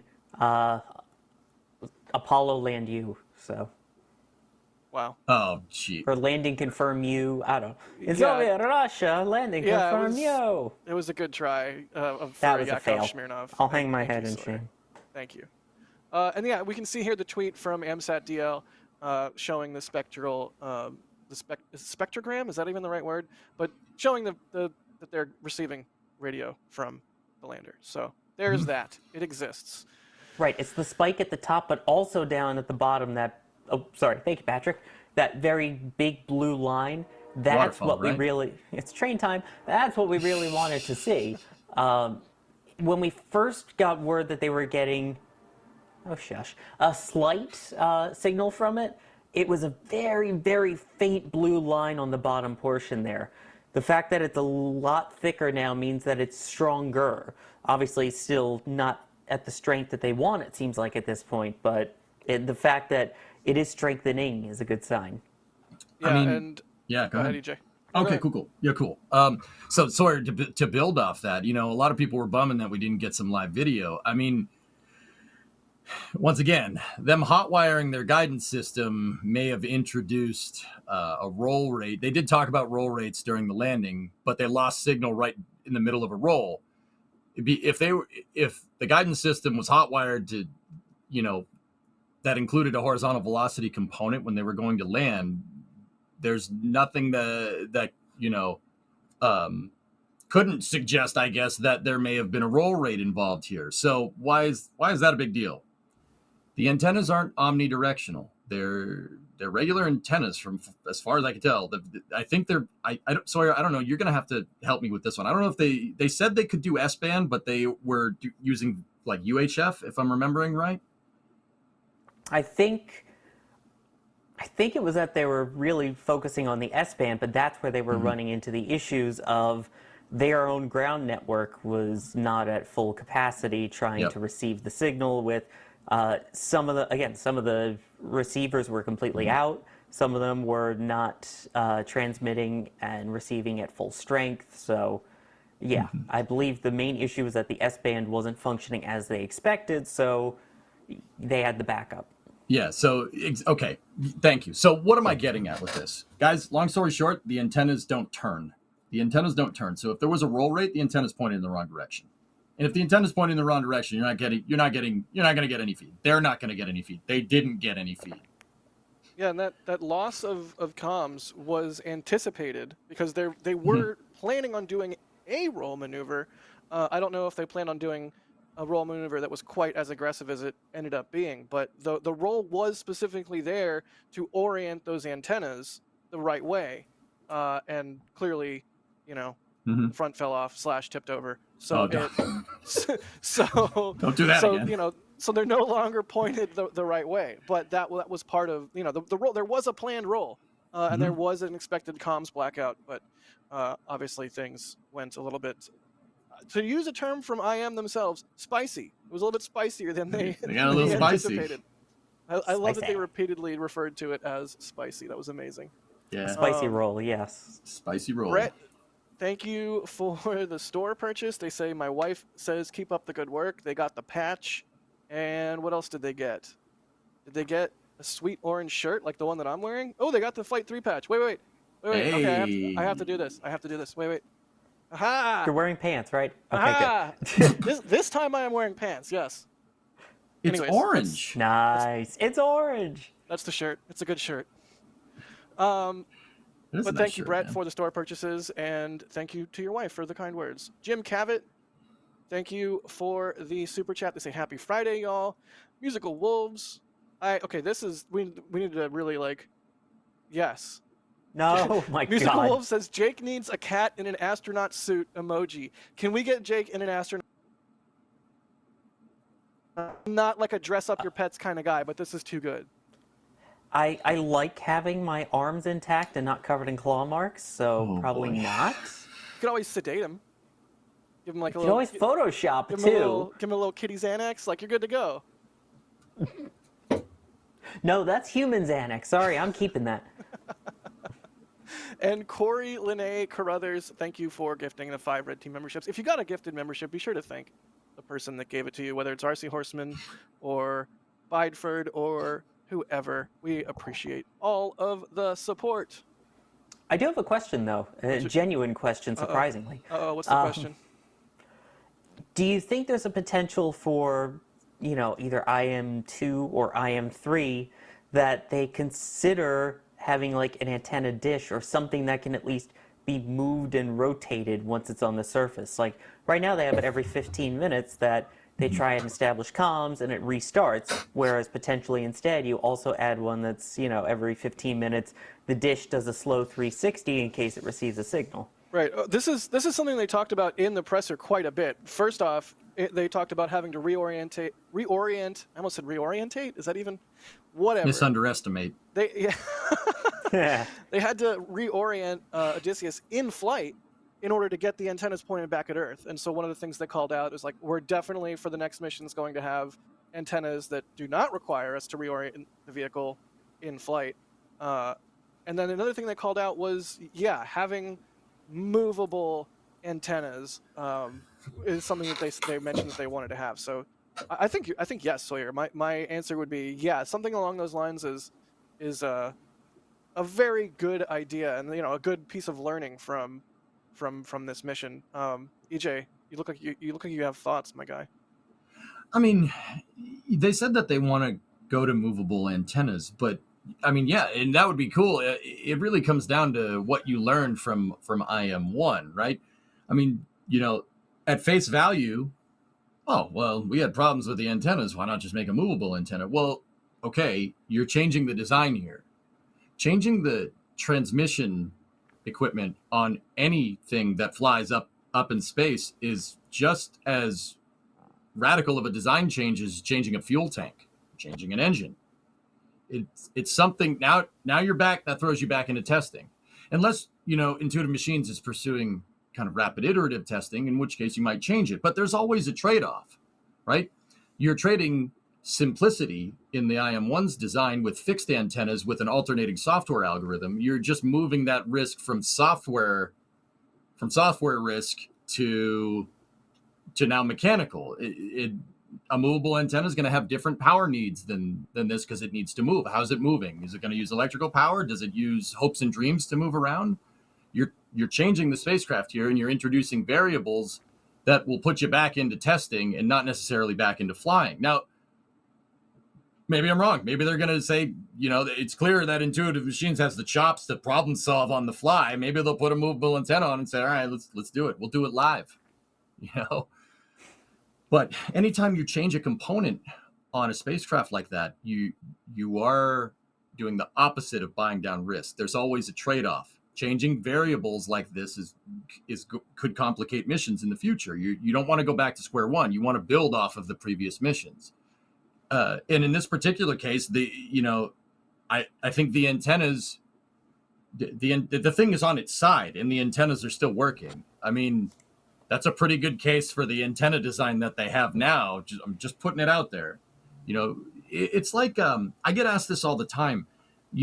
Why, when we cover like a SpaceX mission, like when we covered IM-1 launching, why did they have a loss of signal? Why couldn't SpaceX get an acquisition of signal with Falcon 9 while it was coasting over the Atlantic before it performed the translunar injection burn? Well, because Falcon 9 still uses a ground tracking station antenna. And the conversation immediately goes from there, well, why isn't it using Starlink? Well, once again, you're changing the design. Changing the design means less flying. The ground systems work. Use them. Keep using that. And not to mention, like with a launch vehicle, you have to go through the FCC, and then you have to go through the FAA again, and you have to prove to them that this testing works. You're back into the testing cycle. That's not necessarily a bad thing, but it's really kind of driven for the application. Sometimes iterative design like this is a good thing. I mean, look at SpaceX, right? You learn the most from doing that, but you can also fail the most from doing that too. So maybe, you don't want to put a movable antenna just because you had a problem with this time, because that is basically admitting that your hot wired guidance system wasn't good enough. If it was me, I would go back to the guidance system and be absolutely sure that works, and maybe not change the antennas until another mission down the road, because the antenna's not working this time around was a symptom of another problem on the vehicle. You wouldn't want to change something if another system has a problem. That's a good way to get stuck in development hell with an aerospace project. Right. Scope creep, feature creep, hardware creep, Bradley fighting vehicle, Pentagon Wars situation. Anybody? It needs portholes so they can stick their guns out the side. The other thing also is that you talk about Starlink and things like that. Yep. Intuitive Machines has their own ground network currently, but they're also working on their own lunar satellite network. Yes, we have a question about this. Go for it. Yeah, so basically they're planning on using ride shares essentially to get them out to the moon. They'll be developed by, and I know someone will be very happy when I say this, York Space, and they're expecting about 5 of them. So the plan is that, and they mentioned this in the press conference, that once that's up, then they have the ability to not have to go all the way back to Earth. You can just hit one of the comm satellites overhead, use that as a relay, and then that has the stronger signal that it can send back to Earth. So it is in works. It just isn't there yet for this mission. Yeah, and now, like with all that, now, sorry, like I was hoping you'd chime in on it, right? With all that, would you want to change your antennas? Would you want to change them? Would you want to maybe they want to switch to a movable antenna to better work with the relays, because the relays are a moving target. Earth is not. It's not going anywhere. If you're on the south pole of the moon, it's going to always kind of be in the same spot. So there you go. There's your use case for allowing that trade-off that I was talking about. If future Intuitive Machines commercial landers are designed to work with this relay system, their antennas pointed in one direction is not going to work very well when a relay satellite, orbits past them. It'll work for a second and then it'll be gone. At the same time, though, that's also, I think, use case for having a movable antenna as well. Yeah, exactly. That it can track ground stations and track Earth stations. So it's one of those where if you make the fix now, you're also setting yourself up for success down the line, is my thought. Yeah. Yeah, it makes sense. That's what I mean. With that, once you get this, you see the bigger picture. Yeah, a movable antenna makes sense with a relay network, but it doesn't make sense if you don't have that, because once again, Earth doesn't move relative to something on the close side of the moon. I mean, it will shift a little bit, but because precession and whatnot. But yeah, no, there you go. Now you're talking into the type of problems that you're going to face from a systems engineering standpoint with iterative design. This is really interesting stuff. This stuff's my bread and butter. I love it. Nice. Well, we do have a couple more questions, and we do want to move on because there's a lot of interesting things also that happened this week, including Nuglins. If I'm saying that right. But let's do a couple more. Let's do a couple more IM-1 questions before we get fully into the next topic here. Where is it? Here we go. James Meyerkoff is asking, why haven't they sent back images yet? I understand there are limited comms, but you still get a lot of data from images and learn for sure how the craft is oriented. Well, it's still kind of in a boot loop, right? Like they're still trying to get in touch with the lander. I think during the presser they said that they're having some issues with like ground stations and also issues with the poor signal, and the vehicle is in a state right now where it switches its antennas every 15 minutes. So it's tough to get a command sent before it switches over to, like, say, a bad antenna or what have you. Is that an accurate characterization of the situation? Chad or Sawyer, someone correct me if I'm wrong. I believe that the 15-minute antenna modulation there was only working until they found a signal. Because, once again, think about it. They're going to land the thing in an orientation where it's pointed towards Earth. Why do you need to switch the antennas around? I think that was only when, that was basically them Odysseus switching the antennas around was basically like having the red flags, like in a cartoon. It's like, hey, I'm here. Look, I'm here. I'm right here. I'm pretty positive it's still in that mode. They were saying during the presser, also agreeing in the background. Cool. They were saying in the press that that's a challenge that they're still sort of working through, and they said they had like a fix for it that they were like developing just before the presser started. So hopefully they'll able to get actual bona fide control of the vehicle and get it to switch into a controllable state and not like worth sort of switching around kind of state. Okay. Yeah, my understanding is that it is still doing the cycling thing, and they're trying to send the command to say stop rebooting, Yeah. but by the time the command gets there, it's already rebooted, and you're kind of stuck in a loop of reboots while trying to send the signal to say, yo, stick to these two antennas, they're working great, stop rebooting. Yeah. Yeah. Okay, cool. The reason why I asked is because I was wondering, like, if the thing had landed perfectly upright, it would have stopped doing that. And yeah, that's because it's on its side. You're not going to get a good lock on the thing. So okay, cool. It's still doing that. Yeah. I mean, guys, the other thing is that even if they did have a good lock on it, it's not like Odysseus. I mean, you're transmitting a signal an awfully long way, ground station straight to the surface of the moon. You know, we can see it like that works great when you have a super high powered antenna at a ground tracking station, right? But Odysseus itself you're not going to get a lot of bandwidth anyway, because it's just a small lander. It's the size of a phone box, right? Like, I don't know how many people know what that is still, but that's okay. Don't make me feel older than I already do. I was gonna say, we're old, but we're not that old here. Yeah, I know. You know, it's you're not, even if the mission had went perfectly, for the lander to transmit the data back, it would still take time.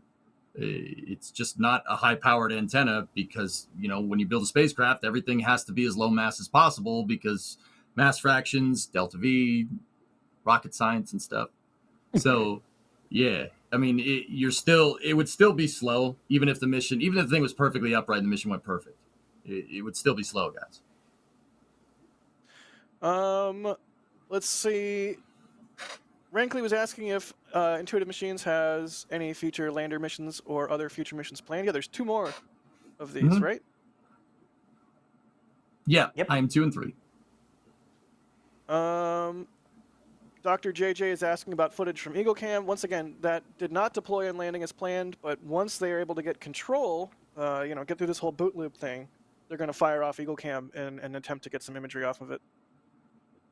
Mm-hmm. And I guess finally, Truth Tella is asking, wasn't it inadvisable to not be more transparent? Even during lunar orbit, radio signals showed they were quite off course, and they all acted like all was fine even when it wasn't. I mean, there was a couple potholes in the space road, like the whole tweet saying that they were down and vertical, but turns out they're sideways. But I think on the whole, the messaging here has been pretty dang good. I mean, you feel free to disagree with me. We can enter fight mode. Sawyer, I'll let you go first. My thought is, it's somewhat transparent. The big thing was, early on in the broadcast, we saw them pulling up all of the data that they were accessing on the screens and flipping through them of like, look, here's all the telemetry we're getting, here's the data, here's things like that. And then, unfortunately, we never got to see any of that telemetry ever again. So it seemed like we didn't really get to see that, and then we were relying on their calls, which I don't think they were even confident necessarily in their calls at that point, because they're trying to figure it out as we're trying to figure it out too, and we're trying to do this without data. At least they have access to said data. So it's private space. They don't have to, but I'm glad we got what we did at least. It just, I would have liked more. Yeah, I mean, there's always, as spaceflight fans and, people that we cover this stuff, right? We're always going to want more transparency. But, I mean, Sawyer, I think you said it right. We're in a new era here. This is uncharted territory. It's commercial space. They're a private company. How transparent do they need to be? I mean, frankly, hearing them in the press conference, they laid it all on the table. They came in there like rock stars. I thought that was sweet. I learned so much from that press interview. Now, in terms of like actually explaining that during the cast, I think their host did a fantastic job. I'm not just saying that to blow steam. He was a great commentator, Agreed. But as we move further into this, personal, private space flight era, commercial space flight era, you'll hone it in. They'll dial it in and get better. I mean, look at the Apollo missions. If you look at 11, you've got some televised footage from that live.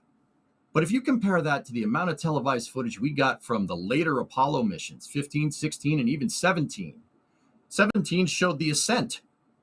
you got to find your footing here, right?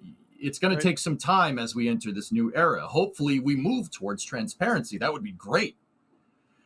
I mean, as some of these companies are publicly traded, that type of transparency would be really, really appreciated for shareholders. Full disclosure, don't have any stock in any spaceflight companies, but that would be really cool. I think they just give them some time to find their footing. Give them a second to get better at casts. It takes time, dude. And they are publicly traded. I think it's worth noting there. Yes, they are. Mm-hmm. And so, yeah, I mean, I largely agree. I also, Das brings up a really good point in the background that they had lots of messaging, but obfuscated that they missed all the actual important info. Like, perfect example, again, from Das here, is they knew that based on those navigational troubleshooting operations that they took, and switching over to the experimental LiDAR, they knew that they had disabled Eagle Cam. They knew they were not going to do Eagle Cam while they landed, and yet we didn't learn that until, what was it, today? So, yeah, I guess that's kind of like what rubbed me a little bit the wrong way. Things like that, where it's like, well, you could have told us, we'll do Eagle Cam after landing, and we would have been like, but okay, like, we'll still get it at some point. But yeah, that was just a couple little wonky things here and there, but really good question from Truth Teller there. Let's move on. Also, just want to point out, this was their first time ever doing this type of thing, their first ever webcast of a lunar landing. I'm sure, like we said, for IM-2, not only will there be differences in the spacecraft and hopefully a successful landing, I have a feeling that they've learned a lot on the PR side of this as well, and hopefully that translates to even better webcasts for the second flight, kind of like SpaceX did over time, from Falcon 1 to Falcon 9, dramatic. Exactly. I mean, I think they did a great job. They did a great job with the commentary, and Gary was there too, the NASA PO. Gary, you're the man if you're out there. But I mean, it's just another important thing. They're gonna find their footing over time. But also, I understand. You want to show everybody's promo footage and stuff. I firmly believe that people want to get into the nitty gritty. We want to see the nerd stuff. I think, between the company that I have here, NASA Spaceflight, and the viewers, Twitch viewers, the YouTube viewers, we want to see that stuff. Oh yeah, absolutely. From a production standpoint, you might think like, people really want to stare at a graph all day. Yes, I do. Yeah, please. Same. Yes, I would like to do this. Well. Yes. I would have loved like just a raw telemetry feed. That would have been amazing. Oh man, like what we had with Slim. I mean, Slim showed all their control rates, their translation, the engines. We showed that right on stream, and I could use that to tell people what happened. It was excellent. I understand people aren't going to want, not everybody's going to want to show that stuff, but that kind of stuff. Don't think for a second that we don't want to see that. Oh, we absolutely do. And that coupled with the commentary game that they showed up with on their first try, oh man, it hit it out of the park. Right. Yeah. Also, I Jake completely Cam. agree. Yeah, please Eagle Cam, please. Hi, Jake. He has his own card now, by the way. Just he does have an info card now. Nice. Oh, he is a very good boy. The best.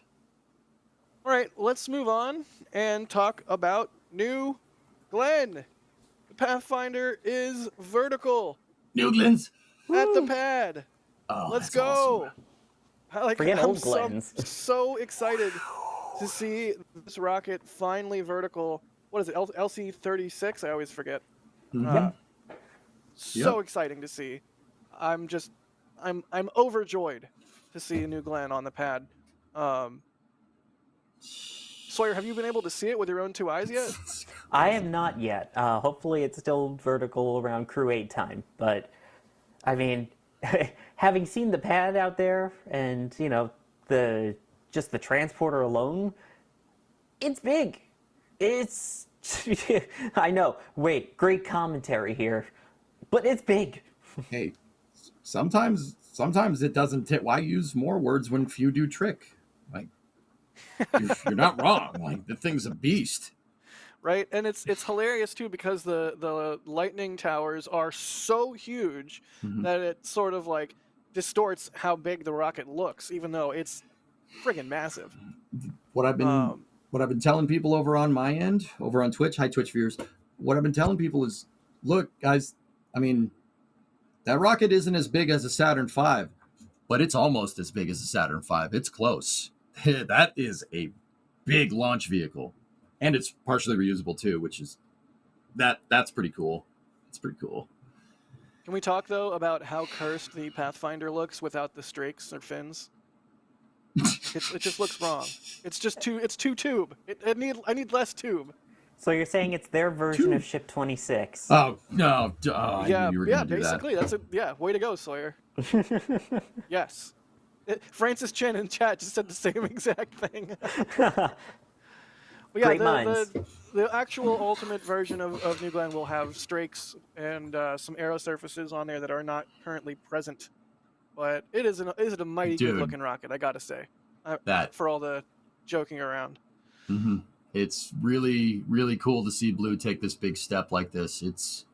I'm really happy for those guys and gals over there. It is really cool. It's been a long time coming. Right. And I feel like every week that we've done NSF Live in this new format, we've had some new, relatively large Blue Origin event or information to talk about, which, it's just another sort of sign of the times that they are really ramping up. They are really going to try and get this thing launched for the first time this year.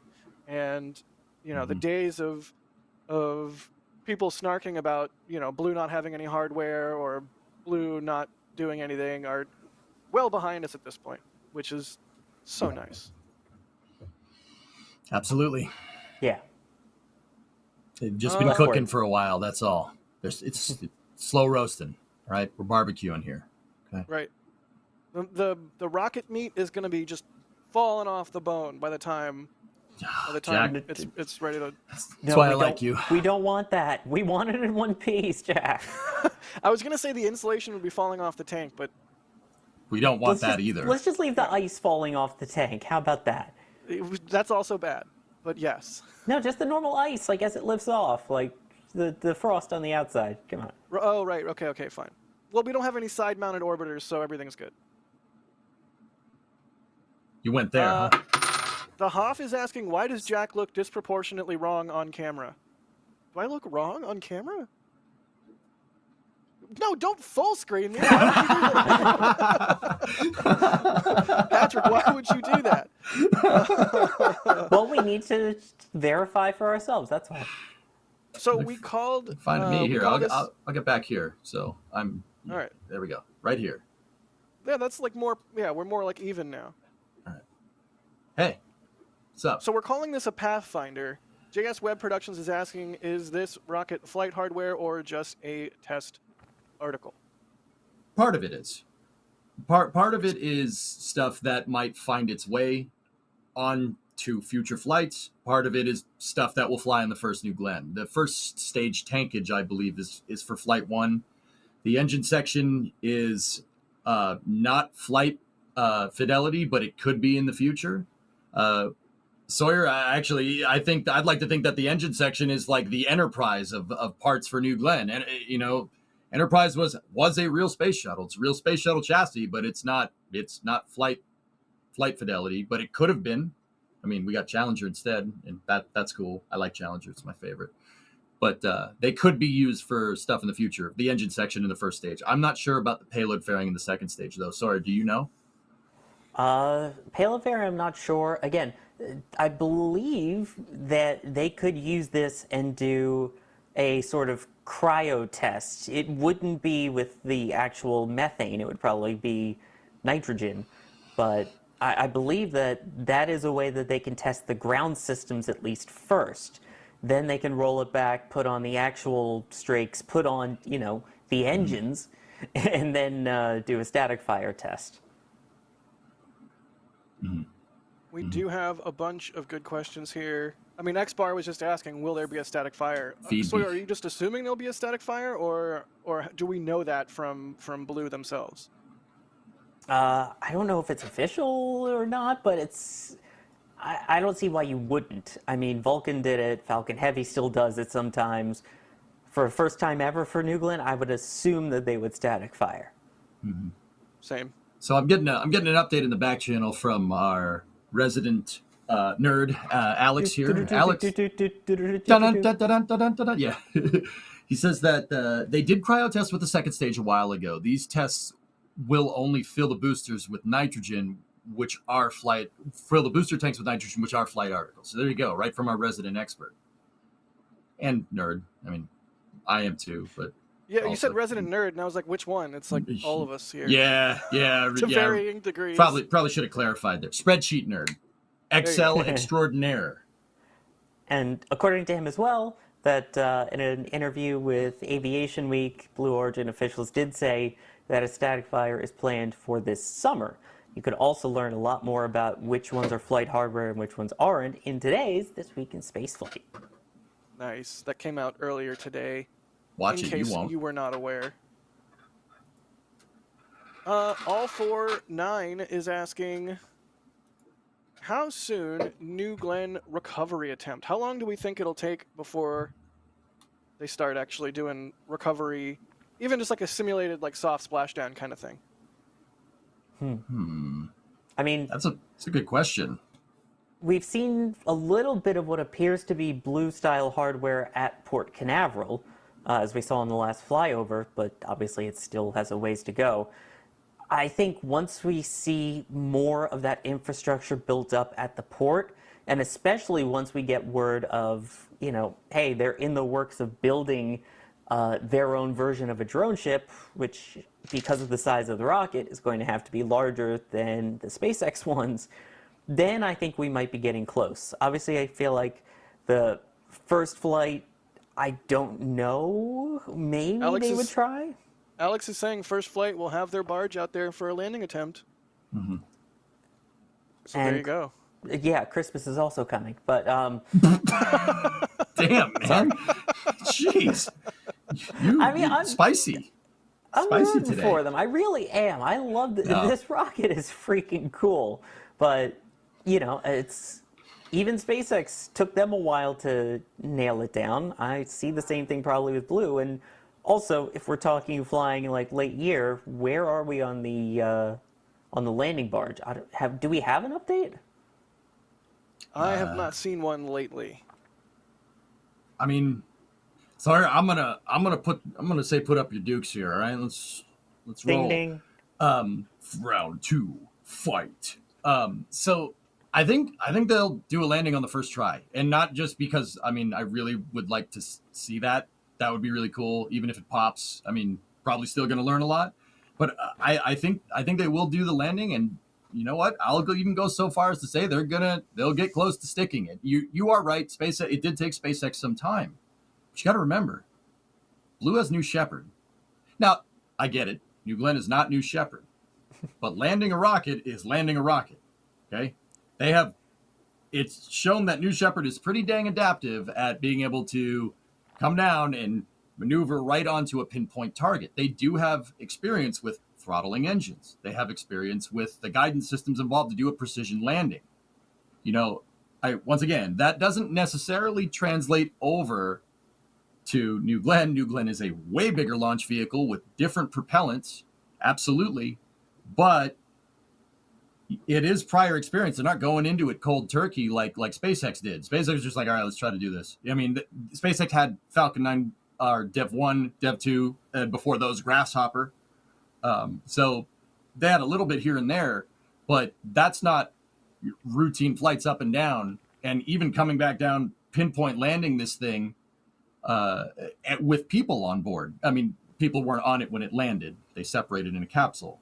But they do have the experience here. And then at the same time, I know New Shepard isn't New Glenn, but with ULA, with Vulcan utilizing those BE-4s, and especially if ULA can get that smart reuse figured out with the expandable heat shield, bring those first stage engines back down, you're going to get some flight data on BE-4s and maybe even reuse them before New Glenn maybe even tries to do a landing attempt. It's possible. The point is that they aren't just going into this willy-nilly. There is actually, if you kind of look at it, there's a somewhat of a metered approach towards actually trying to stick this landing. Will they do it on the first try? I don't know. Well, I mean, that would, once again, I'll go back to the first thing that I said. I don't not want to see New Glenn, the first flight, attempt a landing. I don't not want to see that. I'm pretty sure you guys out there on the internet definitely don't not want to see that either. You know what I mean? And see, I get what you're saying, but to me it sounds like we're comparing an RC airplane to a real airplane. You know, trying to land a remote airplane in the grass, cool, that's fine. But imagine putting yourself now in the cockpit of a 747 with only Microsoft Flight Simulator experience and your experience from landing remote planes. You know to flare, you know to slow down, things like that. But you're talking a much larger beast, especially considering that you're essentially talking about landing a shuttle external tank on a barge. Shuttle? Of course. Sorry. KO. No. Yeah, that's a really good point. Absolutely. Finish him. Finish him. Flawless victory. Yeah. Easy M, thanks for the super chat. They say, are landers better, cheaper? Why not send a rover? I mean, it's just about complexity, right? Rover's also good, but more complex.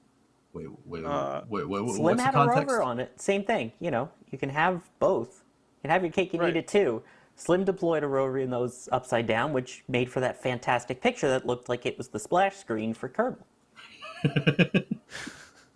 I still can't Coco believe that Cats happened, man. gifting a red team membership. Thank you. Bernie saying, going full orange for the third. Thanks all at NSF. People like the orange shirt. It's a good shirt. It's a quality shirt. So thanks for that. Also, Jackie says, you sold me on the orange shirt. Jack, thank you for that. Thank you for stopping by the merch store and grabbing some merch. It's a good shirt. It's a quality shirt. And it's got a nice little gray NSF on there. It's like, yeah. It's orange. It's orange. Thank you. James, thank you for the store purchase. They say, so excited for the future. Keep up the great work. Also, best shuttle is the baby of the fleet. Go Endeavor. I disagree, it's Atlantis, but hey, you do you. Challenger. I agree completely with that person. I don't know, maybe something we'll have to debate on upcoming Shuttle Sundays. I mean... Shuttle Sunday? Yeah, shuttles, I mean, we should do that. I mean, Discovery, Atlantis, Endeavor are based off of Challenger. Without Challenger, those can't exist. It's the Falcon 9 1.1 of shuttles. It's Genesis, baby. All right, I'll allow it. And Jimmy J, thank you for the support. They say, love your guys' work. Keep up the great work. Y'all three are the best trio. # Sawyer Fan Club. Oh, thanks, Jimmy. Thank you. You didn't come here for Sawyer's good looks, but you could have. All right, I'll leave now. All right, I'll see you later. Let's do, see you later. You should, yeah. Feel bad. You should feel bad for yourself right now, EJ. I was complimenting you! You calling me ugly? No! Fight. That was a compliment! Fight. You said you're not here for the looks. But you could be. Anyways, move along. let's do some New Glenn questions. Keiichi's asking, would a night launch have a better chance to see the blue exhaust? I think so, yeah. Right? Like night launch, Methalox, that's the money. Think of relativity. Right. John is asking, why are their towers so tall compared to New Glenn? And is there supposed to be a crew access arm on that thing? Sawyer, try SCE to auxiliary, please. SCE to aux? What the? Yeah. You know what is that? Guys, those are lightning towers. Anybody that's ever been down in Florida in the summertime, there's a lot of lightning. There's a lot of thunderstorms. NASA figured out the hard way what happens when lightning hits a rocket on the way up. It's not a good thing. So Apollo 12, when it went to launch, got struck by lightning. It because it became the tallest thing, and it's metal's conductive. Lightning hit it, arced down the plume, hit the tower, and short-circuited to Saturn V on the way up. Yeah, they had to switch the signal condition electronics to an auxiliary power source to basically. There's not. It's a little fuzzy. I haven't read about it in a little while, but they basically power cycled it while it was flying into space, and it somehow didn't break. That lesson learned made a new rule for launching rockets. It's called the surface electric field rule. don't make the rocket the lightning rod. Don't launch in a condition where the rocket becomes a conductor. That is, nope, bad stuff happens. You don't want that. So those two big towers on the sides, lightning rods. Now, one is different than the other. If you notice, the one on the right in the picture looks more like a fixed service structure or a launch umbilical tower. It's not an umbilical tower, more fixed service structure than anything. Blue said that will be for crew at some point. What that means, I have no idea. No clue. Yep. By the way, shout out to John Aaron, the flight controller that made the call for SE to aux. A steely-eyed missile man. And then there's the second type of Lightning one, which I just have to bring up so I can call out a certain fan club for existing of a vehicle that had to create its own rule of can't fly into certain clouds because it would create its own form of lightning in the form of the tribo-electrification rule for Ares 1X. Nice. My guy. Calling you out. What a great word. Tribo-electrification. I'll never forget that word. So, yeah, and do we think that there's any aspect of these towers being sized for not just New Glenn, but also New Armstrong in the future? Oh, he said the thing. I mean, it all depends on what Blue's long-term goals are, which, I mean, we know that their long-term stated goal is not necessarily to have people inhabit a planet or a celestial body, but it's inhabiting space. So they want it, whatever they're trying to set up is some type of logistic transport system to be able to build big stuff in space. I mean, you do a little bit of logic extrapolation there. I think that means bigger rockets in the future. So I don't think that would be an unwise thing to think. Cool. Ditto. Let's see. Any more New Glenn's questions here? I just want to. Okay, sorry. Real quick, I was trying to get some in the dead air. I just want to shout out to the New Glenn transporter erector. That thing is gigantic, and I think that makes New Glenn the biggest horizontally integrated rocket since probably the N1, Soviet N1. I got some real strong grasshopper vibes from that thing. It's like the cradle that moves the rocket to the pad, turns it upright. The grasshopper that moved the ill-fated Soviet N1 rocket to the pad was about this size, but that thing was on rails and needed 4 locomotives to move, 4 heavy-duty switcher locomotives to move down the tracks. I mean, that transporter erector, if you look at this picture that's over there, you see the pickup truck on the left-hand side. It's not small. That is a gigantic piece of equipment. And one of those people may have a banana with them for lunch for scale. Really? Oh, I don't know, but for bananas for scale. Please. Yeah, I thought Sawyer was like about to be like, look, and then here's the photo. And there's the banana. No, but yeah, it is massive, and let's just hope that its fate is a lot better than the N1. 20-minute event is asking about a landing zone for New Glenn. Do we know anything about RTLS New Glenn missions, or is it all going to be barge, at least for the beginning, because, experimental? Or what's the knowledge base here? I haven't heard anything, Sor. You? No, still just ocean assets at the moment. Yep. Good deal. And then, by the way, shout out to one of our members who's been a member for 2 months, by the name of New Glenn Transporter, saying shout out back at ya. Nice. Oh boy. Jan Lucas Hassanau is asking if we could go through the measurements of New Glenn again, like how tall, how wide, payload capacity, etc. Does anyone have this on the brain? So you want to take this one? I do not have it on the brain. Okay, so New Glenn is 7-meter core diameter. That's give or take about 22 feet for people that measure with feet, like body extremities. It's about 90 meters tall in change, I think. That's pushing almost 300 feet. It's close. SLS is taller because of the launch abort system on Orion. It is taller. Like I said, this is not a small vehicle. It's not small. So for some size comparison, Falcon 9's 3.7 meter core diameter. This is straight 7. It's almost double the diameter. Actually, it's a little bit under double the diameter of a Falcon 9.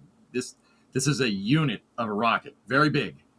Absolute unit, yeah. And of course, compared to Starship's 9-meter diameter, what was Saturn V's diameter?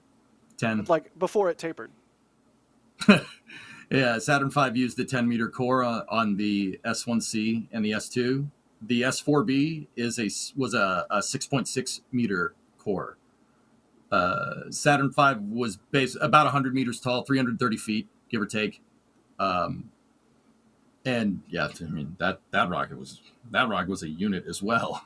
But I love that even though that's an older render, it's still based off of the Antares 200 series. You could fit it inside the first stage. Mm-hmm. Yeah, that's wild. Suffice to say, New Glenn is a big boy. I mean, the interesting thing is that New Glenn's second stage, 7-meter diameter. It has 2 BE3 engines in it, which are 500 kilonewton expander cycle motors. So it has 1 meganewton of thrust out the back. So 7-meter core stage, or 7-meter second stage with 1 meganewton of thrust behind it. That's on par with an S4B. That's pretty similar to a Saturn V third stage in terms of performance. That's going to. So what does that mean? Well, the last part of the question from Jan was payload mass.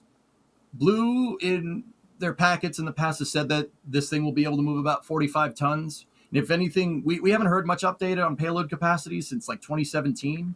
And it's one thing I know about these rockets that are being waterfall designed, that you're going to change things, you're going to upgrade things over time. So it's probably going to be a little bit more than that.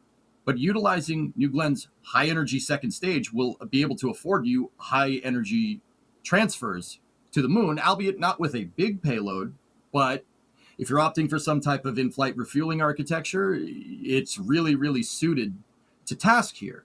You compare that to future versions of SLS's upper stage, like the Exploration upper stage. That is really optimized around low energy, high delta V transfers, meaning it has a lot of fuel in it that could push you a really long distance, but it won't get you there very fast.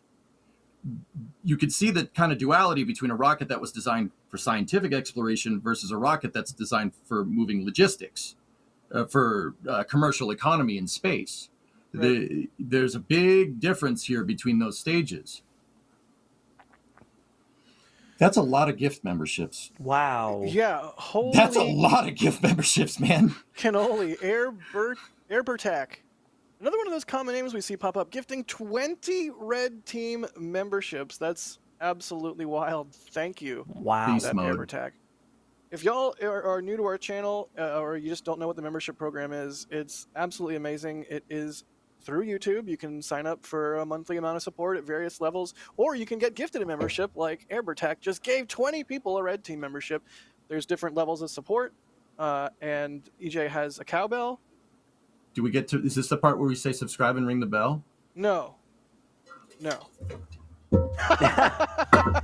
By the way, for people asking, how do you get one of those gifted subscriptions? A, you got to be lucky, and B, you have to actually have gifted subscriptions turned on. Right. That's a thing you have to turn on in your own personal YouTube settings, right? Yes. Sounds like a Twitch thing. Oh, you're gonna do me like that, Chris? Jeez. No, don't do that. No, not yet. It's like it's a suspense. We don't get to do the cowbell until the end. I see you shiver with anticipation. No bell today. I've decided. Nope. Oh, we lost bell privileges. Nope. No bell for you. But seriously, Airbertac, thank you for gifting those 20 memberships. Membership program rules, all kinds of cool perks. There's members only emoji. I'm going to throw a bunch of, let's see, what should I throw a bunch of in chat? I'm going to do the patch, Flight 3 patch in chat. Bam. If you're a member, you have members only emojis. And depending on what level you're at, there's a whole bunch of other cool perks too, like member only exclusive content. And yeah. And of course, the member Discord at Capcom level and above. So if you're getting a gifted membership and you get a sweet, sweet taste of the membership program and you're like, I want more. Well, after your gifted membership runs up, sign up for a support at a level that you choose and get the cool stuff, or continue to get the cool stuff. You get it. You guys get it. You understand how things work. Also, do we not have a New Glenn hug on the YouTube ones? Oh, do we not have a New Glenn hug? Where's the New Glenn hug? Sorry, forehead cam. Hola. Is this? No, that's Hello. Vulcan hug. Don't full screen on my forehead. Oh, please do it again. Nope. Nope. Yeah, I don't think we have a New Glenn hug. We're gonna have to fix that. Forehead, more like 5 head. Am I right? Okay, moving on. I can tell you that Jack did not put any forethought into his positioning. Boo! The Chronicles of Earth 9 in chat says there's a Ferengi that is loving this moment. Are you calling me a Ferengi? Oh God. All right. Well, that's New Glenn. You want to buy this cowbell, Jack? Do I want to buy the cowbell? Yeah, you're Ferengi. You want to buy it? It's a great deal. I do have some gold press latinum or whatever that I could. Am I missing a what's the? I'm clearly missing a reference. Sawyer, I've disappointed Sawyer and EJ. I don't want to exist anymore. Where's the button I press to stop existing? Is it here? It's Alt F4.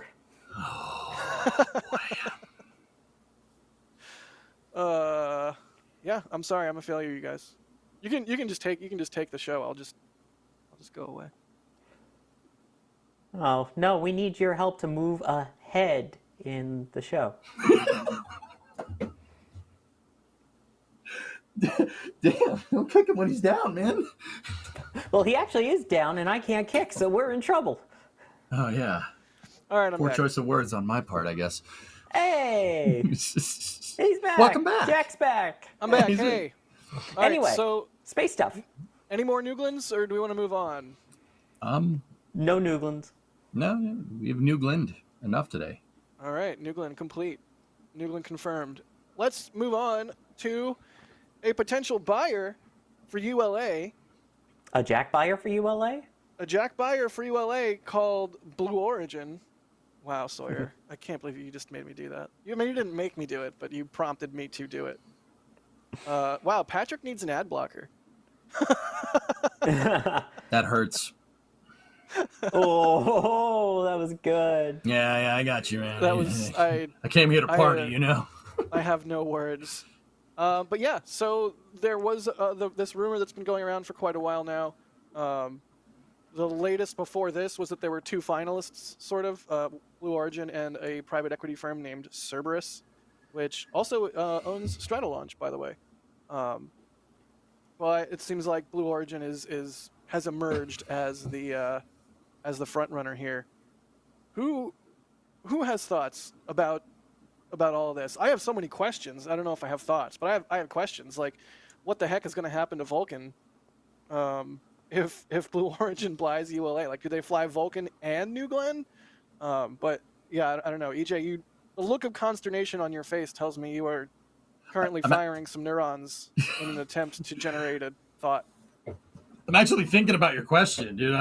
I mean, those are good questions. I mean, we obviously don't want to speculate too much. We don't have any information here, but I mean, it would be cool if Blue acquired that. ULA has a lot of proprietary technologies that they've developed over time, like ACEs. Come on, guys. ACEs would be cool. Heck yeah, ACEs would be awesome. I'm still sad that they canceled it. Why don't we just take ACES Tech and put it on New Glenn's second stage trade offer? I receive entertainment. You receive reusable second stage. Do we have a deal? I accept this trade offer. Yes. No, I mean that'd be really cool. It would be really, really awesome if Blue bought ULA and opened the taps on all these awesome R&D projects that ULA has messed with over the years. That in terms of like using Vulcan and New Glenn, I think that with what Blue, like, once again, just use some extrapolation. Their goal is to build stuff in space. Their goal is to build space stations. They want to build big space stations. They want people to live and work in space, not necessarily on a planet or a celestial body. That is going to require a lot of different avenues of transportation. If you think about it like a shipping company, take Amazon, for instance, probably a good example. Amazon has bigger trucks and they have smaller trucks. Vulcan's your small truck, New Glenn's your big truck. It's pretty straightforward stuff. They use the same engines, and Vulcan's already developed. It's already developed, arguably a very capable vehicle. And with that comes a lot of awesome bits of tech and a lot of really, really useful mission architecture. You could, I'm going to bring it up, and someone's going to fight me. You could use these vehicles in a similar manner to like Saturn 1B and Saturn 5, or you could use them like Ares 1 and Ares 5. I mean, don't get me wrong, New Glenn doesn't move as much as what Ares 5 was supposed to do. That was supposed to put like 200 tons into low Earth orbit, which, I mean, that would be cool if we made that. I know the RS-68s. I get it. Stop giving me that face, Chad. Jeez. I like Ares 1. All right. I'm sorry. I'm not going to apologize for it. Okay? Dare I say, also fitting in with your analogy would be like Falcon 9 and Starship. Bingo. Or even Falcon 9 and Falcon Heavy for now. Yeah, right. Good point. Mm-hmm. And to your point, EJ, also, like it's there's all this hardware, there's all this technology that ULA has developed, but also, just like we were talking about earlier in terms of landing on the moon, there is institutional knowledge and wisdom that has been built up in that workforce in terms of, how do you operate a mission control? How do you launch things? How do you, process payloads? All of the stuff that Blue Origin has some experience with, but ULA is like, essentially the biggest kid on the block other than SpaceX. Mm-hmm. Yeah, I mean, if you're able to acquire the workforce too, and acquire that knowledge from all the years of ULA with Atlas V, Delta IV, the whole Delta IV family, now Vulcan, and again, the fact Vulcan's using the Blue Origin engines kind of helps too, in that there's a lot of shared knowledge. It must be all ready to use the engines on the Vulcan, so adding all of that, you get a lot of good stuff there. Yeah, and, even just like on the business side, like dealing with DoD, like working and trying to get NSSL contracts, like there's just a wealth of goodies to be had from a Blue purchase of ULA. Yeah, two other quick things. One, first off, shout out to the person in chat who suggested calling it Vulcan Glentar. That's a good name. I like that. Yep. No, please no. Yes, I've disappointed Jack. It's a good day. No, I'm kidding. And then it's every day, Sawyer. It's every day. Love you too. The second thing that I find interesting, and I want your thoughts on this, is that Slick 37 hasn't officially been sold yet, has it? No. So, I mean, obviously the main contender that would end up taking it right now, it seems the leader is SpaceX, but that is still a ULA pad. Do you think that Blue Origin could potentially use that as either a second launch pad or maybe eventually in the future an RTLS landing zone? Or do you think that's still going to end up being sold? Yeah, that's a really good question. Yeah. That's what I was thinking. The first thing that popped in my head when they mentioned that, I'm like, oh, 37 is going to be up for grabs shortly. Well, I guess that makes a little bit more sense as to why, and we talked about this last week,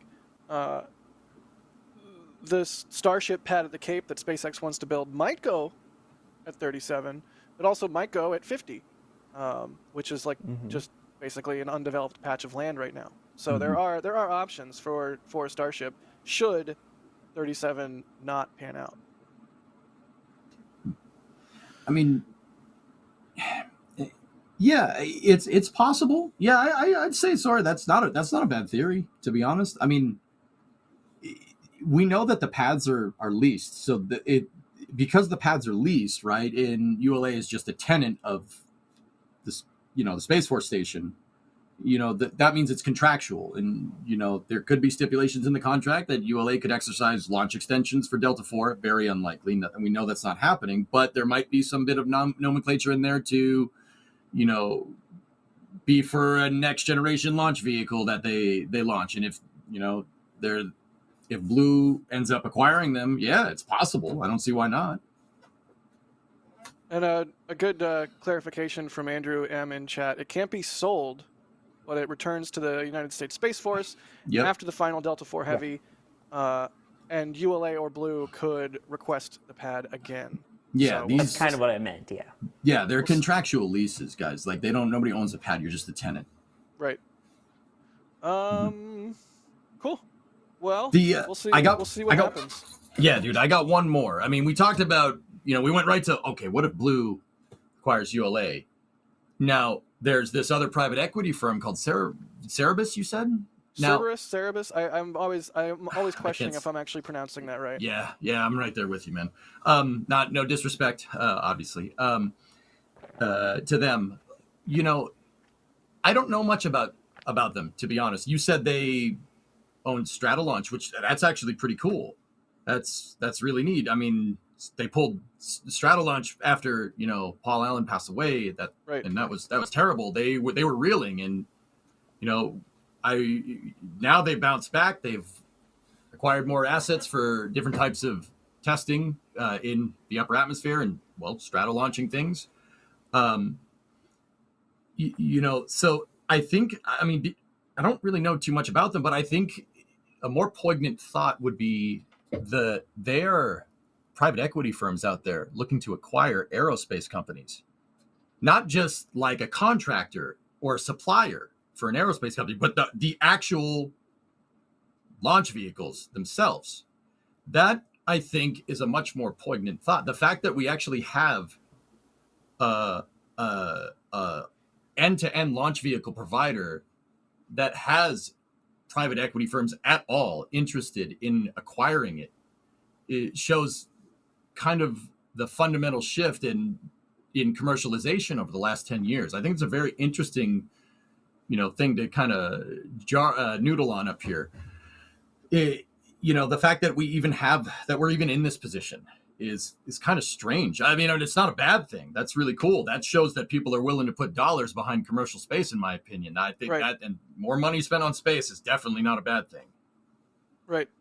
Yeah, I couldn't agree with you more. It's an interesting indicator of where we're at in the development of commercial space.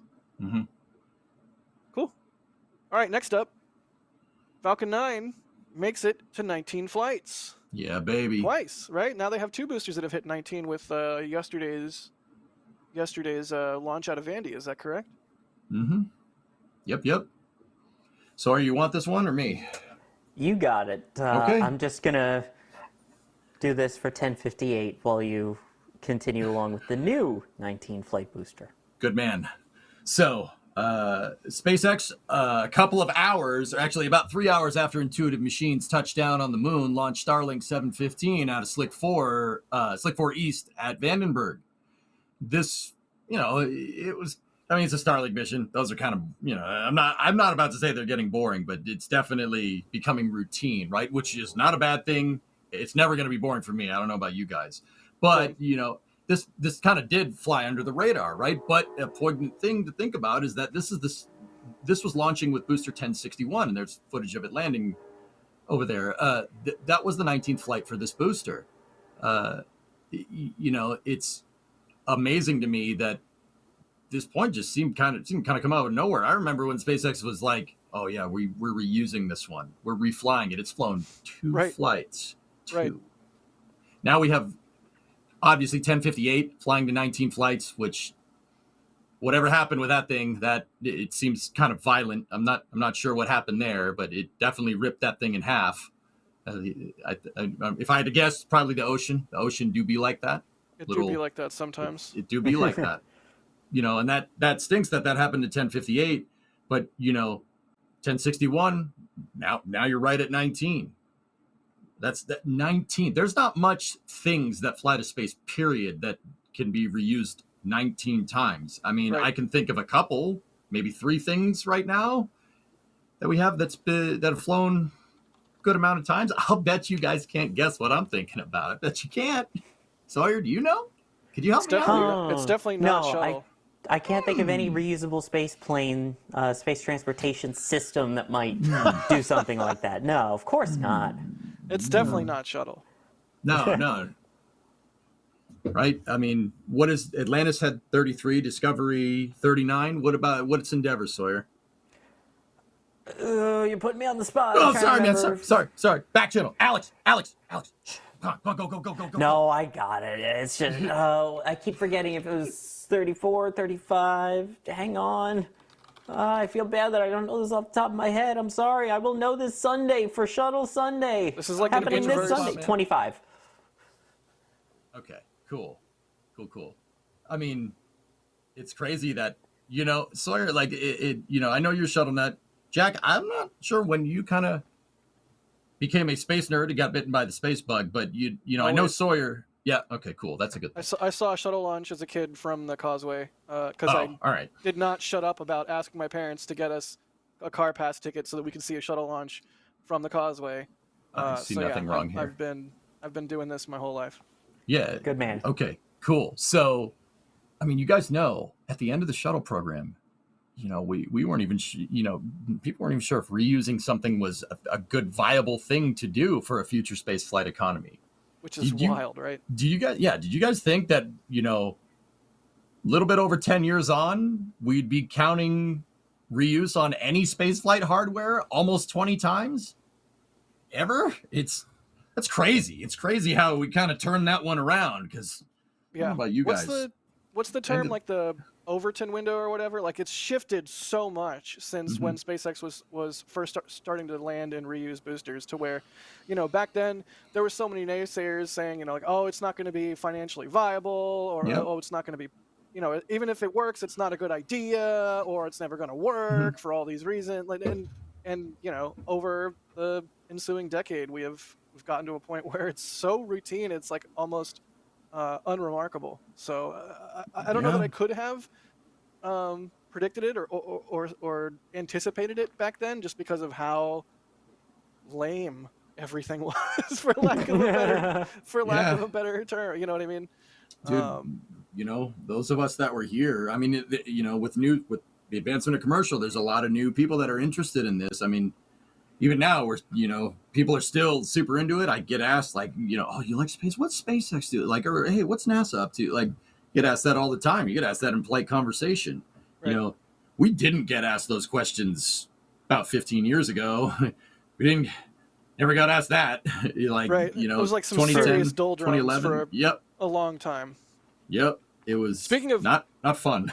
Speaking of getting asked, I was going through the Border Patrol checkpoint at Starbase a couple months back, and the Border Patrol guy asked me, because I was driving the NASA spaceflight truck. He saw the NASA spaceflight on there. He asked me if I thought that we landed on the moon, and I was like, "Yeah, like, huh?" Yeah, man. And he was like, "Man, I don't really know. I don't know if we." And I said the exact same thing that you said, EJ. I was like, "Yeah, but think about it. Soviet Russia, if they had any ability to muddy the waters, you better believe they would have done it." And even that didn't seem to really make much of a difference in his thinking. But that was remarkable. Oh, I got another one just like that. I was working at a TV station in North Florida, and I was actually on camera. It was a segment called Science with Sawyer. Yes, that was a slight flex. Cool. And was at a Relay for Life event, and we were the sponsors, so all the on-air people were out there. So I was doing one of the laps, and someone came up, they're like, "Hey, aren't you the guy that does the science segments?" I'm like, "Yes, I am." The first time anyone acknowledged me in public. And he's like, "I love all of your stuff, except I don't think we landed on the moon." I'm like, what am I supposed to say to that? This is at a charity event. I'm wearing my station's T-shirt. I have to be nice. Right. Yeah. You know what you do? You know what you do, Sawyer? You pull a buzz and you just pop them right in the mouth. I said, "I appreciate your opinion and thank you very much for watching." I think that was what I said to get out of it. Did you appreciate the opinion, though? Did you? Oh, heck no. But hey, they watch. That paid my paycheck. I was happy. There you go, man. There you go. Hey, there you go. Hey, you think whatever you want, man. You're gonna pay me. Think. Yeah, go ahead. Why not? Right? Go ahead. If we're entertaining, sure. Go for it. I'm just gonna be quiet so I can get more EJ mumbling. I'm here for it. So yeah, Falcon 9 at 19 flights. What do we think? Are they just going to keep cranking out Falcon 9s for the indefinite future? I mean, it certainly seems like it's not going anywhere with Starship taking its sweet time, and even after Starship becomes operational. But what do we think is like the limit that we'll eventually get to with Falcon 9, or maybe we don't get to a limit and they just keep flying them and flying them and flying them. I don't even think SpaceX has the answer to that question. There are theoreticals, but until you get to that point, until you get data, until you get data-driven engineering with reuse, nobody knows. It's anybody's guess. It's really depends on the data, and if the data is good, like wearing on components, checking the boosters every flight, making sure that potential items that need to be refurbished are done timely. It's anybody's guess. Right. I think eventually we'll get to booster 1100. It's going to take a little bit. They're still going to have to make new boosters, but as the Eagles say, take it to the limit one more time. Like you were saying, they're going to fly it, they're going to check it, and if it's good to go again, let's go again. SpaceX does rapid testing, and they let the data from said testing guide their engineering decisions. It's a way to go, and it clearly works. So, I don't see why we couldn't get more out of these things. They might have to replace engines. Components just wear out. Like, that happens. Right. Speaking of engines, yeah. On this most recent flight, the Starlink out of Vandy, what was it, 715? I think it was. Yep, 715. 14 or 15. SpaceX did a tweet right afterwards saying that one of the Merlins on the booster was flying for its 22nd time. So that engine is their flight leader. Wow. Of all Merlin engines. So booster has gotten to 19. Merlin in itself has gotten to 22. So if anything, that's another data point in terms of where things are going and all of that. But another cool little tweak or perk or difference. I can't talk anymore. My brain is going. Okay. Daisy. Okay. Is that I think there was 24 Starlinks on this one instead of 22, if I'm not mistaken. So they figured out somehow a way to get yet another Starlink on the stack that they launched. So pretty nifty. It's launching payload into space is a task. It's a complicated one, but it's just a task like doing anything else. Oh, wait. Sorry, I'm an idiot. It was 22. 24 is tomorrow's launch. I'm a big dumb idiot. Ignore me. Continue. Tomorrow AJ. from Cape Canaveral, by the way. What I'm about to say is still pertinent anyway. All this flight-driven and engineering-driven data gives SpaceX an opportunity to expand Falcon and Falcon Heavy's envelope of performance.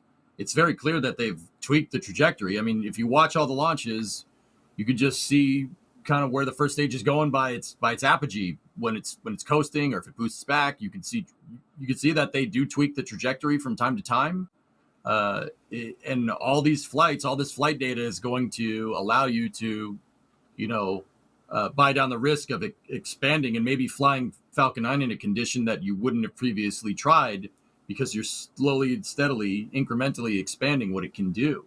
And Jack, there are very clearly some optimizations being done here. Starlink V2 minis are not small satellites. They're not small. That's a lot of mass to throw up there. 24 of those things, pretty heavy.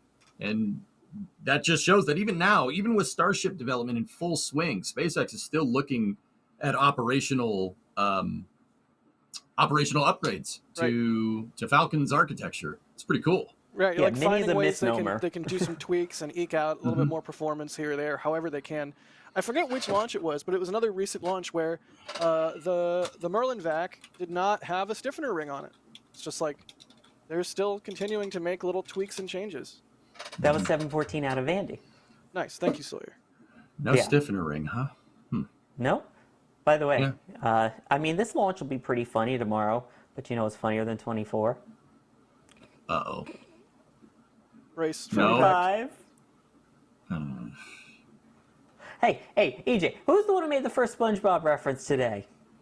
Finland! Where's the leak, ma'am? Okay, all right. Yeah, I'll give you that one. Continue with space stuff, sorry. Yep. Shall we move on to Starship as we get into the home stretch here? Of course. Cool. It's not good news about it, but let's talk about it. Right. So, headline, Starship destacked. Booster rolled back. Fans sad. And then the subheading would be just a bunch of question marks. That's it. That's the send tweet. That's the tweet. Sent from my iPhone. Wait. So, okay. Do I know what's going on here? Nope. No idea. All I know is that they put the stack out last week, tested it, aborted that test, did it the next day again, aborted that test, and then promptly destacked the entire thing. Ship off, super heavy off pedestal. That tells me that whatever they were trying, they didn't like. Do I know what that is? I have no idea. I am intentionally being very vague. That could be 1,000 different things. We do know that the tanking procedure, per my conversation with Alex last week on this, and Alex, thank you for helping me out with that, man. I appreciate it, Mr. Back Channel, XL extraordinaire. No, we know that the fueling timings were different, and fuel timings are a very, very big thing to change. So they tried something, they didn't like it. They may have even broken something. Don't know. Maybe. Yeah, it's entirely possible that they did break something either with the physical stacking of the vehicle or during the testing itself. I mean, everyone remembers Booster 7 crushing its transfer tube while it was undergoing, I think it was undergoing cryo-proofing when it crushed its transfer tube. So it's a cliche, but, that's why you test. Obviously, you hope your test parameters are set up properly so you're not unnecessarily breaking things, but yeah, that it would not be unprecedented for them to have damaged something during testing, either on booster or ship. And the fact that the booster rolled all the way back to the production site and is not just like sitting there on the mount waiting for ship 28 to do whatever really makes me wonder what exactly is going on with the booster. Chris, NASA Spaceflight in chat says rip downcomer. Can I rant for a second? I mean, he did say that your comment on 7 was too soon. So. Yeah, but really quick, it's a transfer tube. The labels say transfer tube. Like, I don't understand why people insist on calling it a downcomer. I've probably called it a downcomer in the past before seeing a label on one with a photo that I shot that says transfer tube. It's a transfer tube. It transfers the methane through the liquid oxygen tank. It's not a downcomer, it's a transfer tube. I'm done. We believe you. I'm done. The other interesting thing is that, they're, like you said, they rolled 10 all the way back. You've got 28 that's now on suborbital pad B, and they've also been working on the lift points on the chopsticks. I found that really interesting. It almost looked like they were chopping them off at one point the other night. Chopping the chopsticks? Surely you can't be serious. I am serious, and don't call me chopstick. Right. Credence in chat says transfer comer tube. What have I done? I don't know, man. It remains to be seen what's going to happen next. They've put 28 on pad B, and so now we wait to see what happens with 28. Whether they do oh god, oh god, there's a poll. Oh, I like nice. the parentheses. There's a biased poll in chat. Jack, which one did you want? You want a transfer tube? All right, cool. Thanks. Just so you know, you can select the one that I don't like. I'm clicking downcomer. It's transfer tube. I will say, I am not a person of culture, so transfer tube it is. Nice. Hey, wait a minute. All right, here's the thing. Do you call a copy machine a Xerox machine? No, okay, well, we're going to get into proprietary eponyms here, like Kleenex and tissue and all this, Band-Aid and adhesive medical strips. Yes. That actually brings up perfectly what we were discussing the other day, Jack. It does. Apparently, people overseas, and I'm sure some of you out there might be able to answer this, just use the term Philadelphia for a spread rather than the name cream cheese. Yeah, that blew my mind a little bit. Huh. Like, hey, do you have Apparently any it's a Philadelphia thing. for my bagel? What? Right, it sounds wrong. Especially on like a New York bagel. Philly for my New York. No, I don't like that. Yep, no, that's weird. That's interesting. So, anyways, transfer tube, whatever. I'm an idiot. You don't have to actually listen to me. No, I mean, like I said, you get into that kind of stuff. Like there's pause attraction. I'm gonna car nut out here just for a second. I swear we'll get back to space stuff. Okay, There's positive traction. Positive Are we traction. going to a 73 Buick Skylark? Yes. Was it mint green? Yeah, metallic mint green. What is positive traction? Positive traction is limited slip. It's a limited slip differential, right? It's a limited slip differential. But see, here's the thing. Positive traction is not what it is. It's a limited slip. Positive traction was Chevy's branding for their limited slip. Ford, Dodge, Honda, they all have their own names for that. But, in the States, for at least Ford and Dodge, positive traction became the norm. That was the name. That's the name. It's like if I held up a Betamax tape. It'd be like, oh, that's a cassette tape. No, it's a Betamax. Right. Not the same thing, but there you go. That's the name. That's the name of the stock. Downcomer is the slang for most plumbing that comes down the launch vehicle. So SpaceX can call it whatever they want. Ford can call whatever their limited slip differentials, either short grip or true track or whatever. It's positive traction. Okay, and I'm saying that as a Ford guy. It's positive traction. Also, my cousin Vinny. I mean, I'm picking up what you're putting down. I get it. To me, and I am not a rocket scientist, so I'm mostly an idiot, so you can feel free to ignore me, but a downcomer would be a tube that comes down, like on the outside of the external tank for a shuttle, for example. That's a downcomer. That's not transferring the fuel through anything. That's a downcomer, sure, downcomer. Transfer tube is inside the vehicle transferring the fluid through the other tank. Like, it's a transfer tube. Okay, I'll stop. But on the shuttle, it's called an external downcomer. And same with Atlas V. Which implies the existence of an internal downcomer. I'm mad. I don't like this. I don't like this, EJ. Transfer tube. I'm sorry, I wasn't listening. You told me to ignore you. That's probably wise, honestly. Oh, you two youths. Transfer tube is winning the poll, for the record. So there is that. Alex says it can't be a downcomer when the tube is also sideways for the flip. Yeah, it's not a sideways comer. Gotcha. Thank you, Alex. I don't know why that's so funny, thinking of the downcomer sideways, just calling it a sideways comer. A sidewardser, as Das would probably say. Ooh, sidewardser. I like that better. Oh, God. It's like sandpaper for my ears. We got two putzes here. You should change the name from NASA Spaceflight Live to the two putzes. What is that? The two what? America? Yeah. Classic. Classic.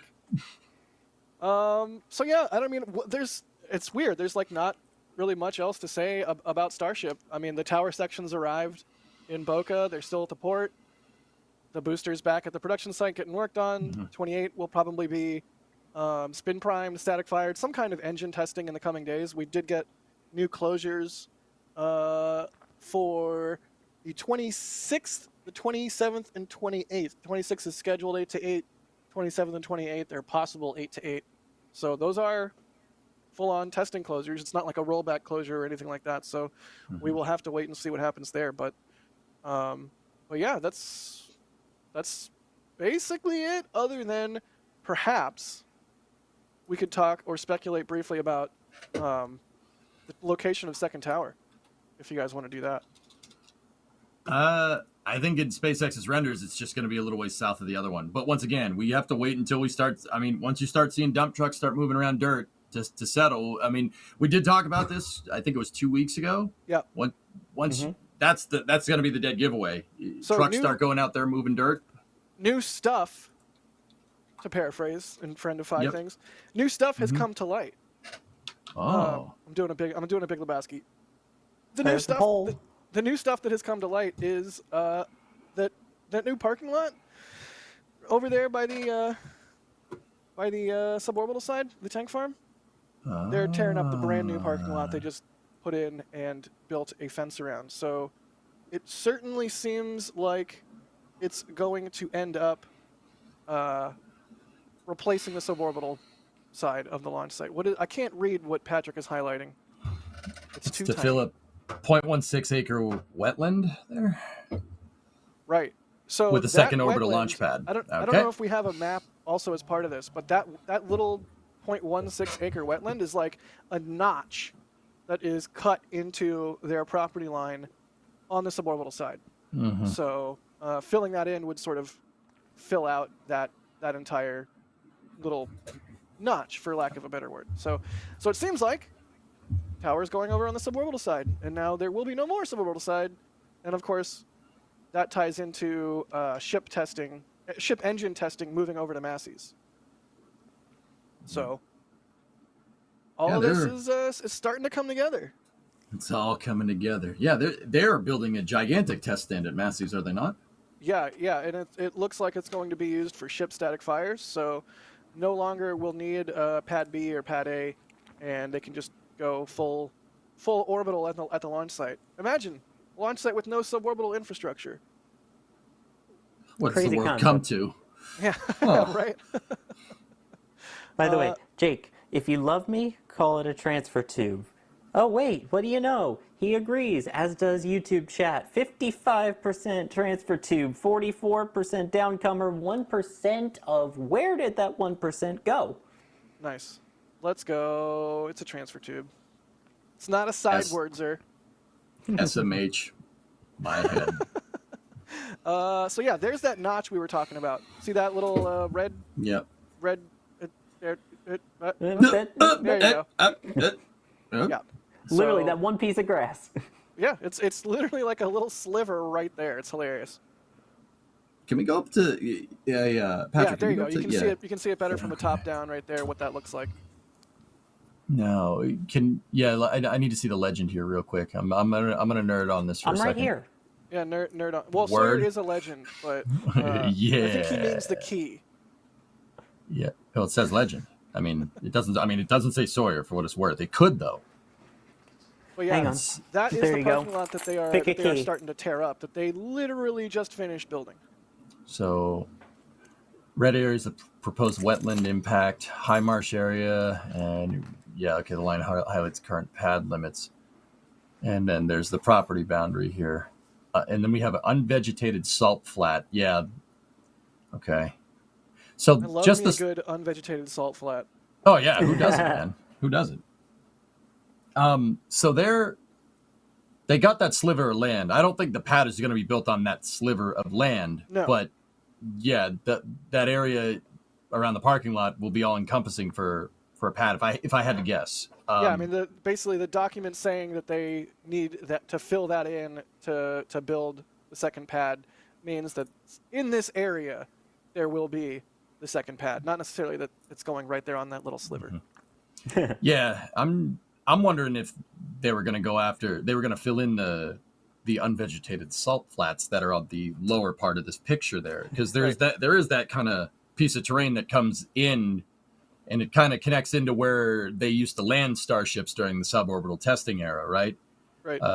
So I always thought that, you'd see the pad more in that direction. But, I mean, also, at the same time, it makes sense to build some kind of fuel farm where the original Falcon 9 plans were for the HIF. That's because that can take a lot of mass on the ground. That dirt is already compacted, basically where the tank farm is for the suborbital pads. Right. That'd be a good place to build a new fuel farm. And I mean, it already is to an extent, not for a full stack, right? Yeah. And Alex in our back channel is saying the document says that the southern portion will not be developed, which kind of falls in line with what we've seen regarding that unvegetated salt flat. That's like sort of a protected thing area, whatever you want to call it, that they're trying to not disturb as much as possible. I mean, Eric and Chad, if you were in my position, would you not want to say unvegetated salt flat as much as humanly possible? Just like, give me an unvegetated salt flat for dinner. It sounds delicious. I'll take 2. Yeah, but see, I need a little bit of the protein in there, so maybe I go for the vegetated salt flats. You guys can enjoy the unvegetated salt flats. Yeah, that's fine. I'll take a bacon salt flat. There we go. Right? See, like a baconated salt flat. Oh. Oof. I broke Jack. Yeah. Baconated. I don't even know. It's fun to say. Baconated salt flat. Quality word. It just rolls off the tongue. Shake and bake, man. It just rolls off the tongue. You just feel great saying it. I'm trying to remember the Simpsons reference, like baconate your grapefruit or something like that. That's definitely a thing. Anyways. Shake and bake. I don't know. What more do we have to talk about on Starship? I'm pulling the bucket up from the well, and there's not much water in it. At least in my brain. My brain bucket is devoid of water. What do you guys got? Unwatered salt flats, then? Yeah, there you go. Jeez. Unhydrated salt flat. Dehydrated salt flats, yes. Oh yeah, All I these guess there's the flavors, and you 9 chose flights salty. thing. SpaceX asked the FAA to let them fly 9 times this year. 9 times? 9 times. That's almost 10 times. 9 times. I mean, that's certainly, yeah, I think that's not anything that I wouldn't have expected. And we know SpaceX needs to get Starship, at least with orbital capability, sooner rather than later. There are long lead items in their spaceflight architecture that they're using to get a lander to the moon that requires a lot of in-flight testing and in-flight fueling. I think that's pretty fair that something like this would have been coming down the road. I mean, this is a little bit of speculation on my part. I'm wondering how that jives with the environmental impact survey that they did a little while back. Because that EIS, if I'm remembering right, Alex, if you know something about this, back channel me, dude. I'm pretty sure that called for 10 flights a year out of Boca to minimize the environmental impact. And I mean, they've asked for 9 more. I'm wondering if that 9 is part of that 10 from the environmental impact, or if it's more, or if they're getting more leeway back and forth. I'm wondering here because, I mean, all signs do point to SpaceX ramping up at Boca, second tower, asking 9 times, the rate at which we see iteration, the rate at which they stack. Alex is saying he believes it's 9 period rather than 9 additional ones. Yeah, okay. Yeah, that makes sense. Yeah, I mean, I do wonder if they're asking for 9 because they think they'll hit 9, or if they're asking for 9 because they just want to pad for, next year or whatever, when they actually do have a second pad up and running. Because second pad's going to take them, 18 months, 2 years to get fully up and running, somewhere in there. So it could just By the way, be did you say pad their time with a pad? What? I wish I could take responsibility for that, but it sort of just happened. It was not planned. Well, it was very good still. Anyway, I apologize for interrupting. No, you're good. Yeah, Good, I do wonder if they're, what's going on there, if they actually do think that they'll hit. Because if you told me right now, Jack, Starship is going, I'm from the future, I'm you from a year from now, stop eating so much bacon, you're going to have a heart attack. Also, Starship launches 9 times in 2024. I'd be like, no way. Also, I'm going to keep eating bacon. But I don't know. Do you think 9 flights is even plausible this year? I don't think they would be applying for 9 if they didn't think that they could do it. I mean, there is SpaceX time. They take the impossible and make it late, in Elon's words, right? So my guess is that they're looking at highest favorable outcome from all the iterative tests, and I think they see 9 flights as the highest possible, highest positive outcome of all the tests. They could get up to 9. Like I said, they wouldn't do it if they weren't confident. Yeah. But it's Elon time, like you said, which has its positives in that it pushes them to get to a much quicker timeline and things get done a lot faster. But his timelines are too ambitious sometimes. So, I think it'll be a lot. I don't think you're going to hit 9, though, this time. Maybe next year. But this year, I mean, heck, if they can double what they did last year, that's already a huge start. Yep. I think that 9 is pretty optimistic. But then again, you never know. I mean, at one point, like in 2019, Falcons were launching maybe once a month. Now we see it once every 2 days. And that seemed to kind of come out of nowhere. I know that 2019 was a little bit ago, and I don't like admitting that, but it seemed to kind of come out of nowhere. You never know. It's possible. But I think, once again, it's still important to think, look, man, they got to test fuel transfer on orbit. They got to test prop transfer. They got to test reusability Starship. There's a lot. I mean, and that doesn't even include lander, so long lead items that are for HLS, their lunar lander. There's a lot of mission architecture that still needs to be ironed out. So urgency is kind of key here.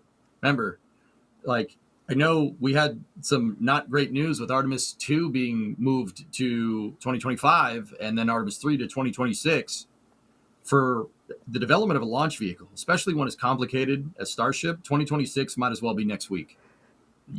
Urgency is key here. They really got to get going. And I'm not. That's not anything that they don't know. I'm pretty sure they know that, or else they wouldn't have done this, right? Yeah, good call. Spike, thank you for the super chat. They say, Slick 13, what's the deal with Via Space and Phantom Space moving in? Will SpaceX build new landing zones? Sawyer, this is a Florida question, so I'm looking at you, buddy. Alligators and no, wrong Florida.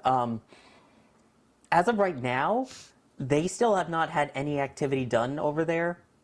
So for right now, SpaceX is continuing to use Slick 13, which we call LZ1 and LZ2.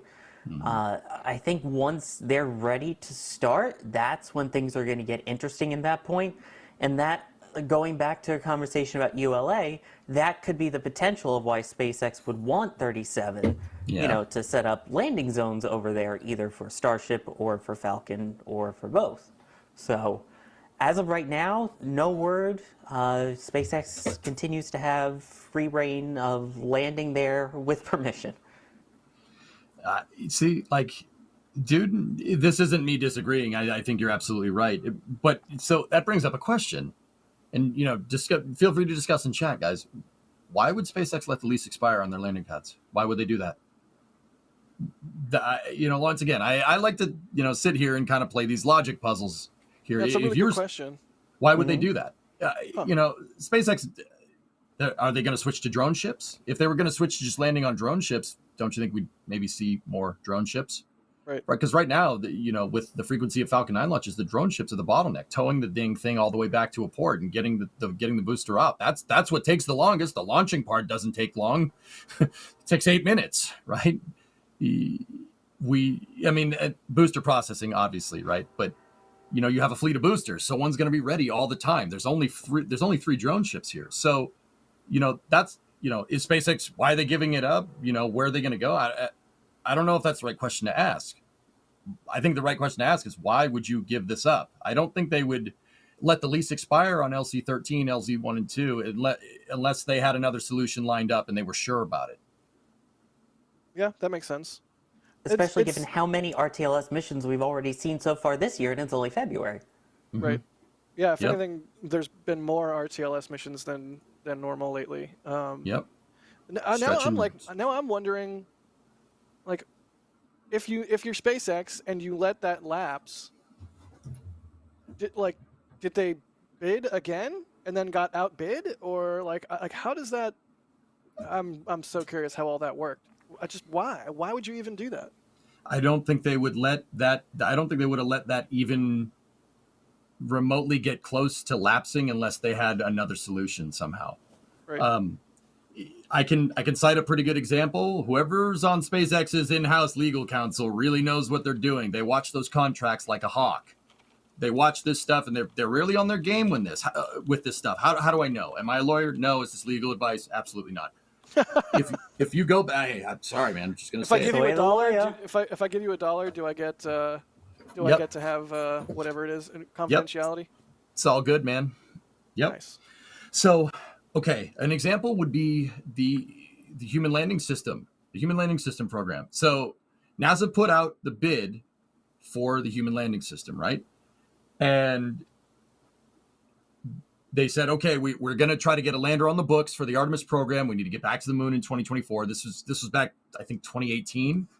So they put this bid out, and they put this solicitation out, right? And NASA went to Congress, who controls the purse strings, and they said, okay, we need like $2 billion for this program. And Congress was like, they pawn shopped them. They said, the best I can do is like $2 million.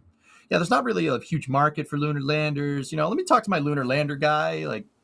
No, they underfunded him. So here's where this is pertinent. So NASA said, well, all right, yep, saw that one coming. So they went back and they changed the nomenclature in their solicitation, in their contract for their bidding process for the HLS program. Sorry, I'm not getting the terminology exactly right. It's a little bit late. Please dare spare you, me. Sir? How dare you? For shame. I'm screwed. So They changed the stipulation and the criteria in the contract for HLS. What they changed was your ability to put a bid in for a human landing system that allowed you to basically funding match whatever your bid request is. So if, for instance, SpaceX put a bid for Starship, a human landing system, at like $2 billion, and they would front more of the development money, NASA changed the contract nomenclature to do this, right? SpaceX was on the ball. They immediately figured it out, and they immediately submitted a new bid. The other two HLS candidates did not. And how do we know that? Well, when NASA awarded the human landing system contract to Starship, the other two competitors, the national team and Dynetics, rightly so, they said, "Hey, wait a minute, you can't change the contract like that. That's unfair. You can't do that." And basically, they took NASA to court over this, more or less. I mean, I'm not necessarily sure. I can't speak if there was litigation or not. I'm sorry, but they went after him, and basically the ruling was that they're NASA. They can change the contract. They're NASA. What do you mean they can't change the contract? Of course they can change the contract. And that got SpaceX the bid for human landing system, because SpaceX knew they could match NASA's funding for the project. Right. So SpaceX, what I'm trying to get at is that whoever's doing the council over there is really sharp. They're just as sharp as any of the engineers when it comes to this stuff. Really on their game. Shout out to whoever that is. I don't know who makes that decision. But they're really sharp with this stuff. I don't think they would let a lease expire on a critical piece of Falcon infrastructure unless they had another plan. Yeah, that makes sense. I mean, Alex is saying in our back channel that Slick 40 has plenty of land and may fit a landing pad. There you go. So, there's clearly some options on the table here. Otherwise, like you said, EJ, they wouldn't have even gotten themselves into this situation. Mm-hmm. 39A is pretty big too. Yep. Yeah. Oh, that'd be cool. That would be cool. Speaking of getting themselves into situations, they've signed an agreement with the Bahamas. SpaceX has to land Falcon 9 boosters close to the islands. So who's going to the Bahamas for a landing? Like I'm so on board. On location, yeah, I can be on location for that launch coverage. Yes, Are you sure? It seems like, oh, geez, I know, what a it's slog. Twist my arm, please. I'm sorry, which of the three of us is closest to the Bahamas? Cheaper airfare. Thank you. He's got us there, I guess. He's got us there. But yeah, I don't know. I don't really have much else to say about that one other than that. Holy cow, that's cool. And I can't wait to see exactly where they end up putting these things down. I got something to say. Am I talking too much? No, please. Go for it. It's like, oh, great, here he goes again. No, SpaceX and the Bahamian government signed this agreement here to be able to have drone ships in Bahamian territorial waters during landings. Now, there is a little bit of a interesting precedent here that, I mean, Sawyer, you know what the Eastern Testing Range is, right? Yeah, no, maybe? Oh, sorry, yes. Go ahead. Yeah. Okay. Cool. So, Eastern Testing Range is basically there. You could call it air traffic control, big quotations there, for anything that launches out of Cape Canaveral and by proxy Wallops as well, right? They're basically controlling the flight corridors for the rockets, and for the longest time, you could not fly over the Bahamas. No one could, because you don't fly rockets over populated areas. They wouldn't do that. Now, in the 60s, in the early parts of the 60s, I think it was in 1960s, they did have the Polar Ascent Corridor that we've talked about here, where you could kind of fly out over the ocean and then turn the rocket south mid-ascent and then fly through that corridor between the Bahamas and Miami. And then by the time you're going over Cuba, it's minimal risk. They thought it was minimal risk until a Thor first stage went and landed in some guy's farm and killed his cows in Cuba in 1960. Probably not a good precedent to set there. Now, the range closed that corridor until SpaceX proved that it's a safe corridor for Falcon 9 to fly with their flight-driven data, right? So, not only would it be really cool to see a Falcon 9 landing, from the shore of a beach somewhere where you're sipping on a mojito or something, that'd be pretty sweet, right? But also, no rocket has ever flown that corridor. That means that the range is opening up flight azimuths out of the Cape that have never been opened. No rocket has flown those before, which actually, I think that's actually really cool. It shows the confidence here in these reusable boosters from both the good people in the Bahamian government, the Eastern Testing Range, and SpaceX capability to make something that people are going to have confidence in. It's really cool. It's interesting times, for real. Indeed, interesting times is... Yeah, Digger, that's right. 50 years. The most interesting of times. Are you not entertained? Are you not into trains? It's not why you were here. It was the most interesting of times. It was the most metal of times. Yes.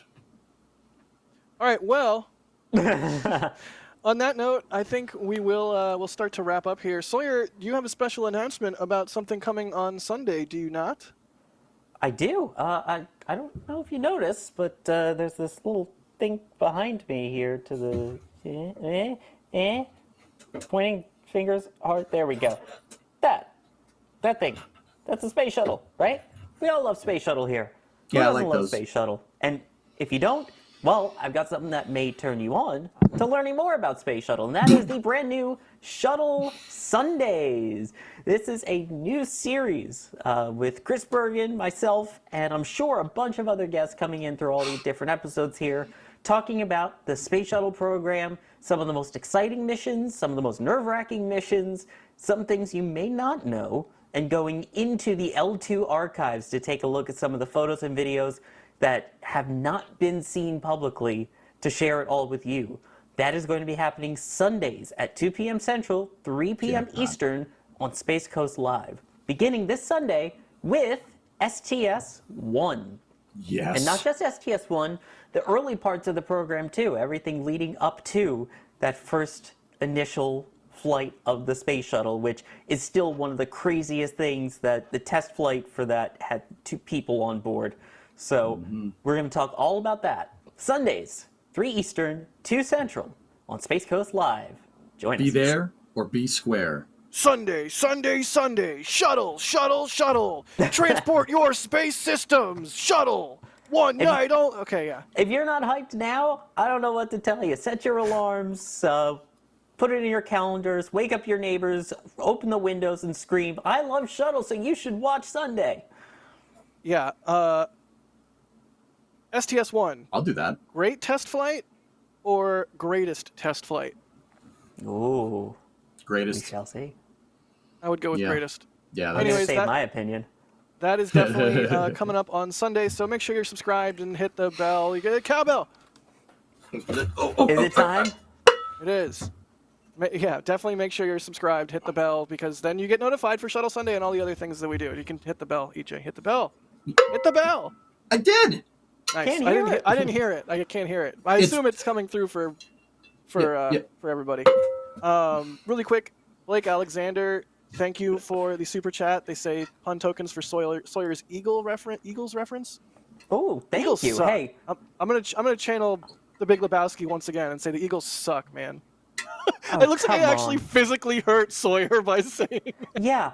First off, when it comes to classic rock, especially the Eagles, I am not the new kid in town. But you really must be desperado to try and disappoint me today, because you're doing a good job at it. Wow. And seriously, even in the long run, you really don't like them? He doesn't like living in the fast lane. You know what? Probably lost his mind. Make you lose your mind. You guys can keep doing it. I'm still not going to like them. Angela, thank you for the support. All right, I guess I'll take it easy on you, and I may or may not have tickets to see the Eagles and coming up soon. So nice. Well, but also not nice because they suck. Anyways, Damn, man. Angela, just making enemies left and right. Angela, Wow. thank you for the support. They say, what time is launch tomorrow? That is 3 p.m. Eastern time. Yep. No. When is this Falcon 9 stream tomorrow? 3 p.m. Eastern time is Shuttle Sunday.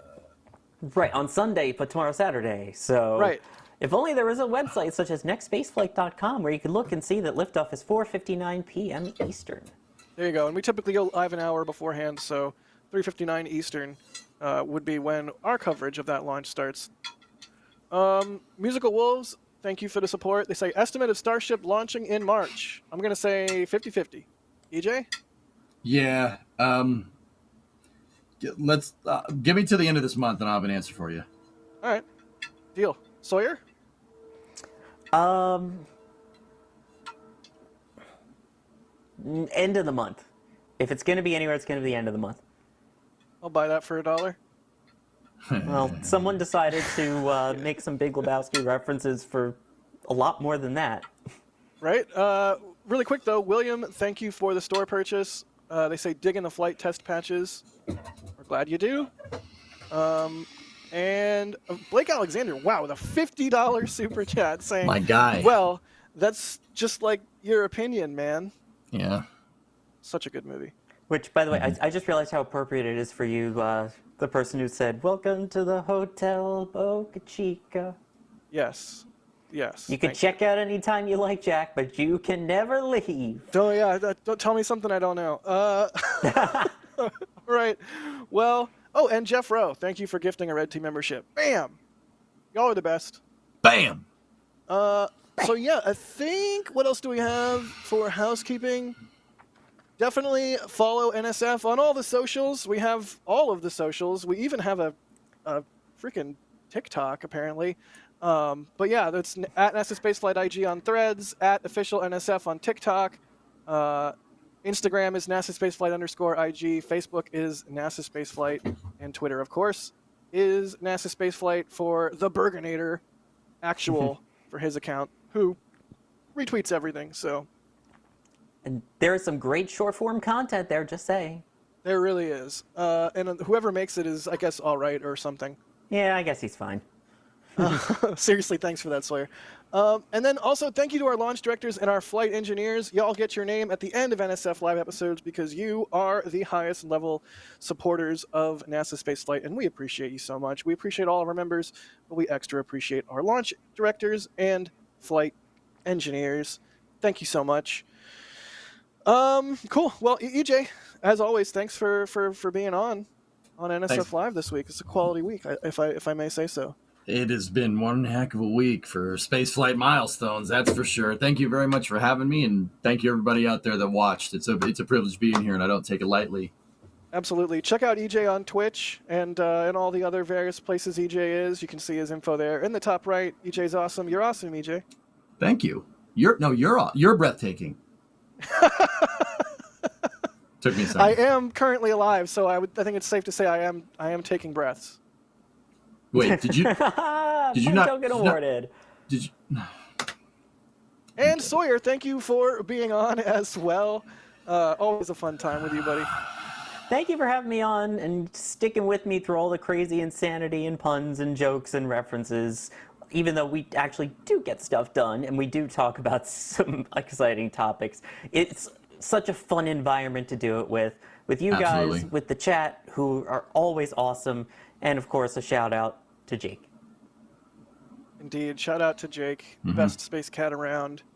Also, thanks to Patrick for operating today's stream, pushing the buttons, pulling the levers, running in the giant human-sized hamster wheel that makes things go.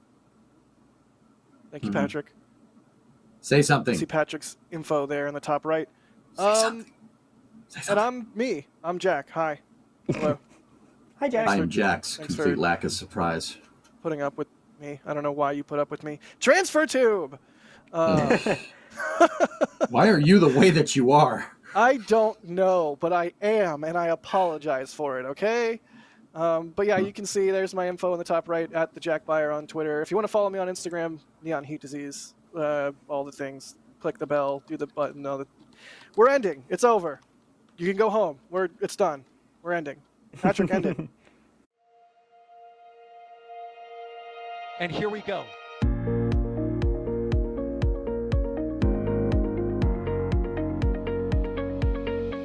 We have liftoff. Propulsion continues to be nominal. R68 chamber pressure looks good. Following up.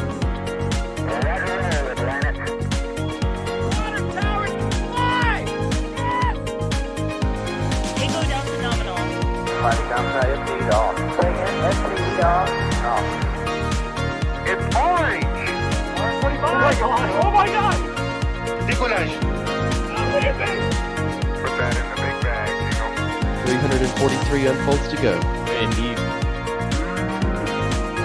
We rise together, back to the moon and beyond.